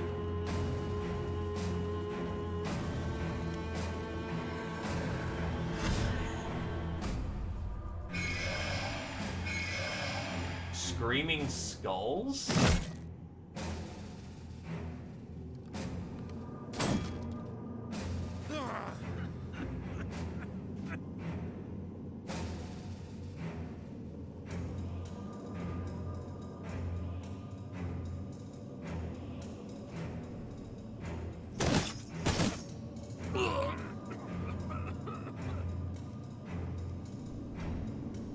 right, the desert sands will just wear you the fuck out.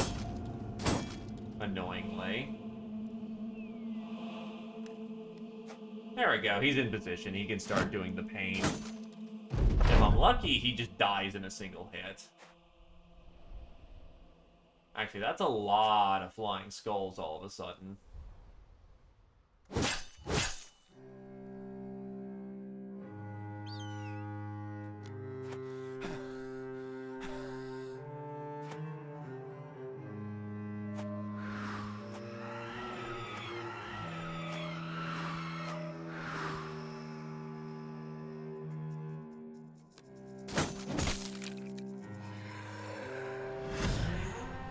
Okay, yeah, we gotta just end this at this point.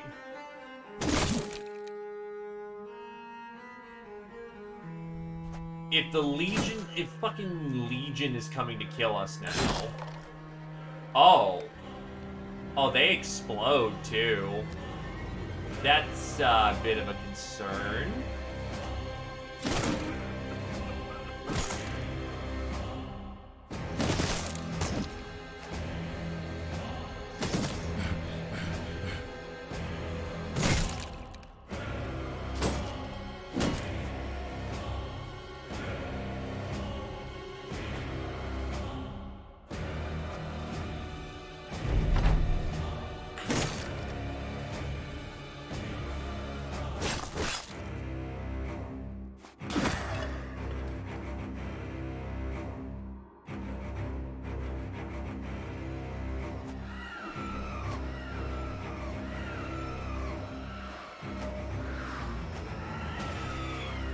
Thankfully, I've got the armor to take it, but that's incredibly rude that they explode.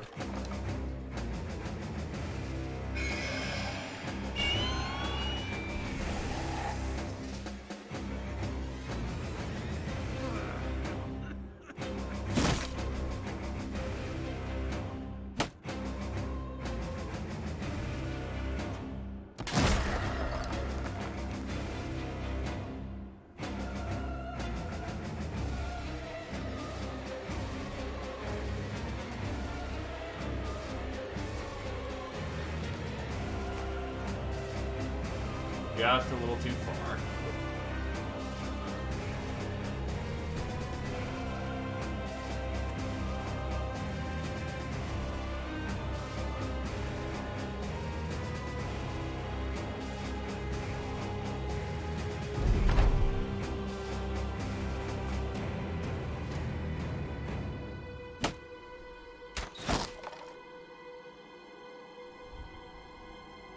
Way to bring range back into these kind of fights, though.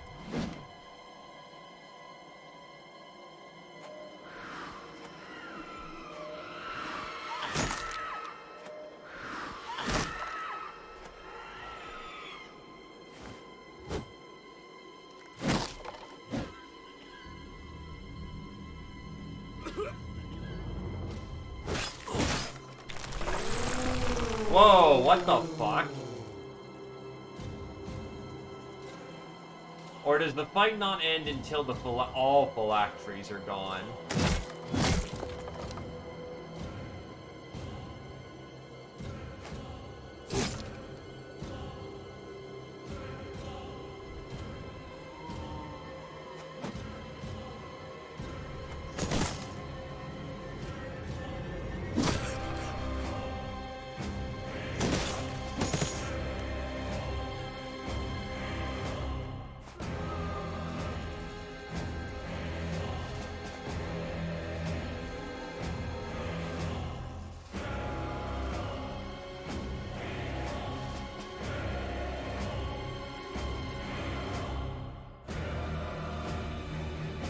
That'd be incredibly rude if that was the case.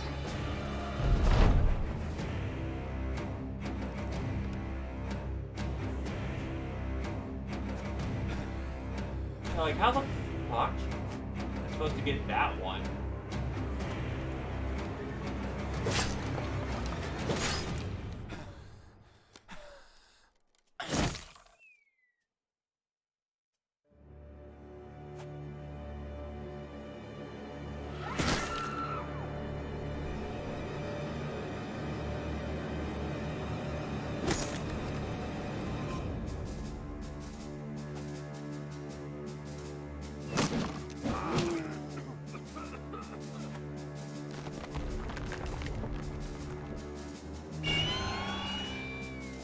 Well, he's back.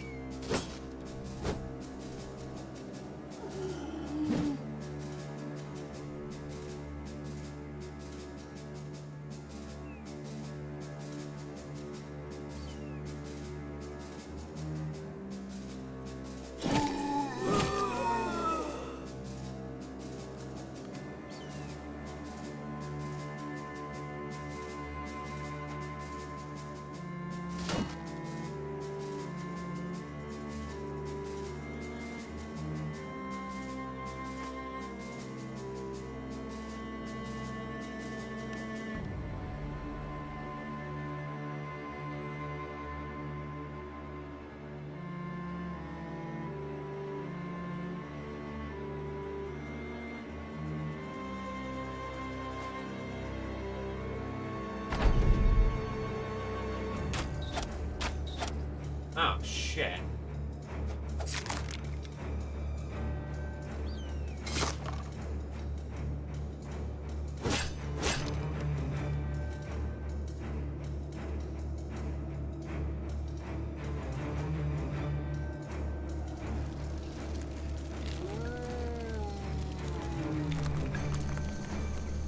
Well, the good news is he can't just do a mass revive like he did in the first round of fucking combat.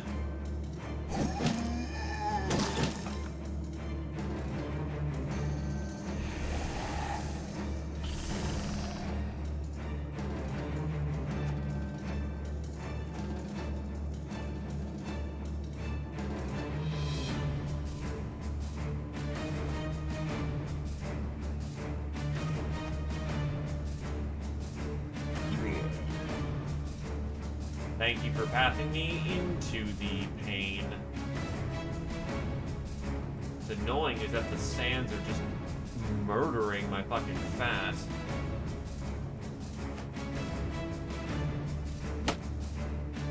You use a crossbow, so you're not particularly helpful in this situation either.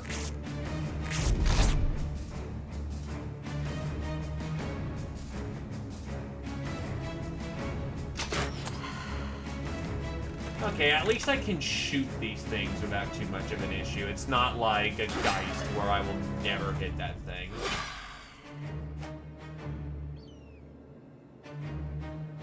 What does Withered do?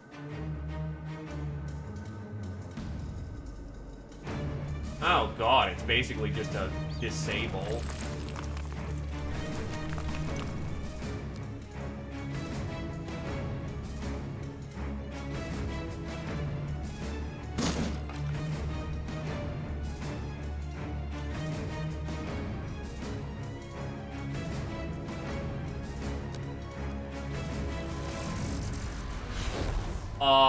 He's dropping a fucking lightning storm?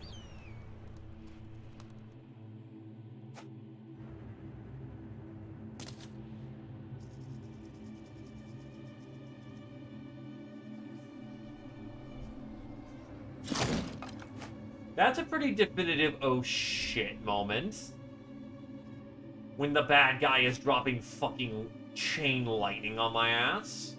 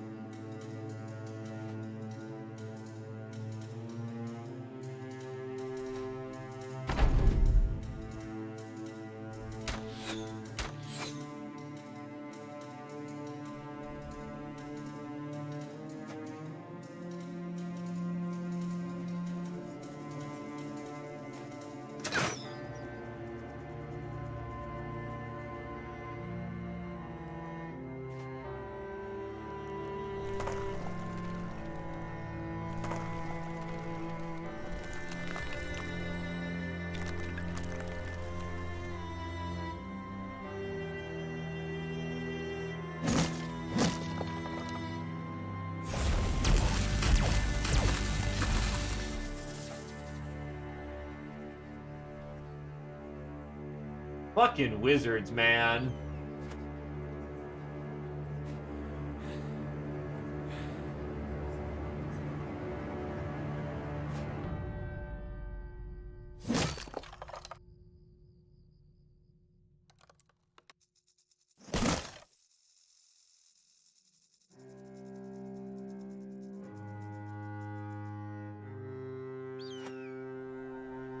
Last thing I figured I'd be doing today is fighting the Lich. I mean, Phylacteries gives it away, but still, Lich.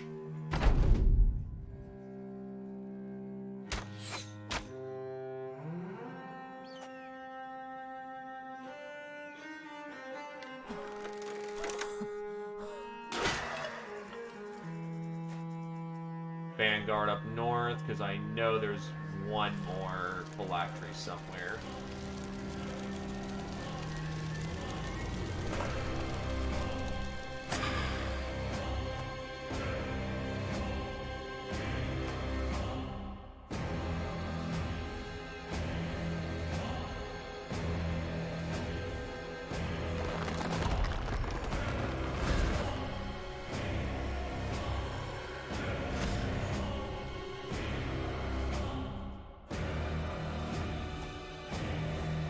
Oh, great. More fucking exploding skulls.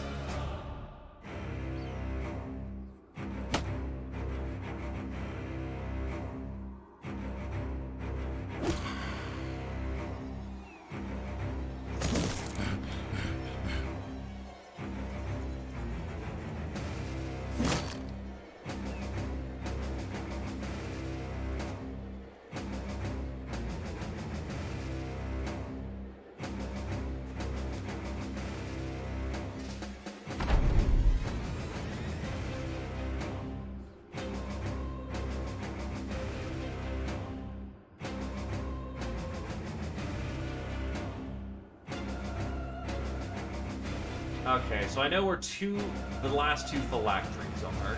Just not a whole lot I can do with these skulls still flying around.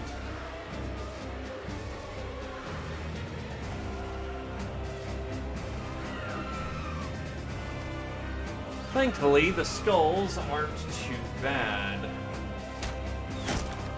Just annoying.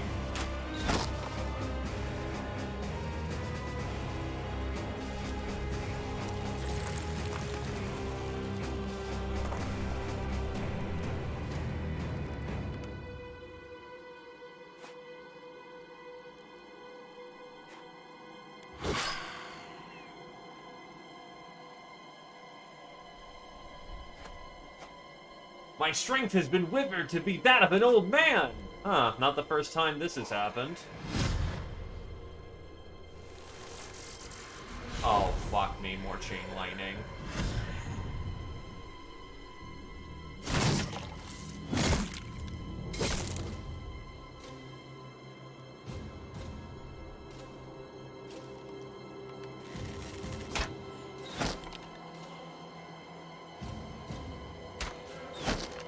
I think Noob is about to get lightning bolted the shit out of. Wait, no, he moves fast, so he's not in critical danger, but not a good position for him regardless. Yeah, avoid the deadly lightning bolt. No Levin bolt today, thank you.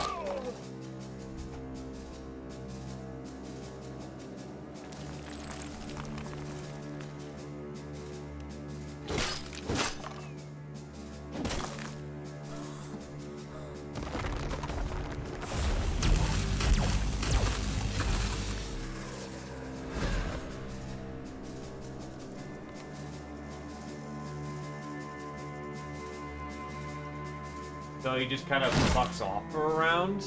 Are you kidding? That's... okay.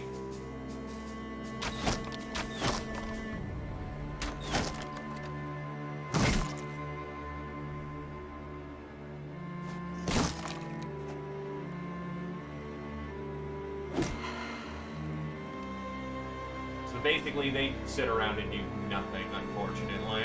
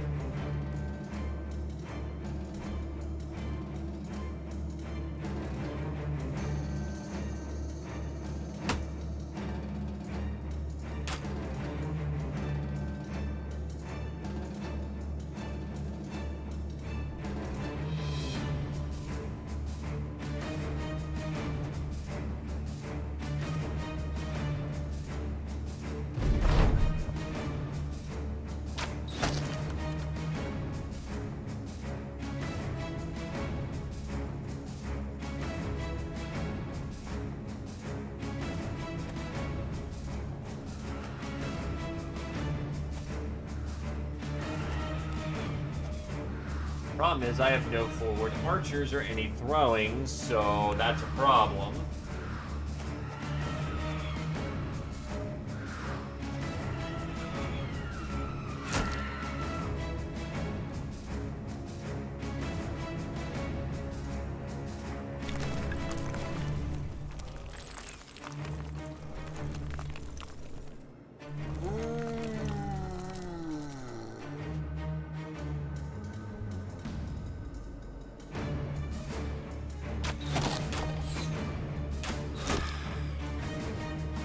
Still subject to some mischance. What's annoying is that I can't do shit about that situation, and that's a lightning bolt.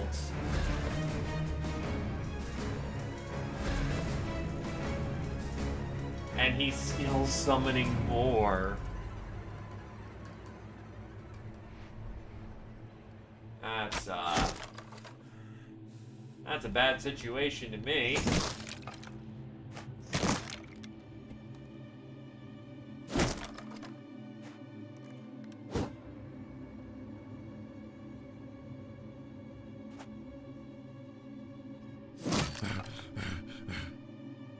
Because the sands are so goddamn exhausting.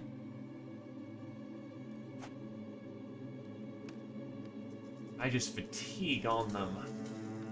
Figure out a better game plan.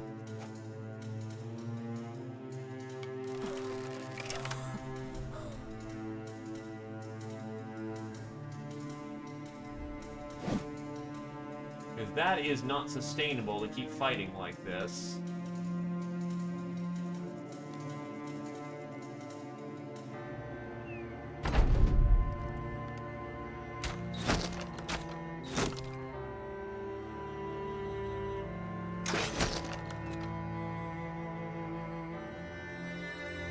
Unless there's another fucking phylactery around here somewhere. That'd be really stupid, and I have to go find the fucking errant phylactery. I don't have unlimited vision.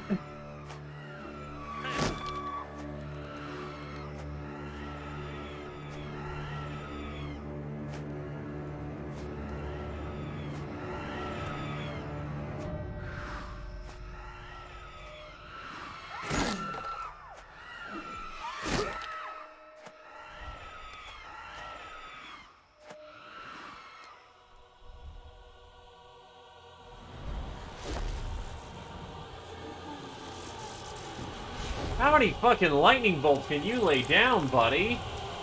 Holy shit.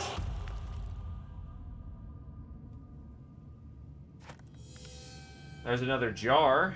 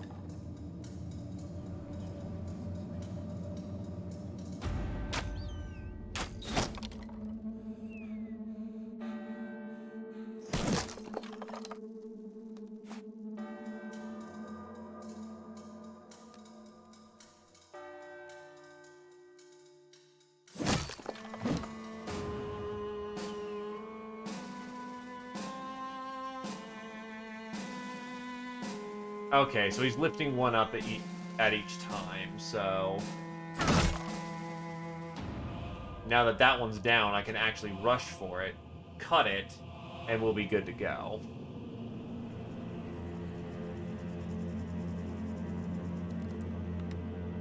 And once all the phylacteries are dead, we're good to go. I just have to survive until then. Can manage that, hopefully.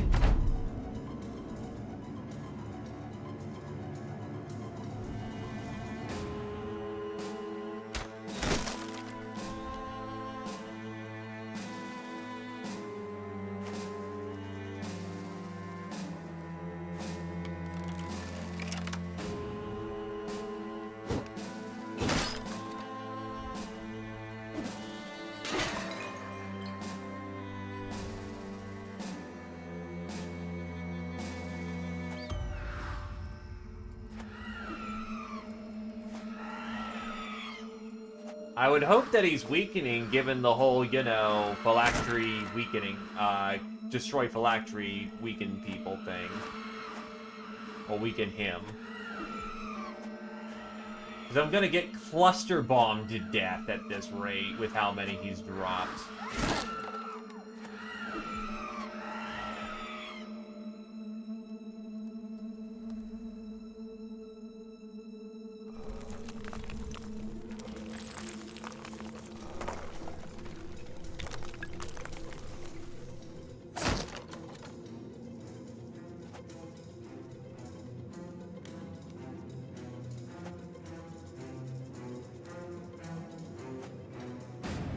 I mean, there's no point in just sitting around there at this time, so...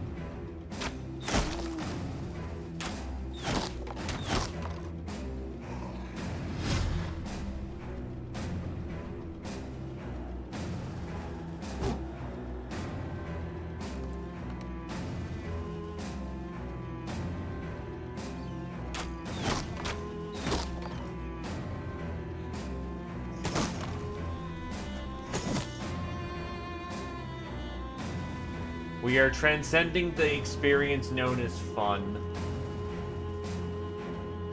We are entering a new enlightened state known as pain. What I'm wondering is when these fucking lightning bolts are gonna drop, because they have most certainly been down for more than a turn.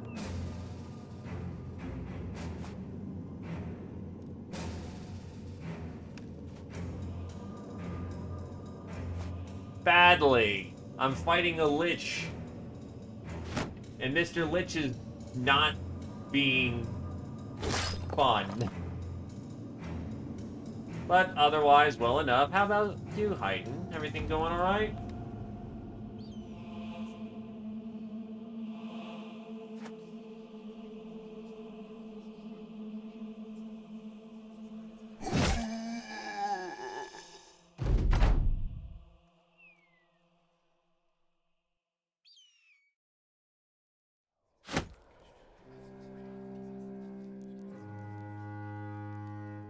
Most understandable. I do hope that is going well for you.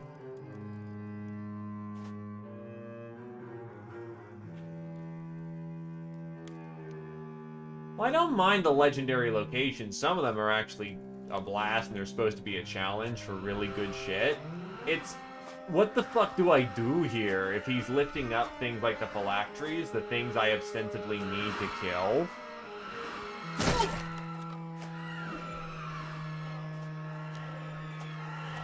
Like, what the fuck am I... like, how do I get him down?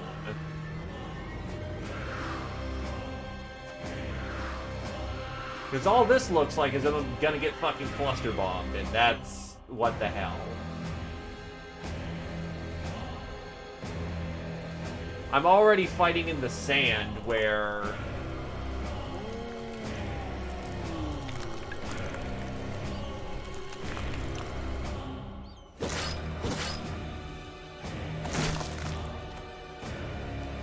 it's already a bitch and a half to move about.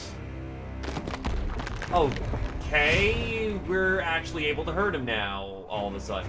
Damn it, my heavy weapon's not in position. Because he can keep doing weird shit. I do like how you can use the skeleton skull bombs against the guy, but on the other hand... yeah, let's see. Wow.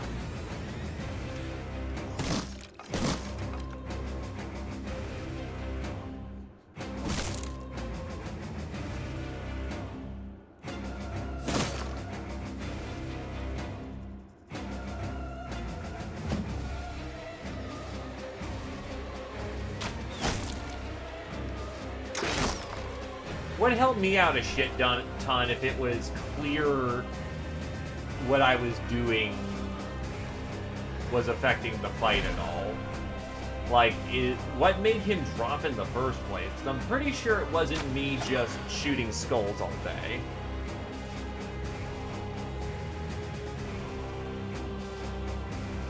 I take you where the dead walk because you're the best at and can handle it.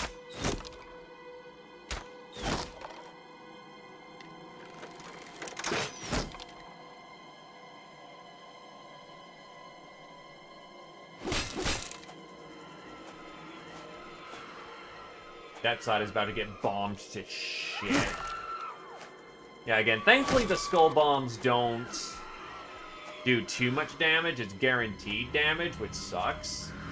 But it's like 20 damage, so against heavy armor characters, it ain't gonna do shit.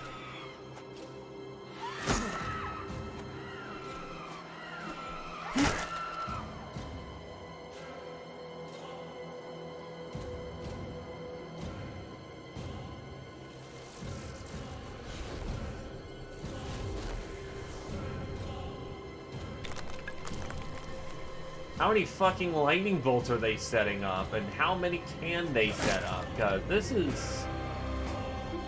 A little feedback would be appreciated here. Am I supposed to dodge? Is that a bluff?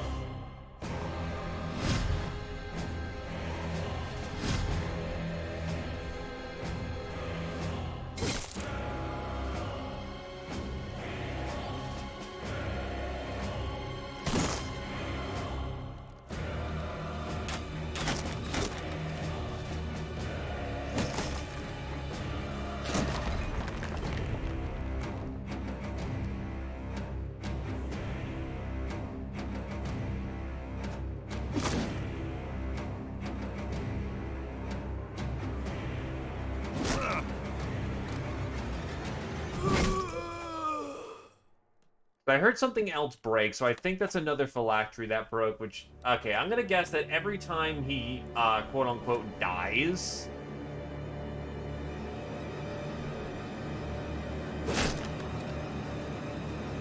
Every time that he dies, and it is not... If there's a phylactery still on the field, he breaks that and gets a health... essentially gets an extra life. Which I wish would give me a little bit more time to deal with this shit, but he comes back, like, next turn, so... That ain't fucking happening.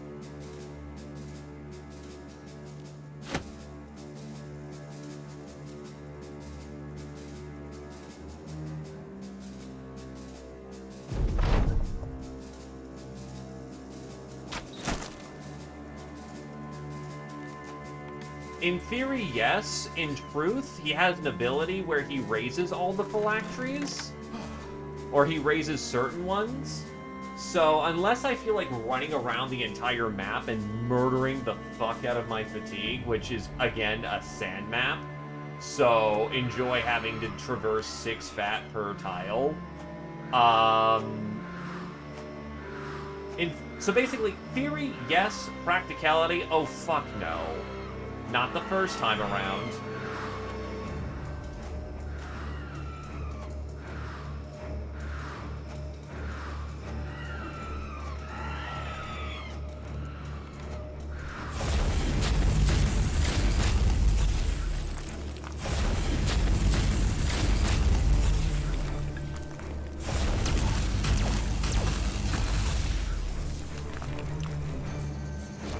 The phylacteries have have decent tanking capability. It took me like 3 arrows to shoot out 1 phylactery. Which is, as you can probably guess, not a good thing.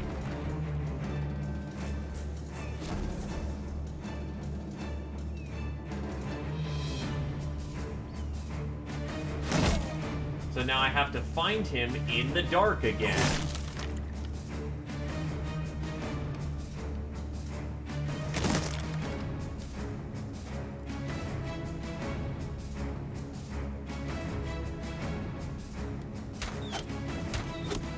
Fuck.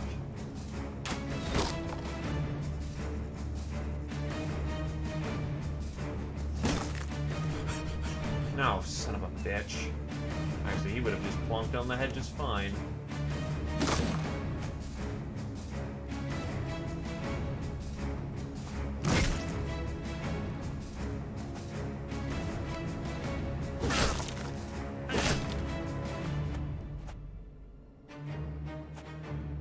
Well, I brought my armor repair, lads. You're not supposed to have that in vanilla, but fuck it. This is, Legends, so I'm going to take full advantage of the fact I'm rolling Legends right now.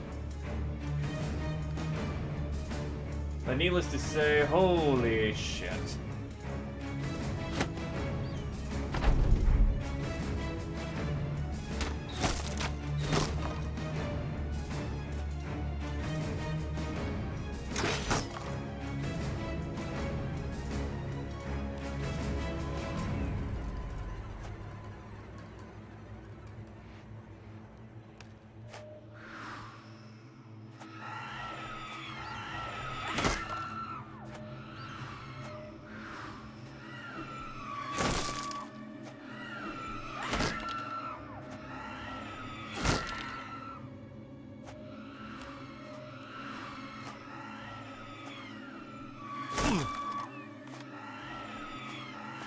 I want to say that we're getting this.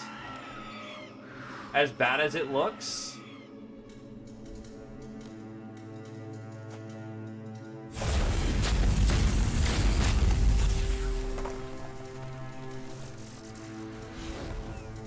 I was about to say, fuck.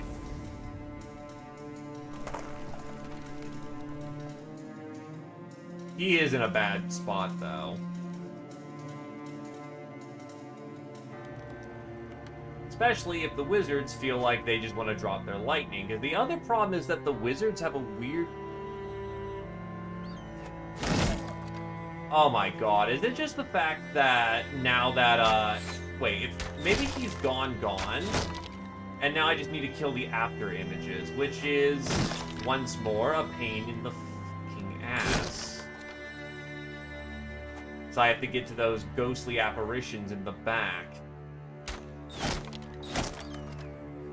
Slogging through the...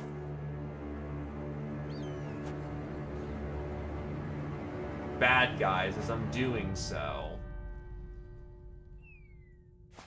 While they're dropping chain lightning all over the place. And he's stuck. Damn it. Well, we're about to figure out how much that lightning hurts.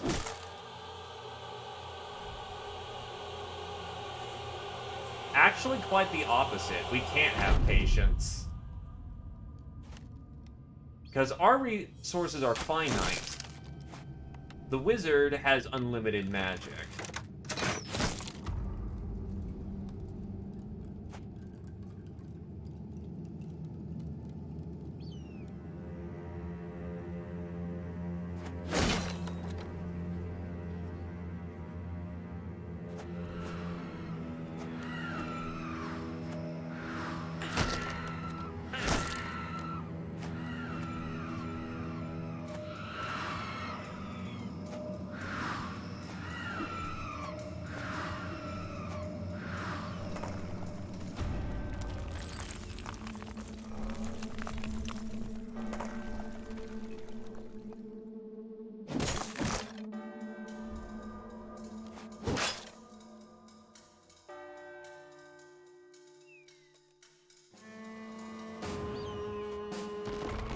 I don't see the lore keeper anywhere. So I think it's just his ghosts that are still here.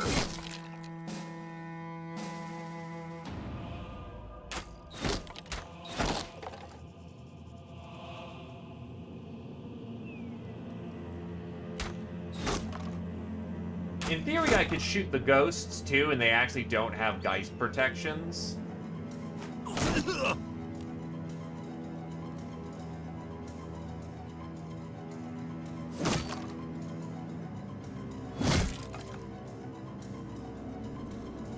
Realistically, no, we're gonna go up and clock him in the face.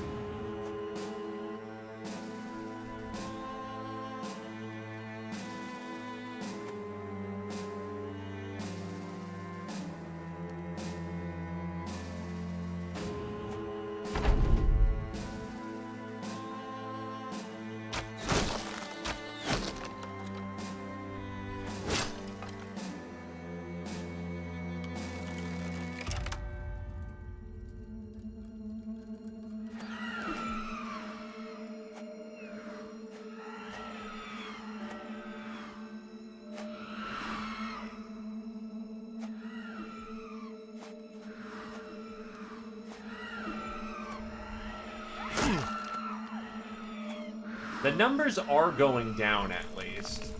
So there are 4 images of the...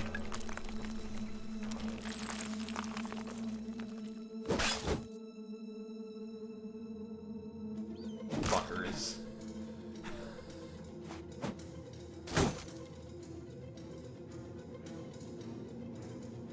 There are now 37. Fucking hell.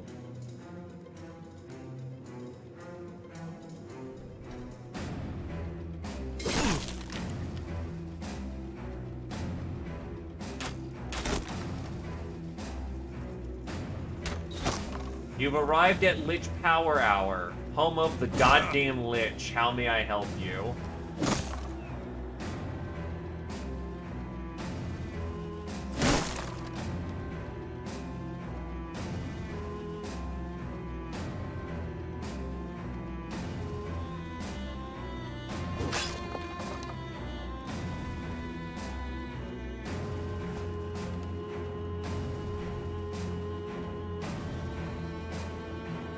I would call this very aptly Mr. Bones' Wild Rock. Oh god, we have to push in. I just realized that 2 of them are over there. Well, this is the Gravekeeper legendary location, well, the library legendary location.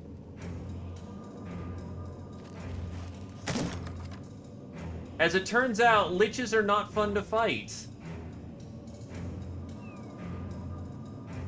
Imagine that one. One of the most fatiguing environments in the game, with a whole bunch of things that are made to drain your resources.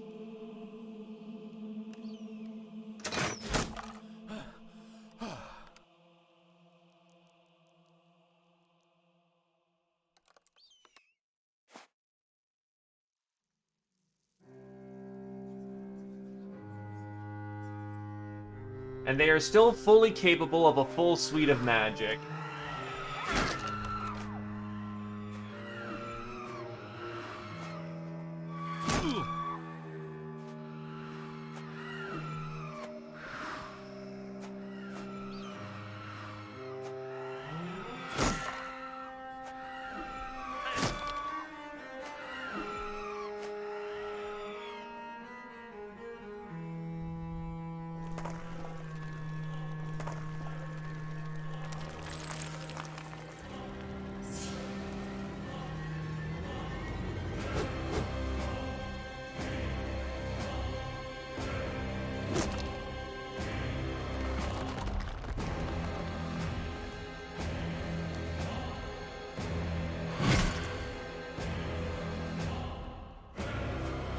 I can retreat at any time, though. It's not like I am forced to be here.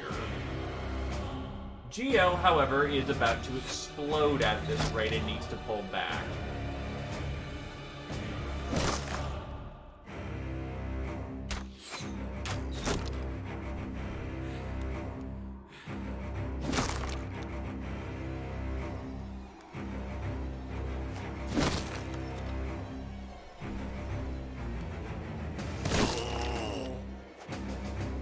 Holy shit, once the armor's down, the fucking bone damage is major.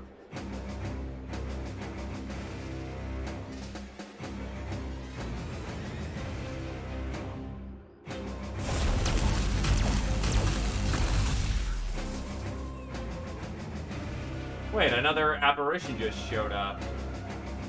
Is he still on the fucking map?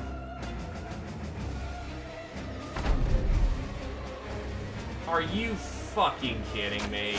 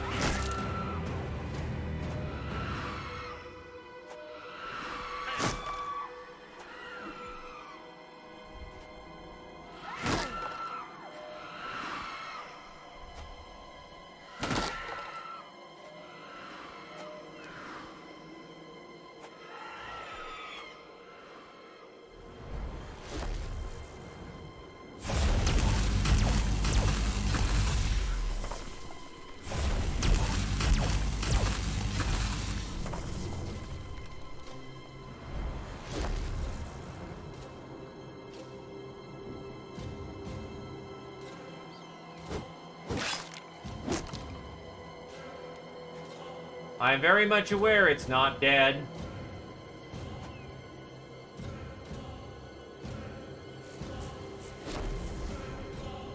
Where the fuck is all this shit coming from?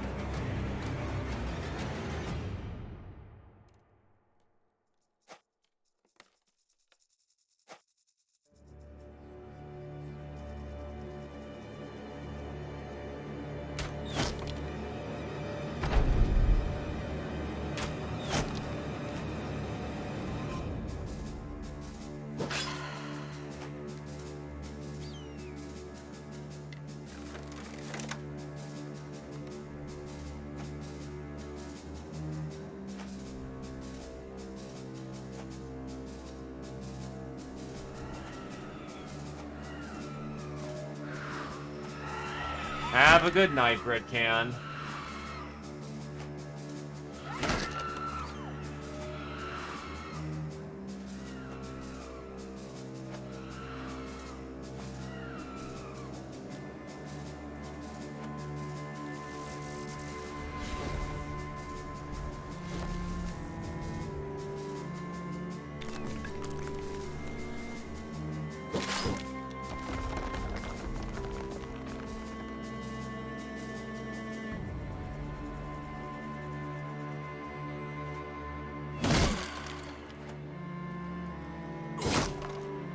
I'm like 99% certain the fucker's not dead.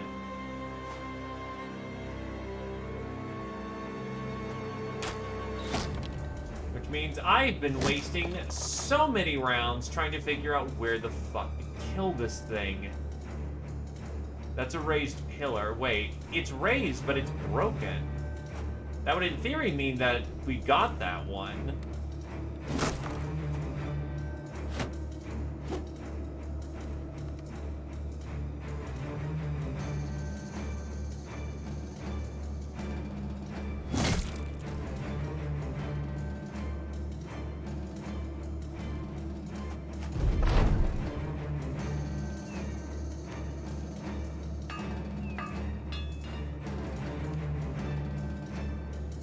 And Grand's out of ammo. Just hard out.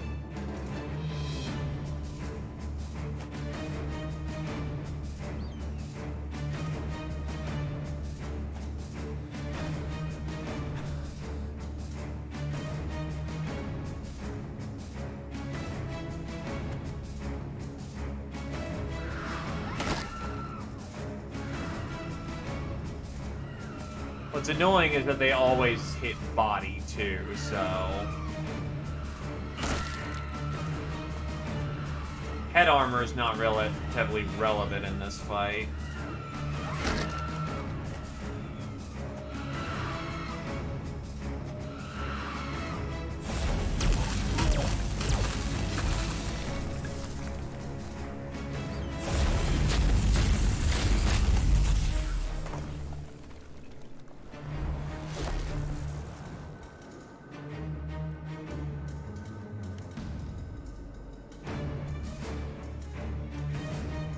Holy shit.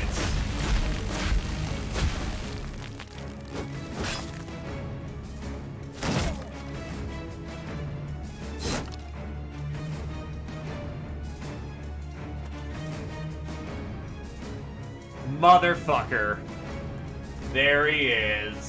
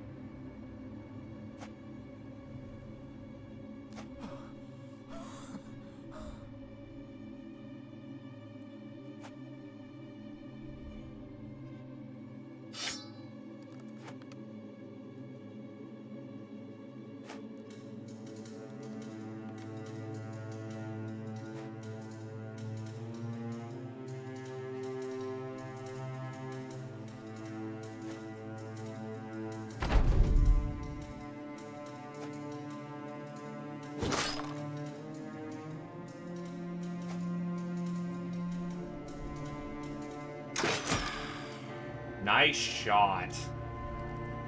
Okay. Unless there's some other fucking phylactery about. He should be on the death nail.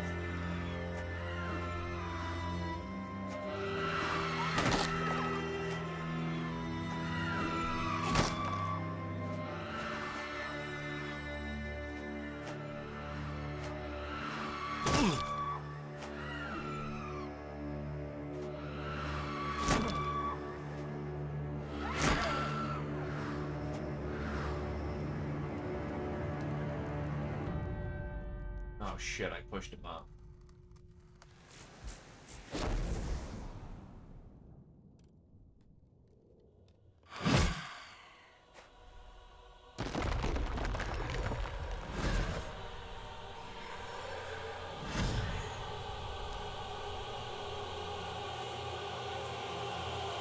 Yeah, I'm just pretty rapidly running out of ammo at this point, but at least I know there's another phylactery somewhere roughly about that area.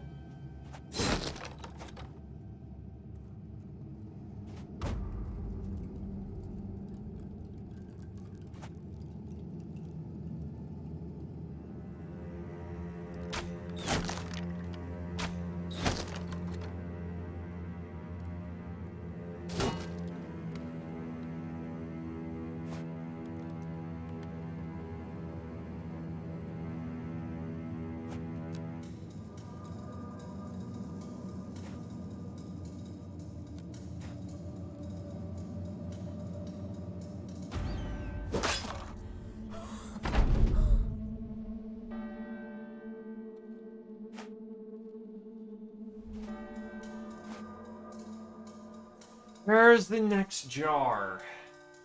It's just gonna take me a while to get down there.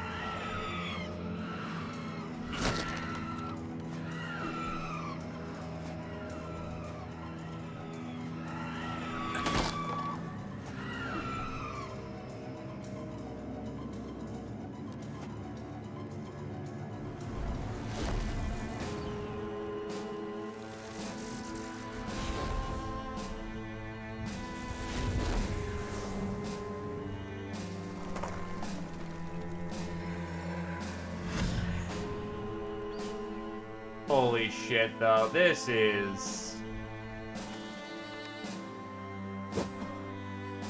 kind of stupid.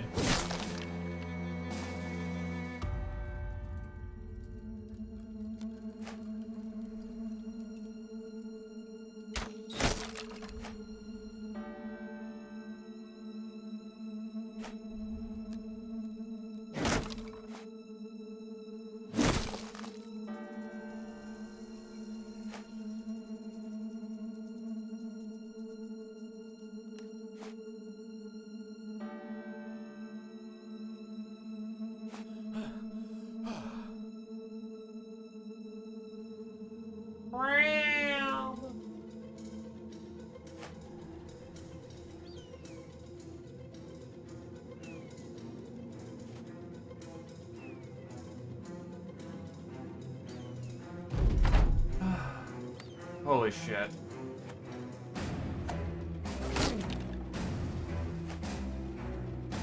Please let him die when all of his phylacteries are dead. That would be very kind.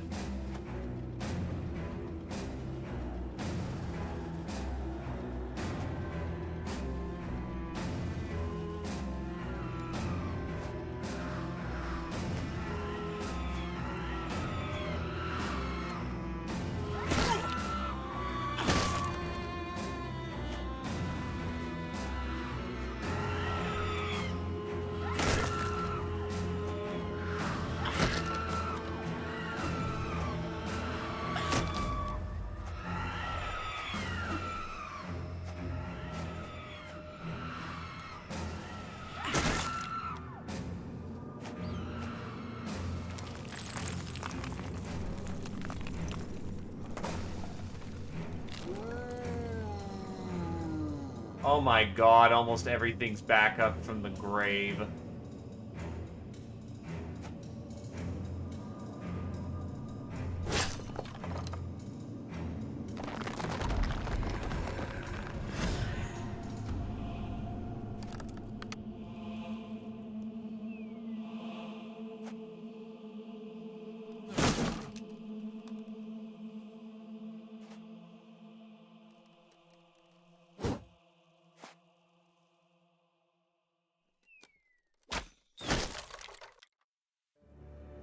And my archers are officially out of ammo.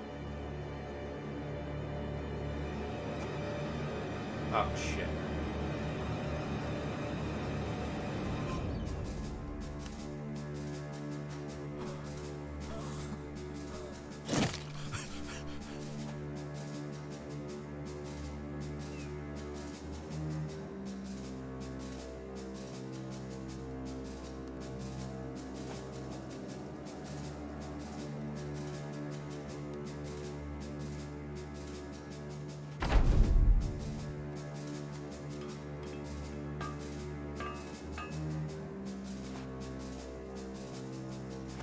Please let this be the last fucking phylactery.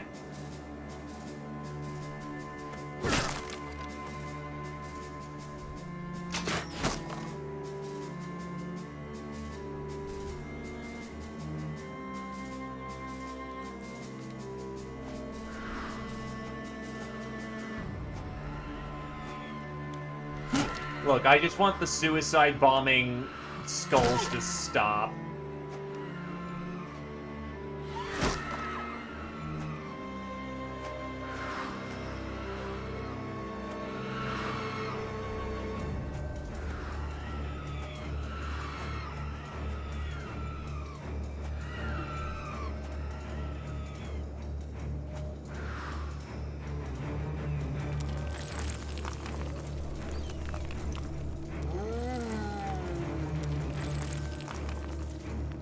It's been nothing but rapid, non-stop resurrections.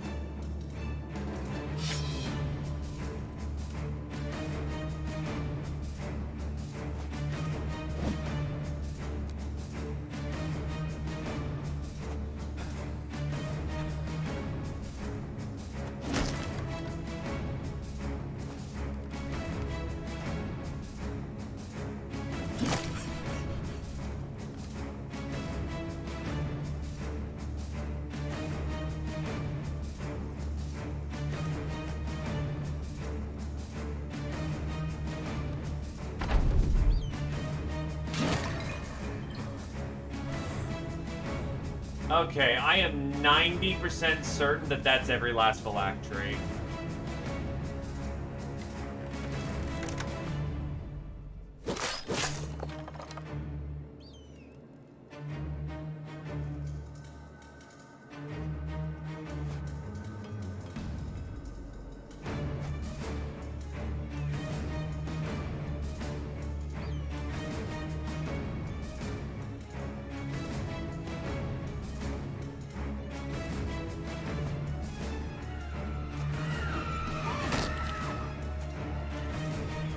Unless there's more in the fucking corners again.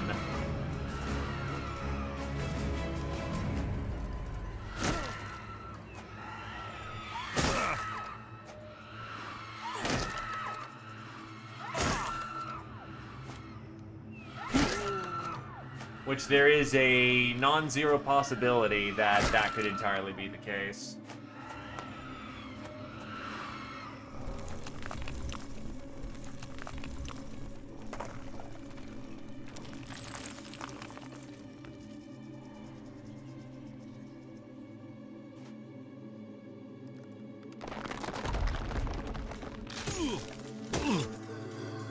The fact that I think he just rose something means that there is another fucking phylactery.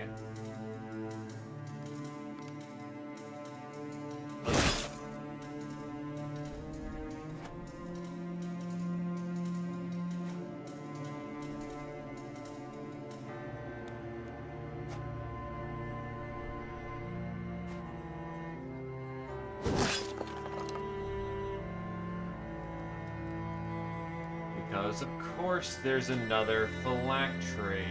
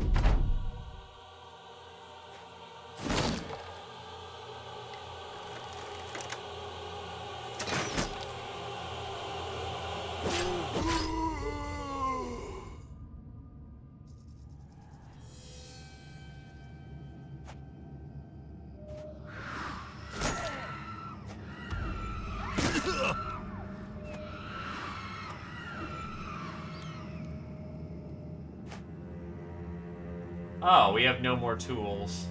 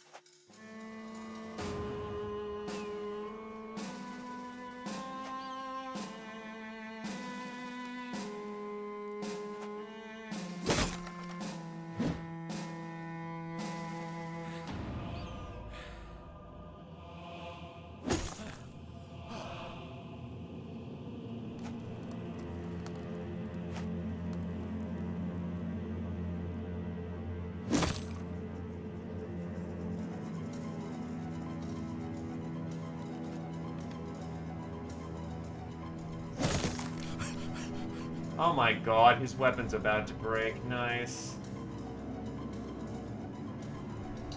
Ah!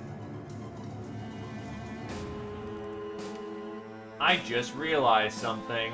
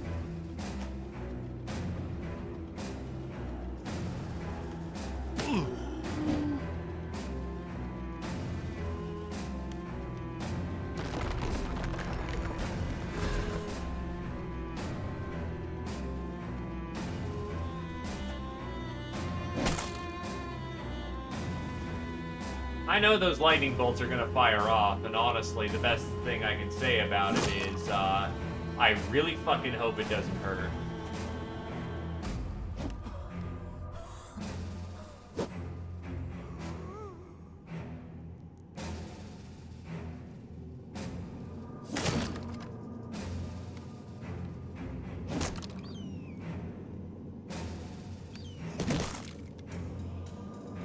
Got fucking recover, which would be far more beneficial to him right now to just take a breather.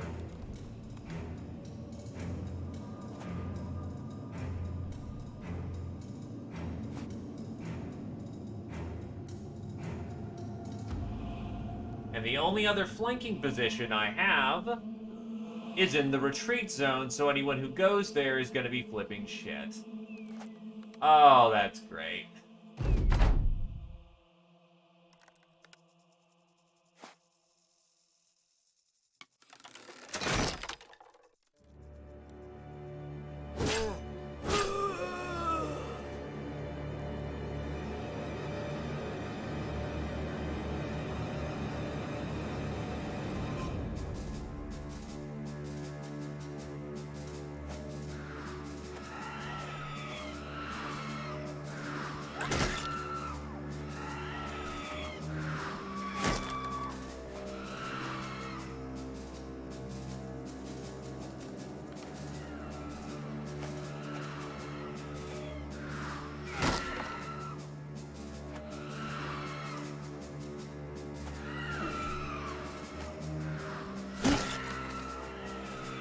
At least I'm able to take advantage of their explosions when they get in close. That's nice.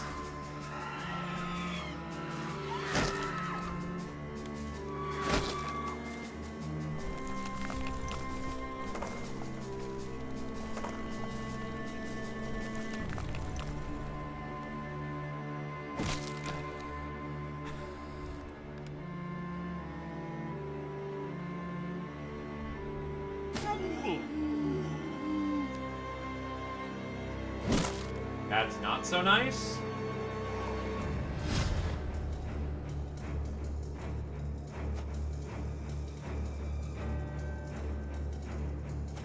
I have learned to fight.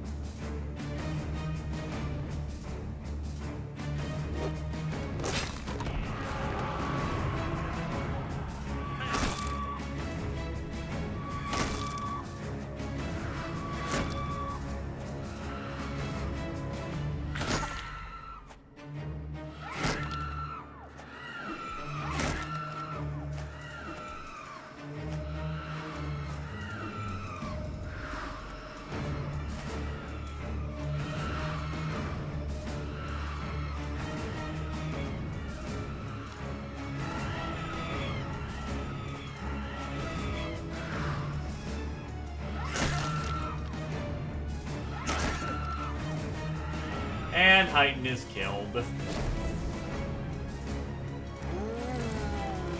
What the fuck am I supposed to do by this point? I have smashed every phylactery.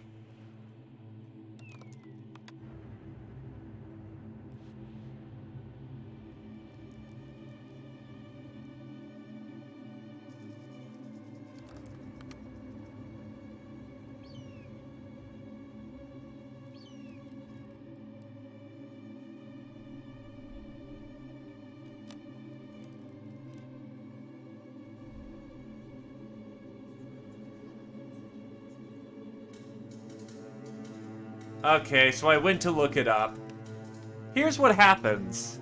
If you do this fight as you are supposed to, quote-unquote, there are 10 phylacteries on the map. And he essentially... So basically the fight turns on the second that you drop him, unless you've killed every phylactery. If you haven't killed every phylactery, he will non-stop start summoning skulls. He will non-stop start rezzing people and set up apparitions everywhere. If you do not do this thing, and you kill every phylactery,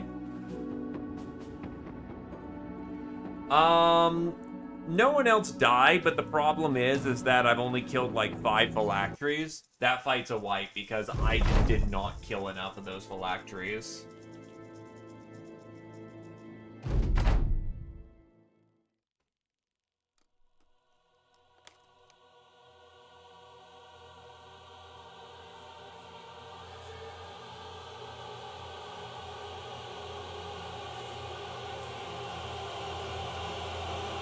And we seem to be stuck. Give me a minute.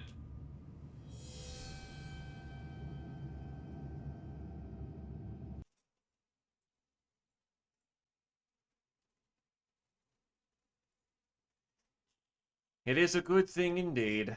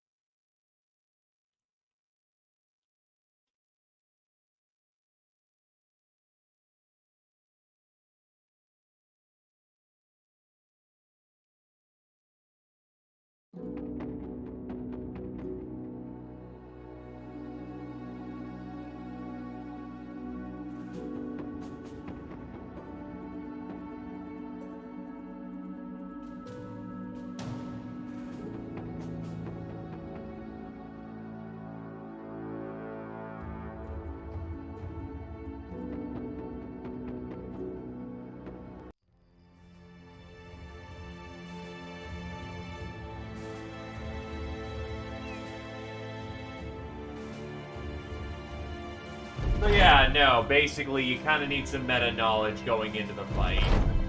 I know it says, you know, destroy the phylacteries, but holy shit. Okay, so this front, it's all bullshit. You don't need to be concerned with it.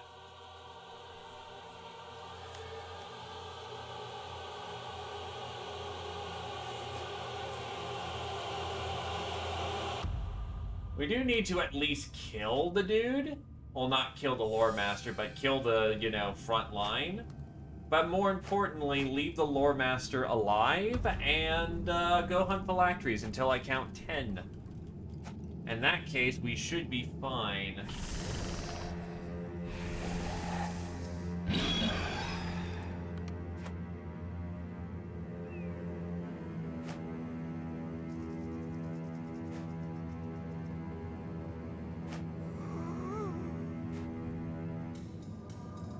For the most part,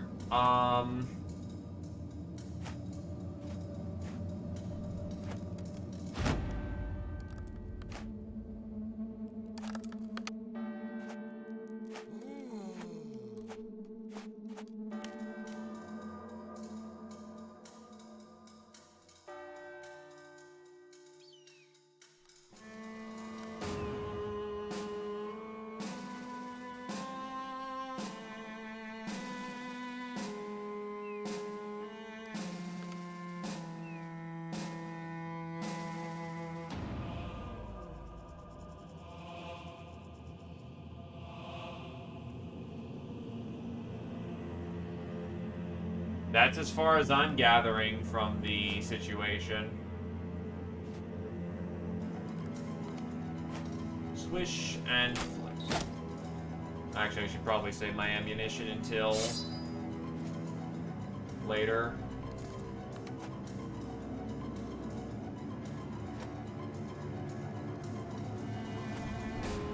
Because the spawning seems to trigger on his first death.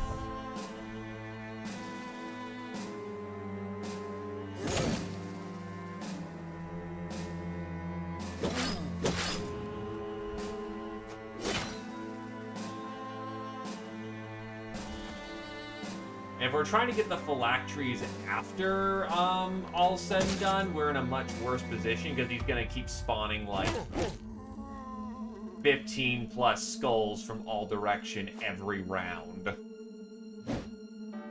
So don't be concerned with it.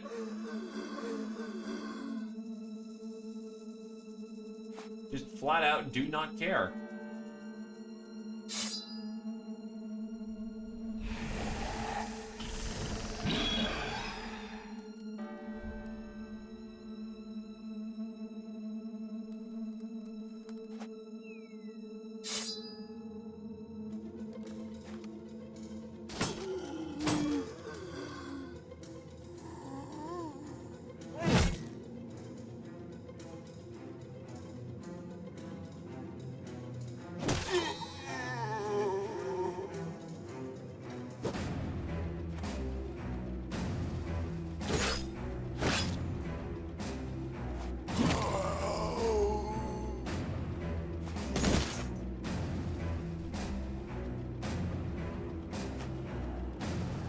Yeah, because the way you're supposed to do this fight is that you kind of just dump the Lore Master early, or bap him in the face, and then he will run around teleporting, being an annoying asshole.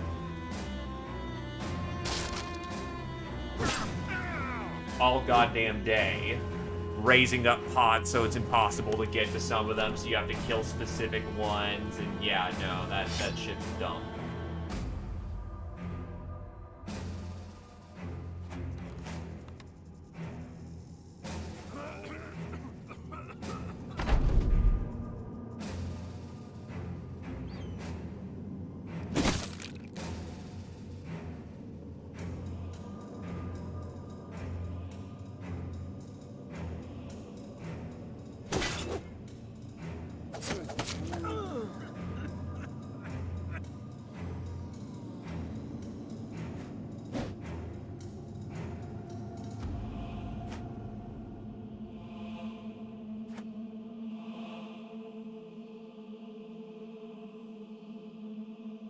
I think, yeah, they're trying to make it so that streams now have advertising in them. So they don't have to have that whole early in the stream thing where you watch, you basically don't get to see when you tune in because, well, advertisement has to happen because Twitch gotta make that money.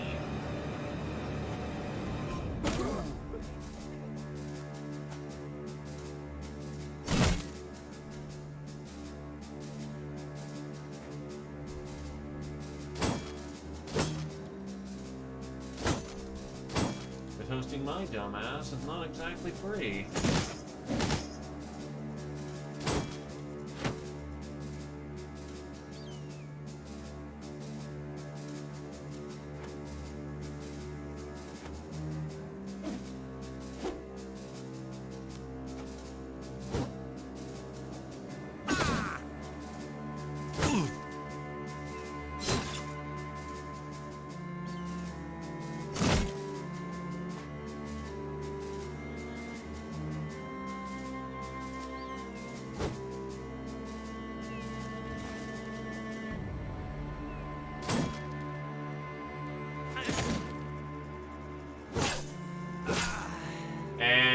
There goes my blacksmith. Alright, whatever.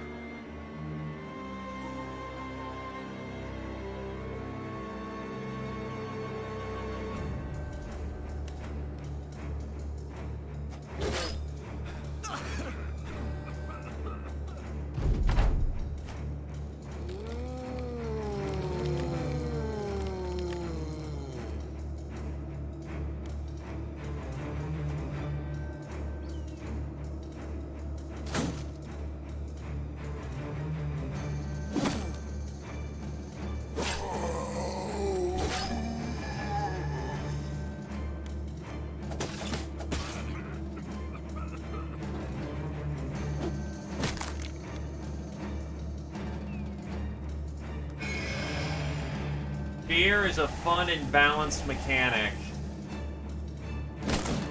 You know what? Fuck it, I'll try to do this clean. I'm just kind of scattered all along that front. So instead of doing the dumb thing, let's actually do the smart thing.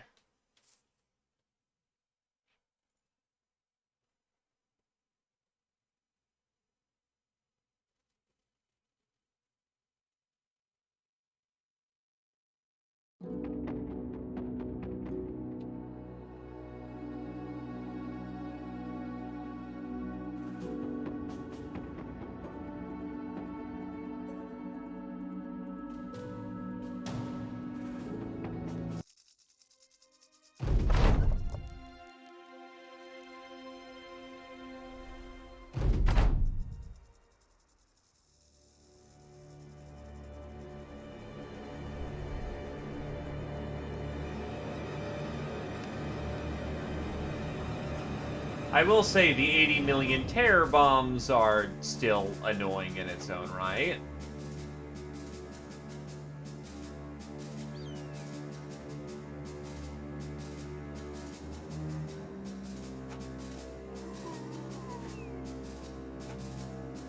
But not a lot I can terribly do about that.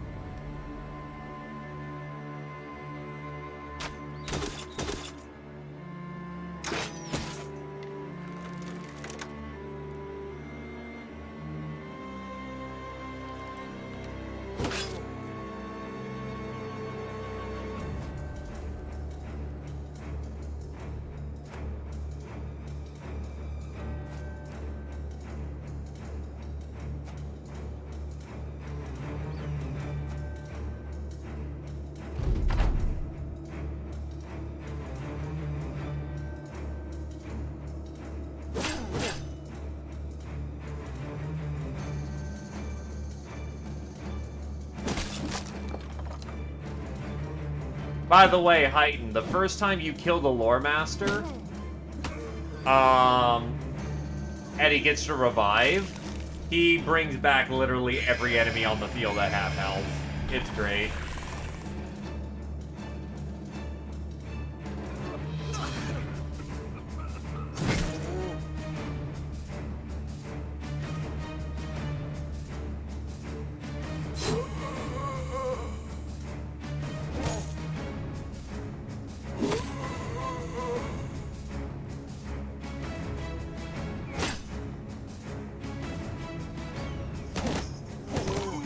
And every one of his apparitions can bring back one or two of the enemies.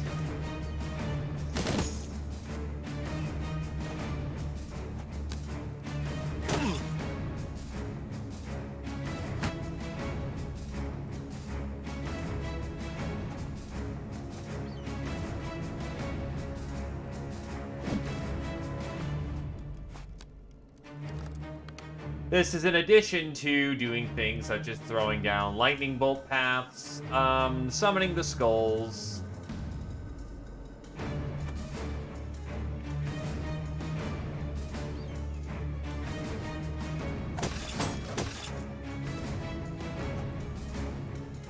Not dying. That one's a fun one.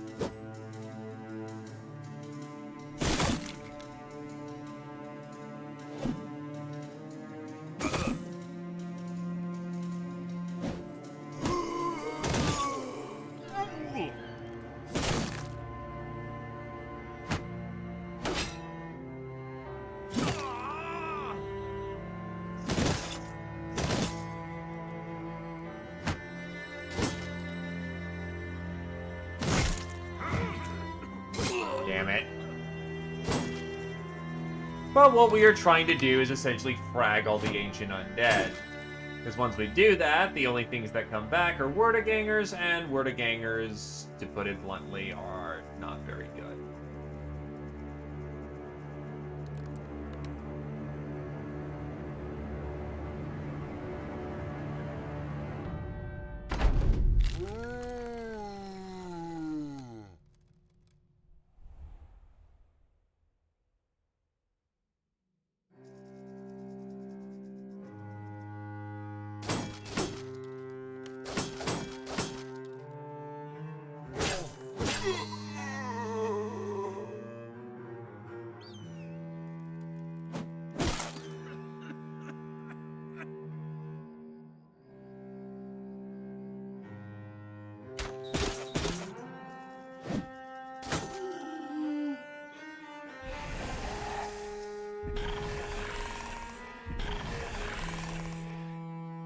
That is a lot of cancer bombing, though.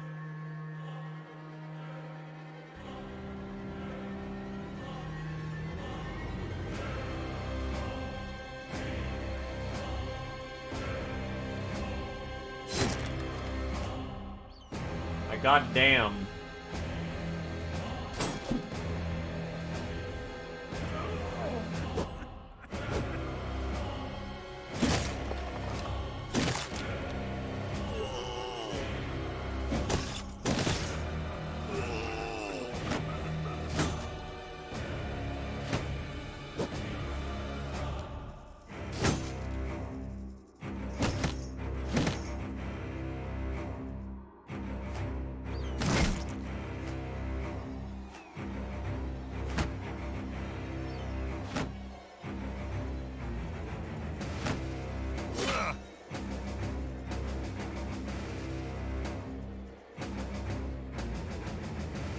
Now, thought occurs, if my archers are just going to be on vanguard duty anyway to look for phylacteries, why don't I just have them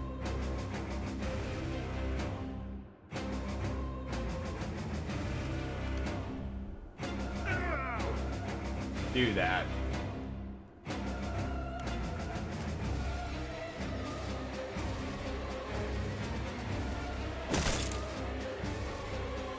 Gives them something active to do.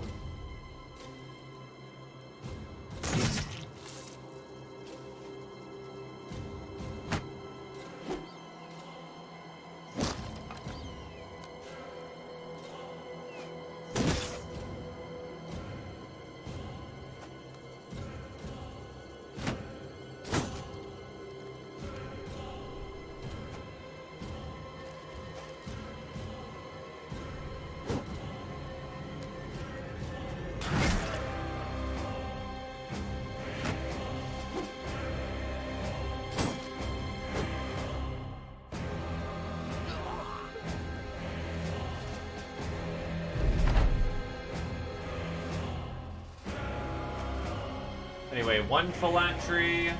Maybe keep that on count.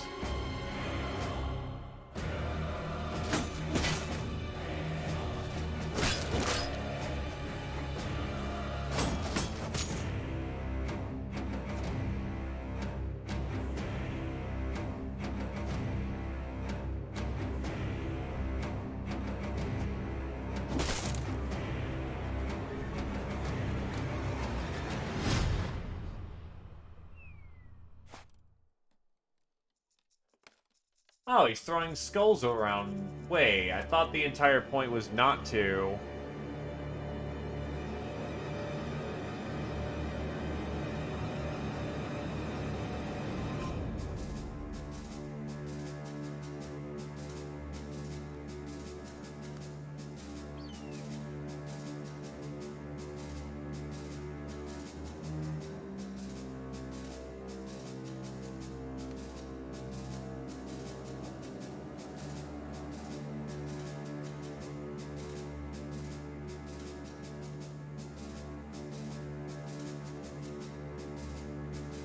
Oh. Oh, I fucked up. Okay. Apparently, the strat that I was reading to how to deal with this shit is a cheese strat. Meaning that if you fuck up, well, we get to do this song and dance again.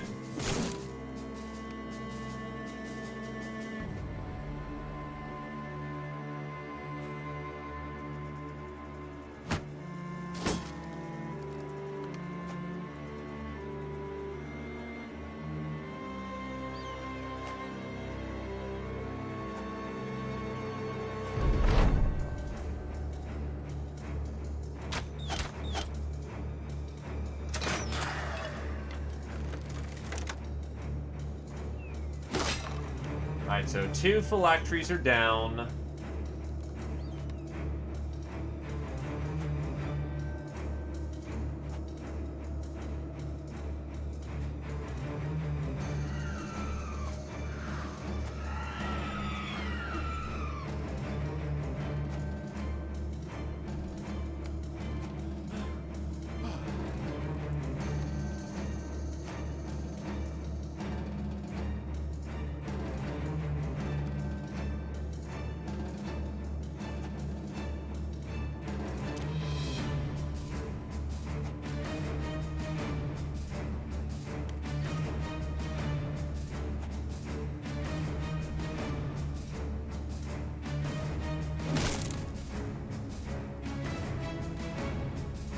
That's 3.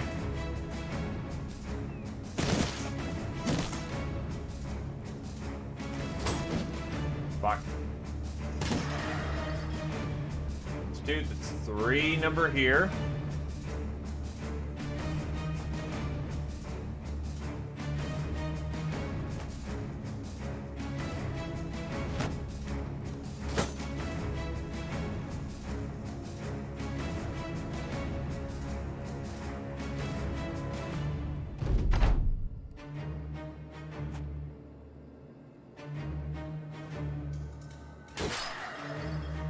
That's 4.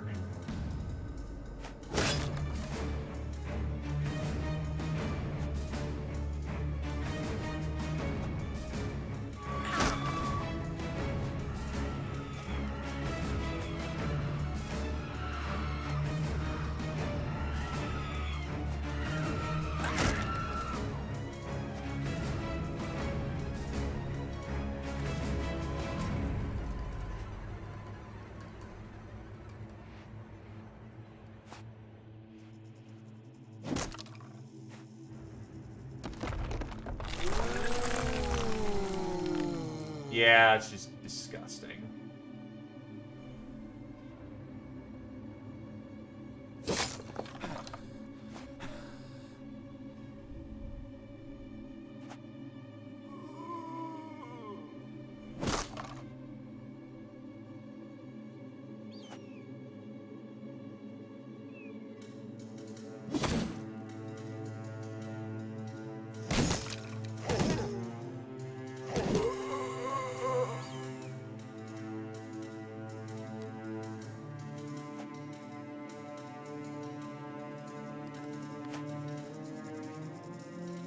Archers continue to push forward.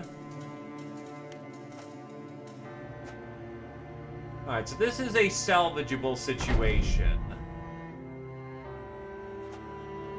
Archers just have one job. Get in, start shooting.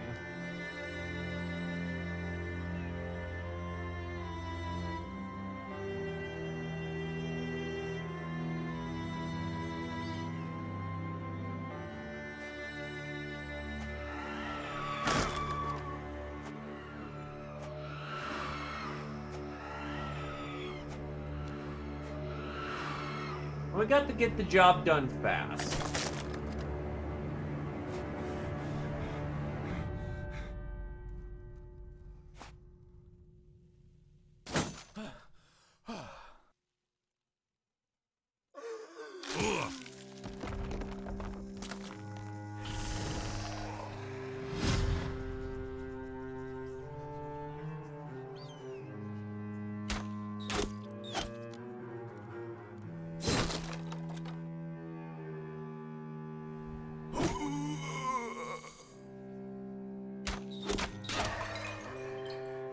It's 5.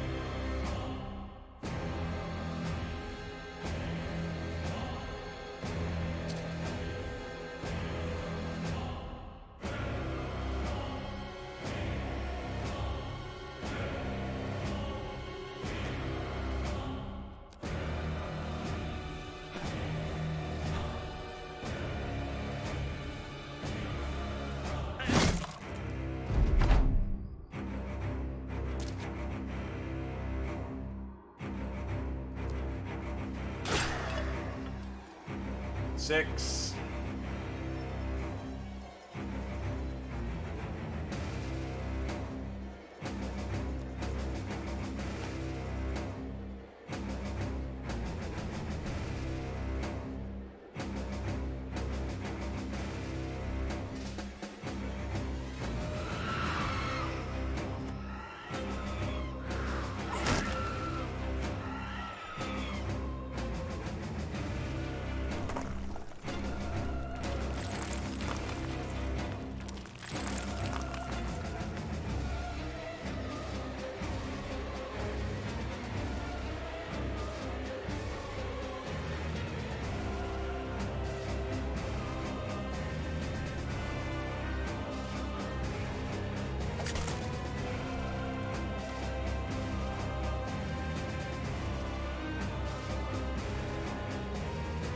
Come on.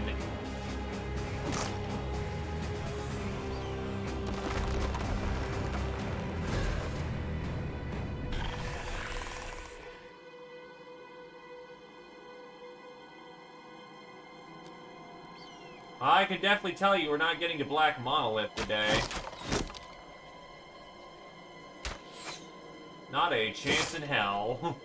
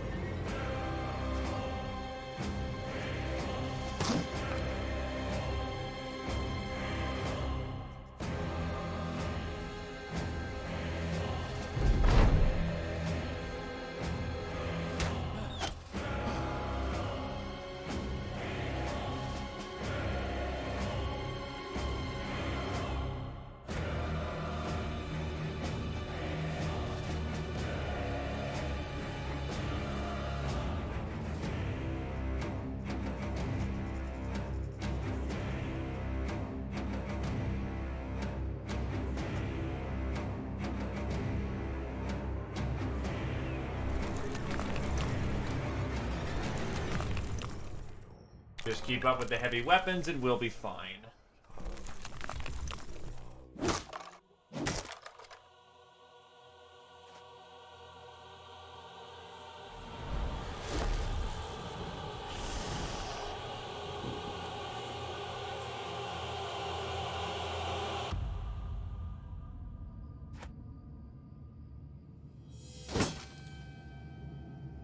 Just remember that God never loved us and everything will be fine.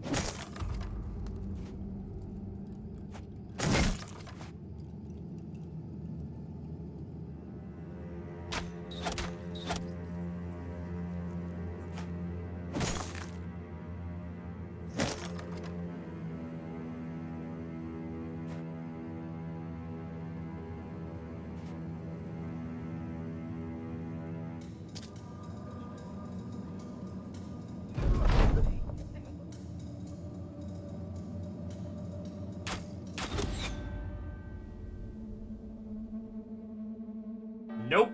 He will revive anyone. Anyway, that's 7. And has constantly revived people. Shit.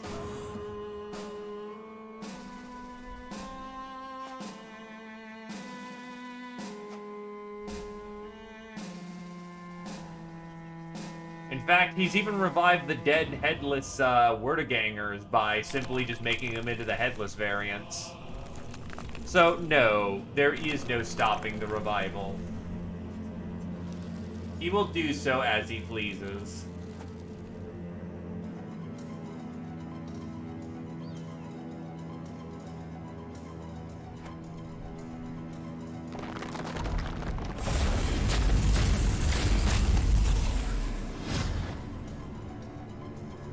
No, the undead get their heads back.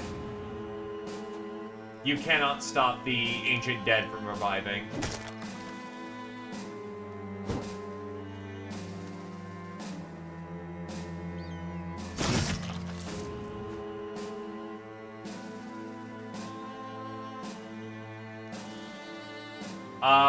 Which one? The one that stops the zone of cancer?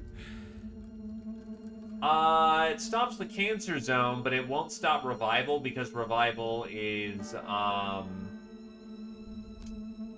unit-based. So it will revive the unit, not the ground. And even if it was good, the other problem we run into is that it is an insanely fatiguing ability. Alright, so let's see. 8, 9, where's 10?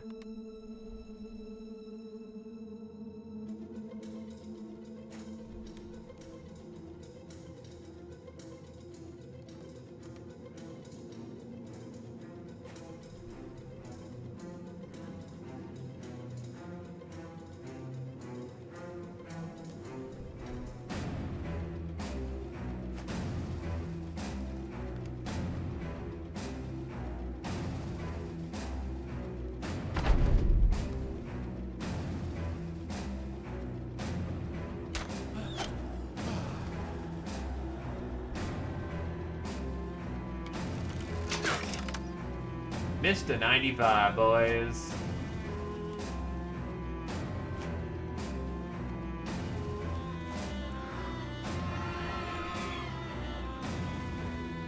Needless to say, the skulls are a non-concern. Don't be concerned, just kill. They're attacks upon your armor.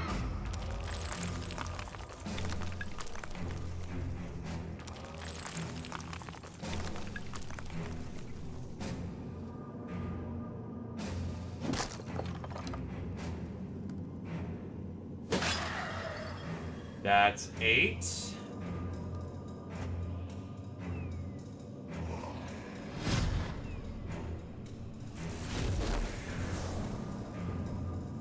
That's something I greatly do not appreciate.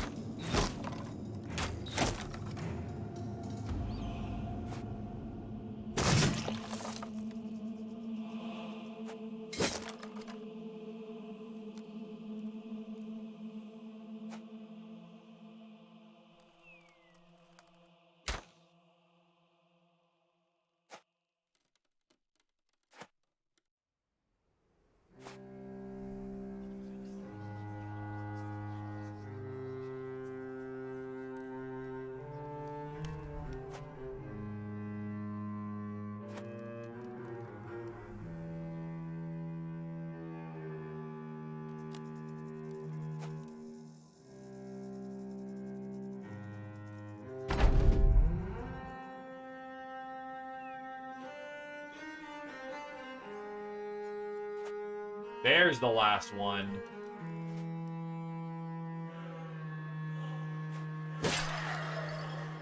That's 9.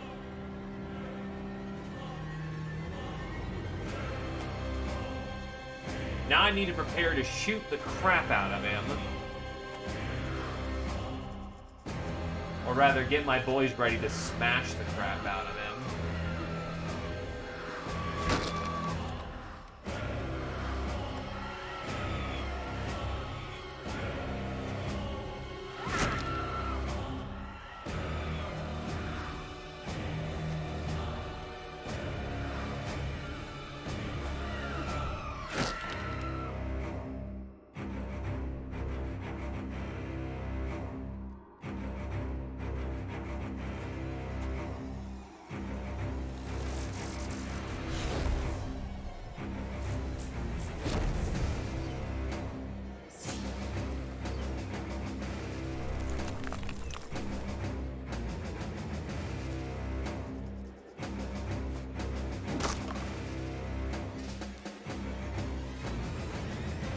Also, that is a hell of a lot of lightning bolts being thrown around.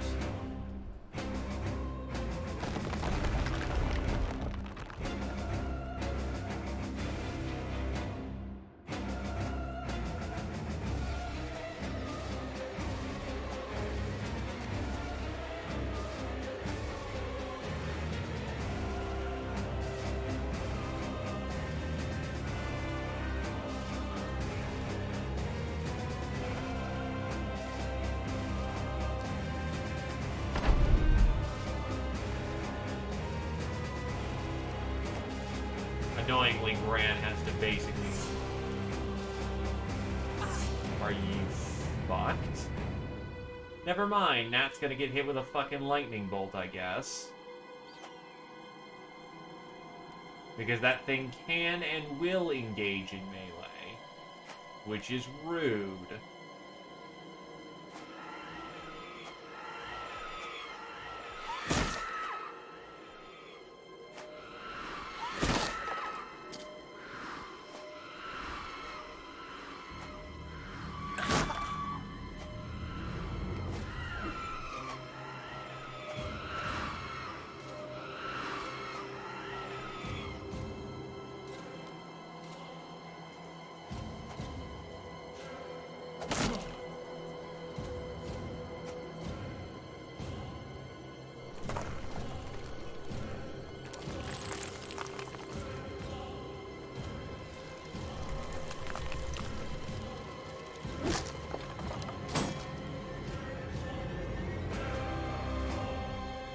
Lushkin's best hope is to just basically tank as hard as he can.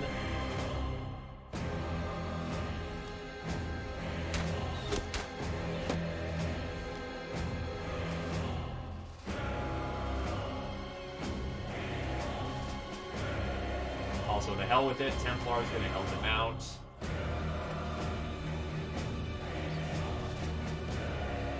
I've got enough heavy weapons that can get over to the Lord Keeper himself.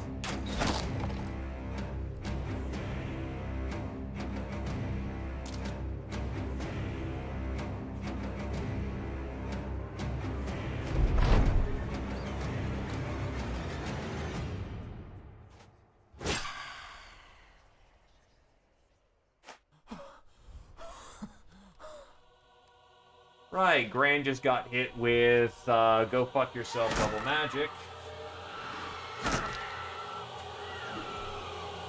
Because his stats are now turbo withered.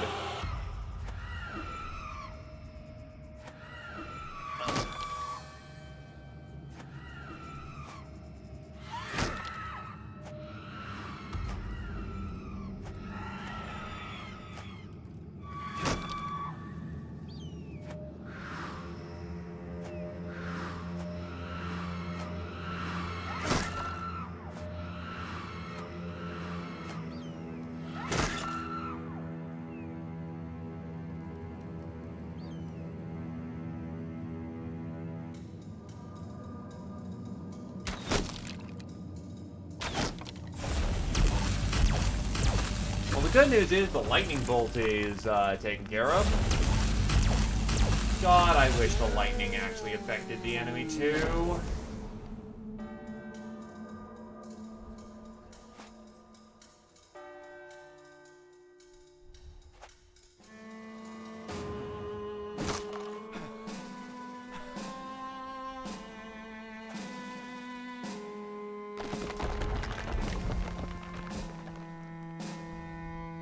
Oh, the pot's on its ass.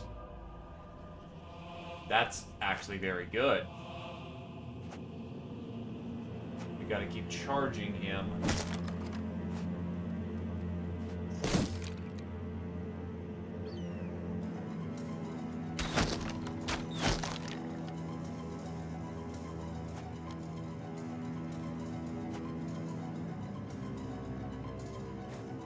Now I'm gonna run my ass to make sure that, I get to that pot and smash it.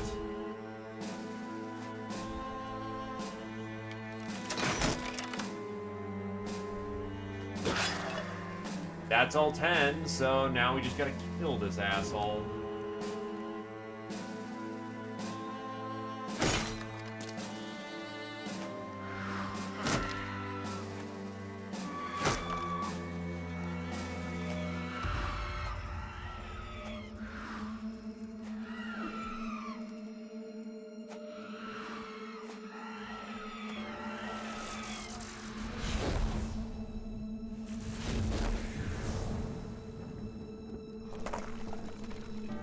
That is a lot of fucking chain lightning.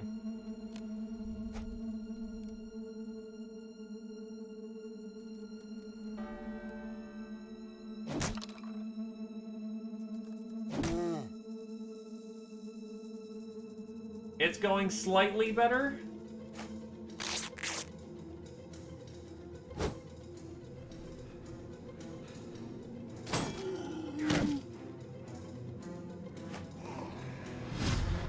In the same way that, wow, now that I know what I'm doing, this is substantially easier is going better.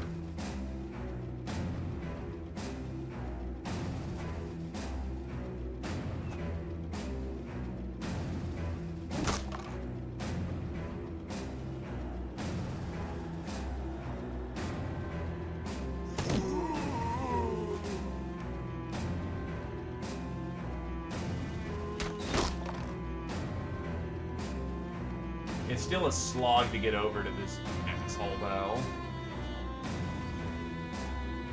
But every phylactery is gone at this point, so...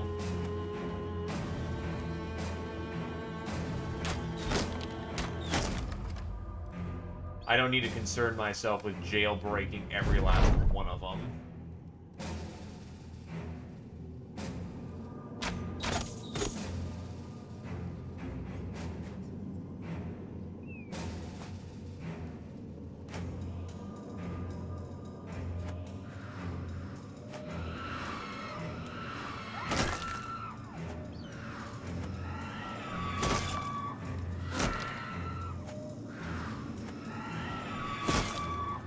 It's both an endurance and a speed trial, which is interesting for Battle Brothers.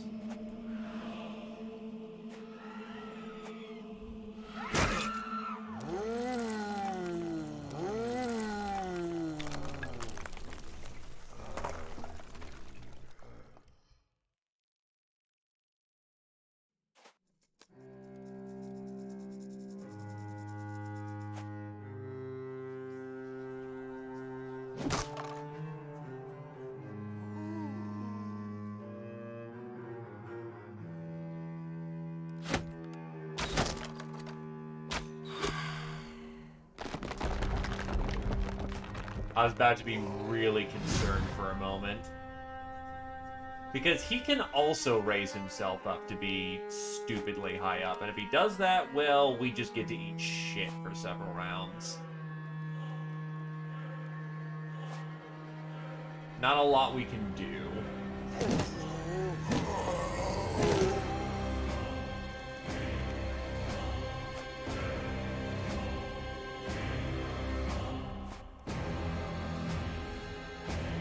But my heavy weapons are now getting into position.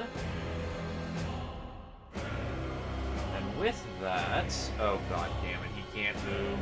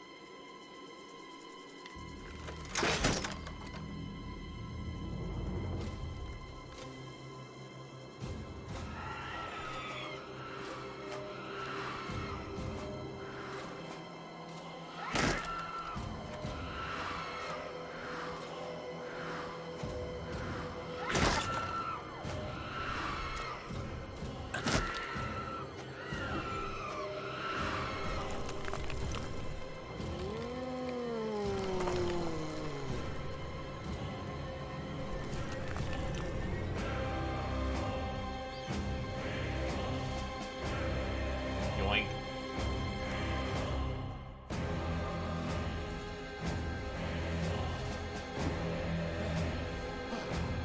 That's very bad.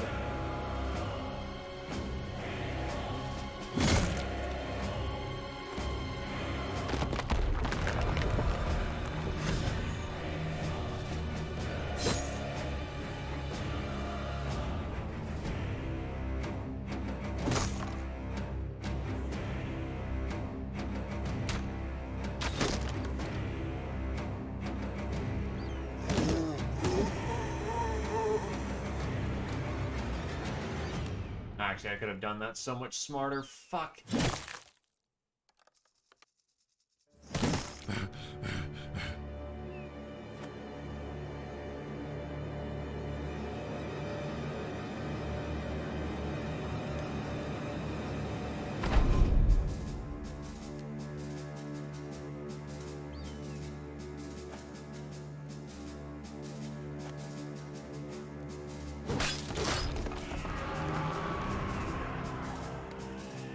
Please commit die at this point.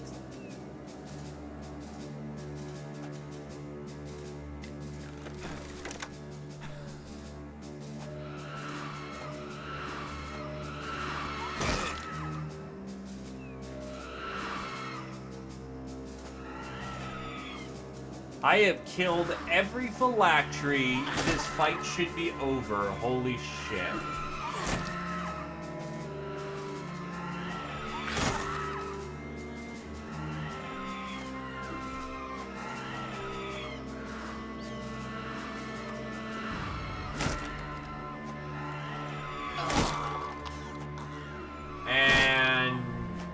Is only struck down.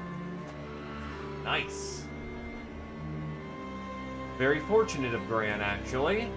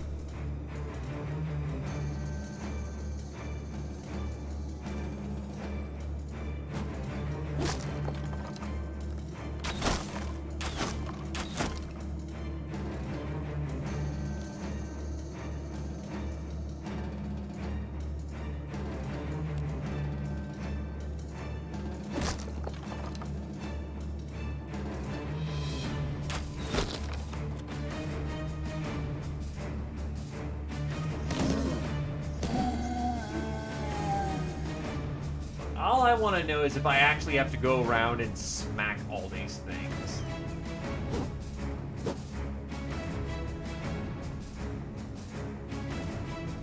Because I just clip every last phylactery.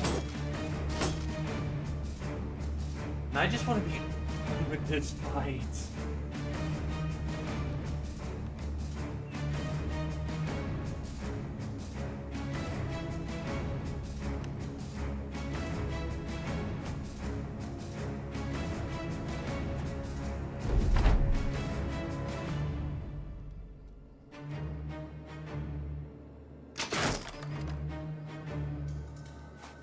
Holy shit, I want to be done with this.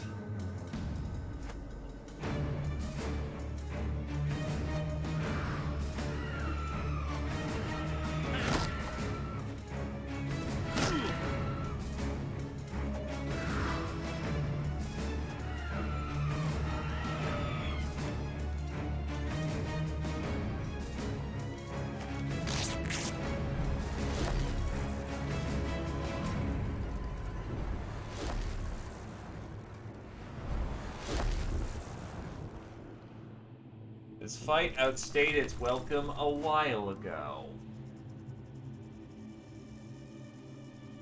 They don't seem to be summoning any more skeletons, which is good.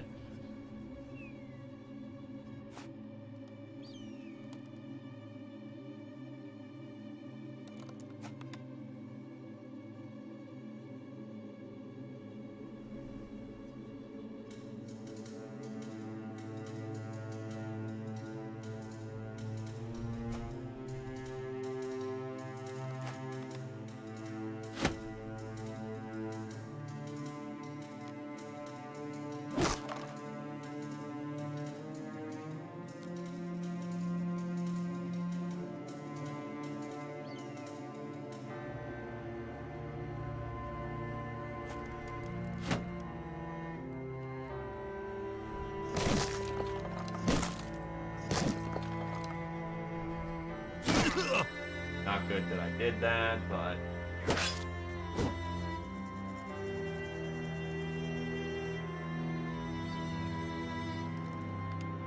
Hello there, Greater Fool. That would happen to be the chain lightning that's being thrown around.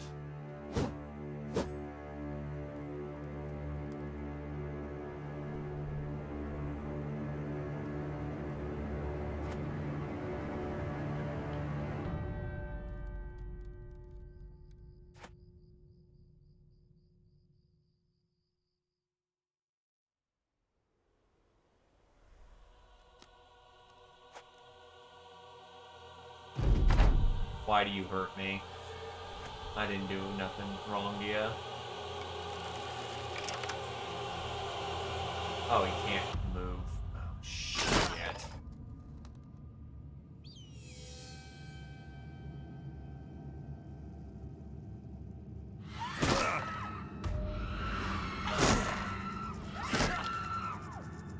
No, I get you. Wait, no, there's 4 of these... Wait, I didn't smash any aberrations last round, I don't think.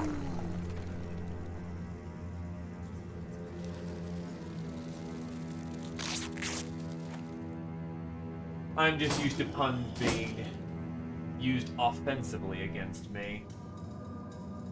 A means of my weaknesses unfolding.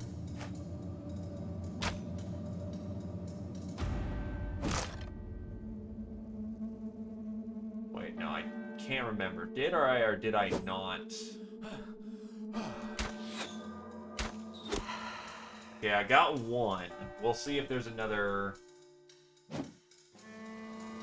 5 miss. Nice.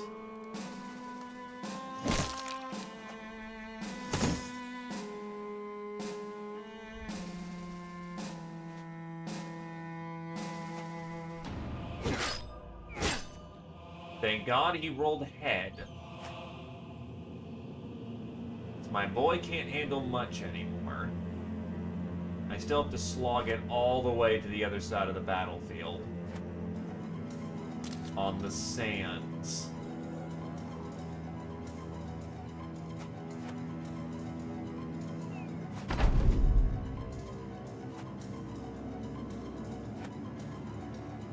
Yeah, no, I guess we just have to kill the residual magic at this point, which still frustrating, but not awful.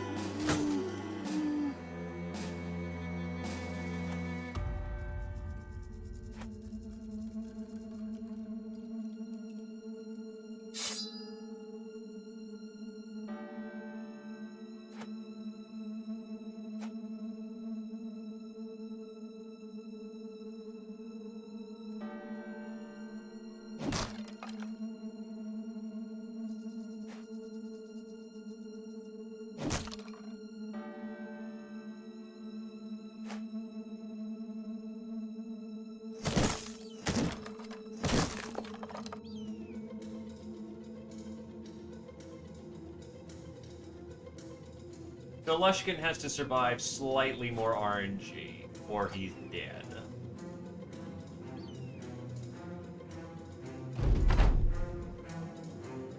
Come on. Zombie bastard.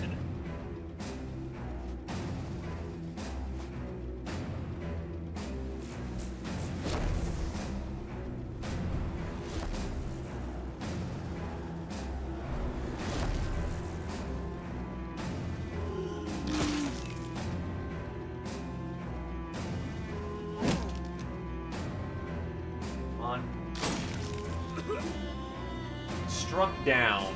That is incredibly RNG lucky. Thank fuck.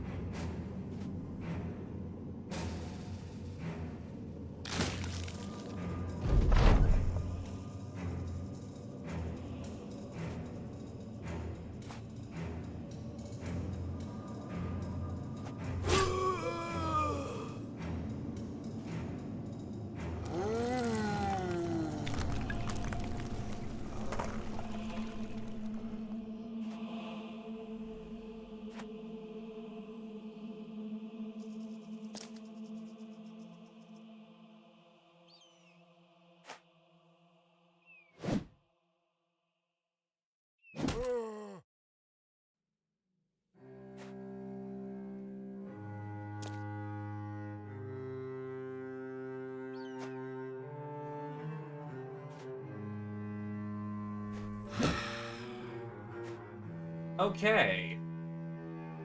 2 ghosts.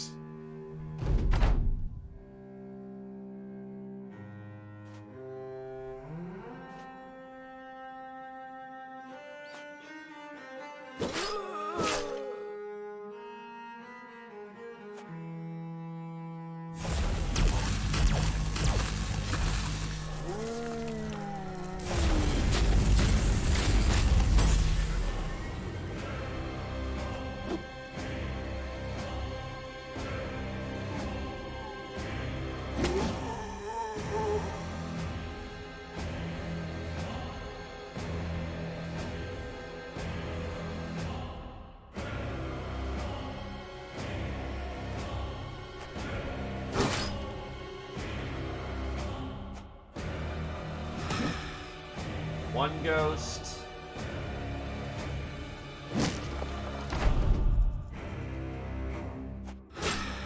Done. Fuck this place. Holy shit. So Gran survives with a scar. Less hit points and max fatigue, but 75% chance to survive, struck down by a different fatality. A blade to the face, scarred and battle-hardened. Meanwhile, Lushkin lost his hand. And then we have worn scrolls.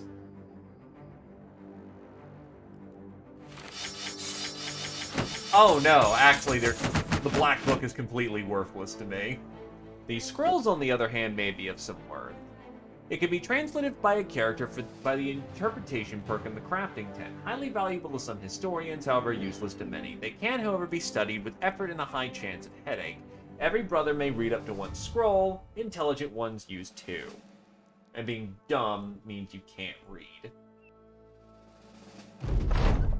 The lore master collapses onto a ground. The lore master collapses onto the ground. A pile of ash and phylacteries slowly fade back to dark. You walk over with torch in hand. Its black skull resides atop a book that once dwelled in its chest. Captain, I don't think we should be touching anything in here. You ignore your men and pick the book up. Its leather covering is stitched together, and as you look closer, you can see the flesh of ears and noses encompassing the cover. Immediately, the bones of the slain undead scratch across the marbled floor. One zips between your legs and flies into a pile of ash. A dull white fire alights inside the socket of the skull. That's more than enough for you. With a quick command, you get the men to climb back up the rope. You yourself the last to leave. As you near the light of the earth above, you take one moment to stare back down, and the black skull is already in your face.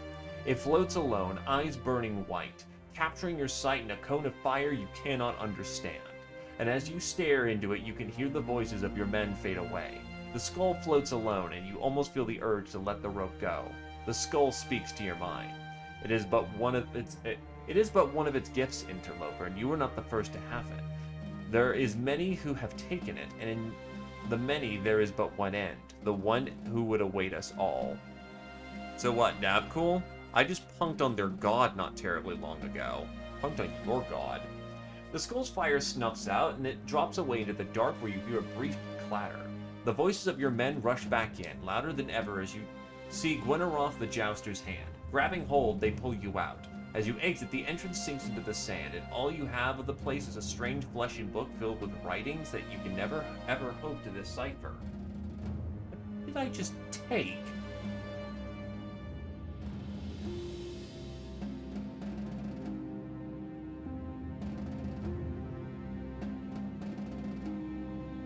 Needless to say, the Black Book is the Necronomicon as far as I understand it.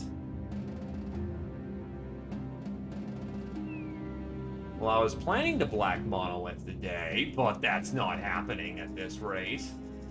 Also, by the way, the Noble War fired off again somehow, because I guess Legends allows you to redo crises.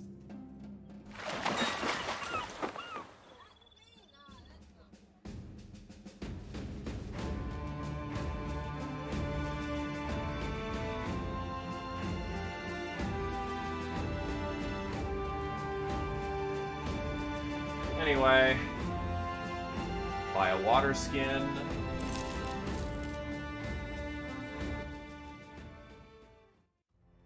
And like that, and grow back.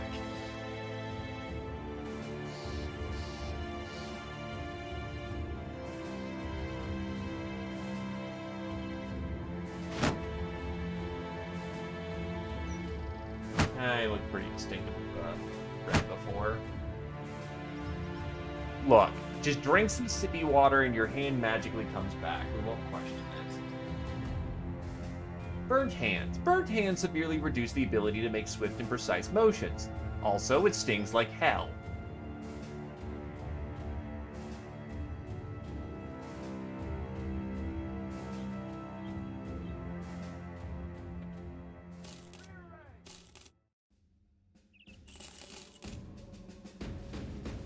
Either case, so I lied. We will have one more session of the Battle Brothers. I'll probably just be hopping right to it, so Black Monolith will be the end of the day. But I still want to check out the Ancient Mastaba, which is going to be the thingy-majiggers. I want to get the Ijarok. I don't know if the Grand Arena's in. If I can, I'd like to find the Kraken. But otherwise, I think, yeah, that'll be just about everything covered in a run. After that, it'll just be endlessly cycling crises. And to put it bluntly, the team is fully kitted out at this point.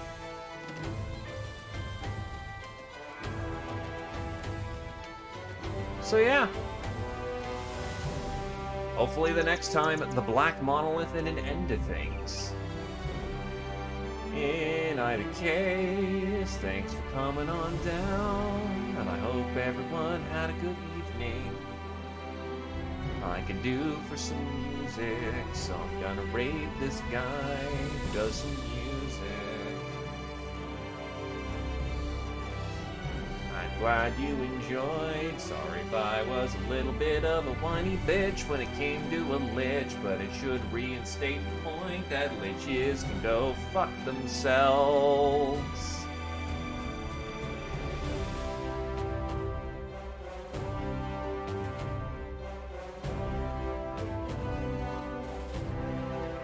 Anyway, boy.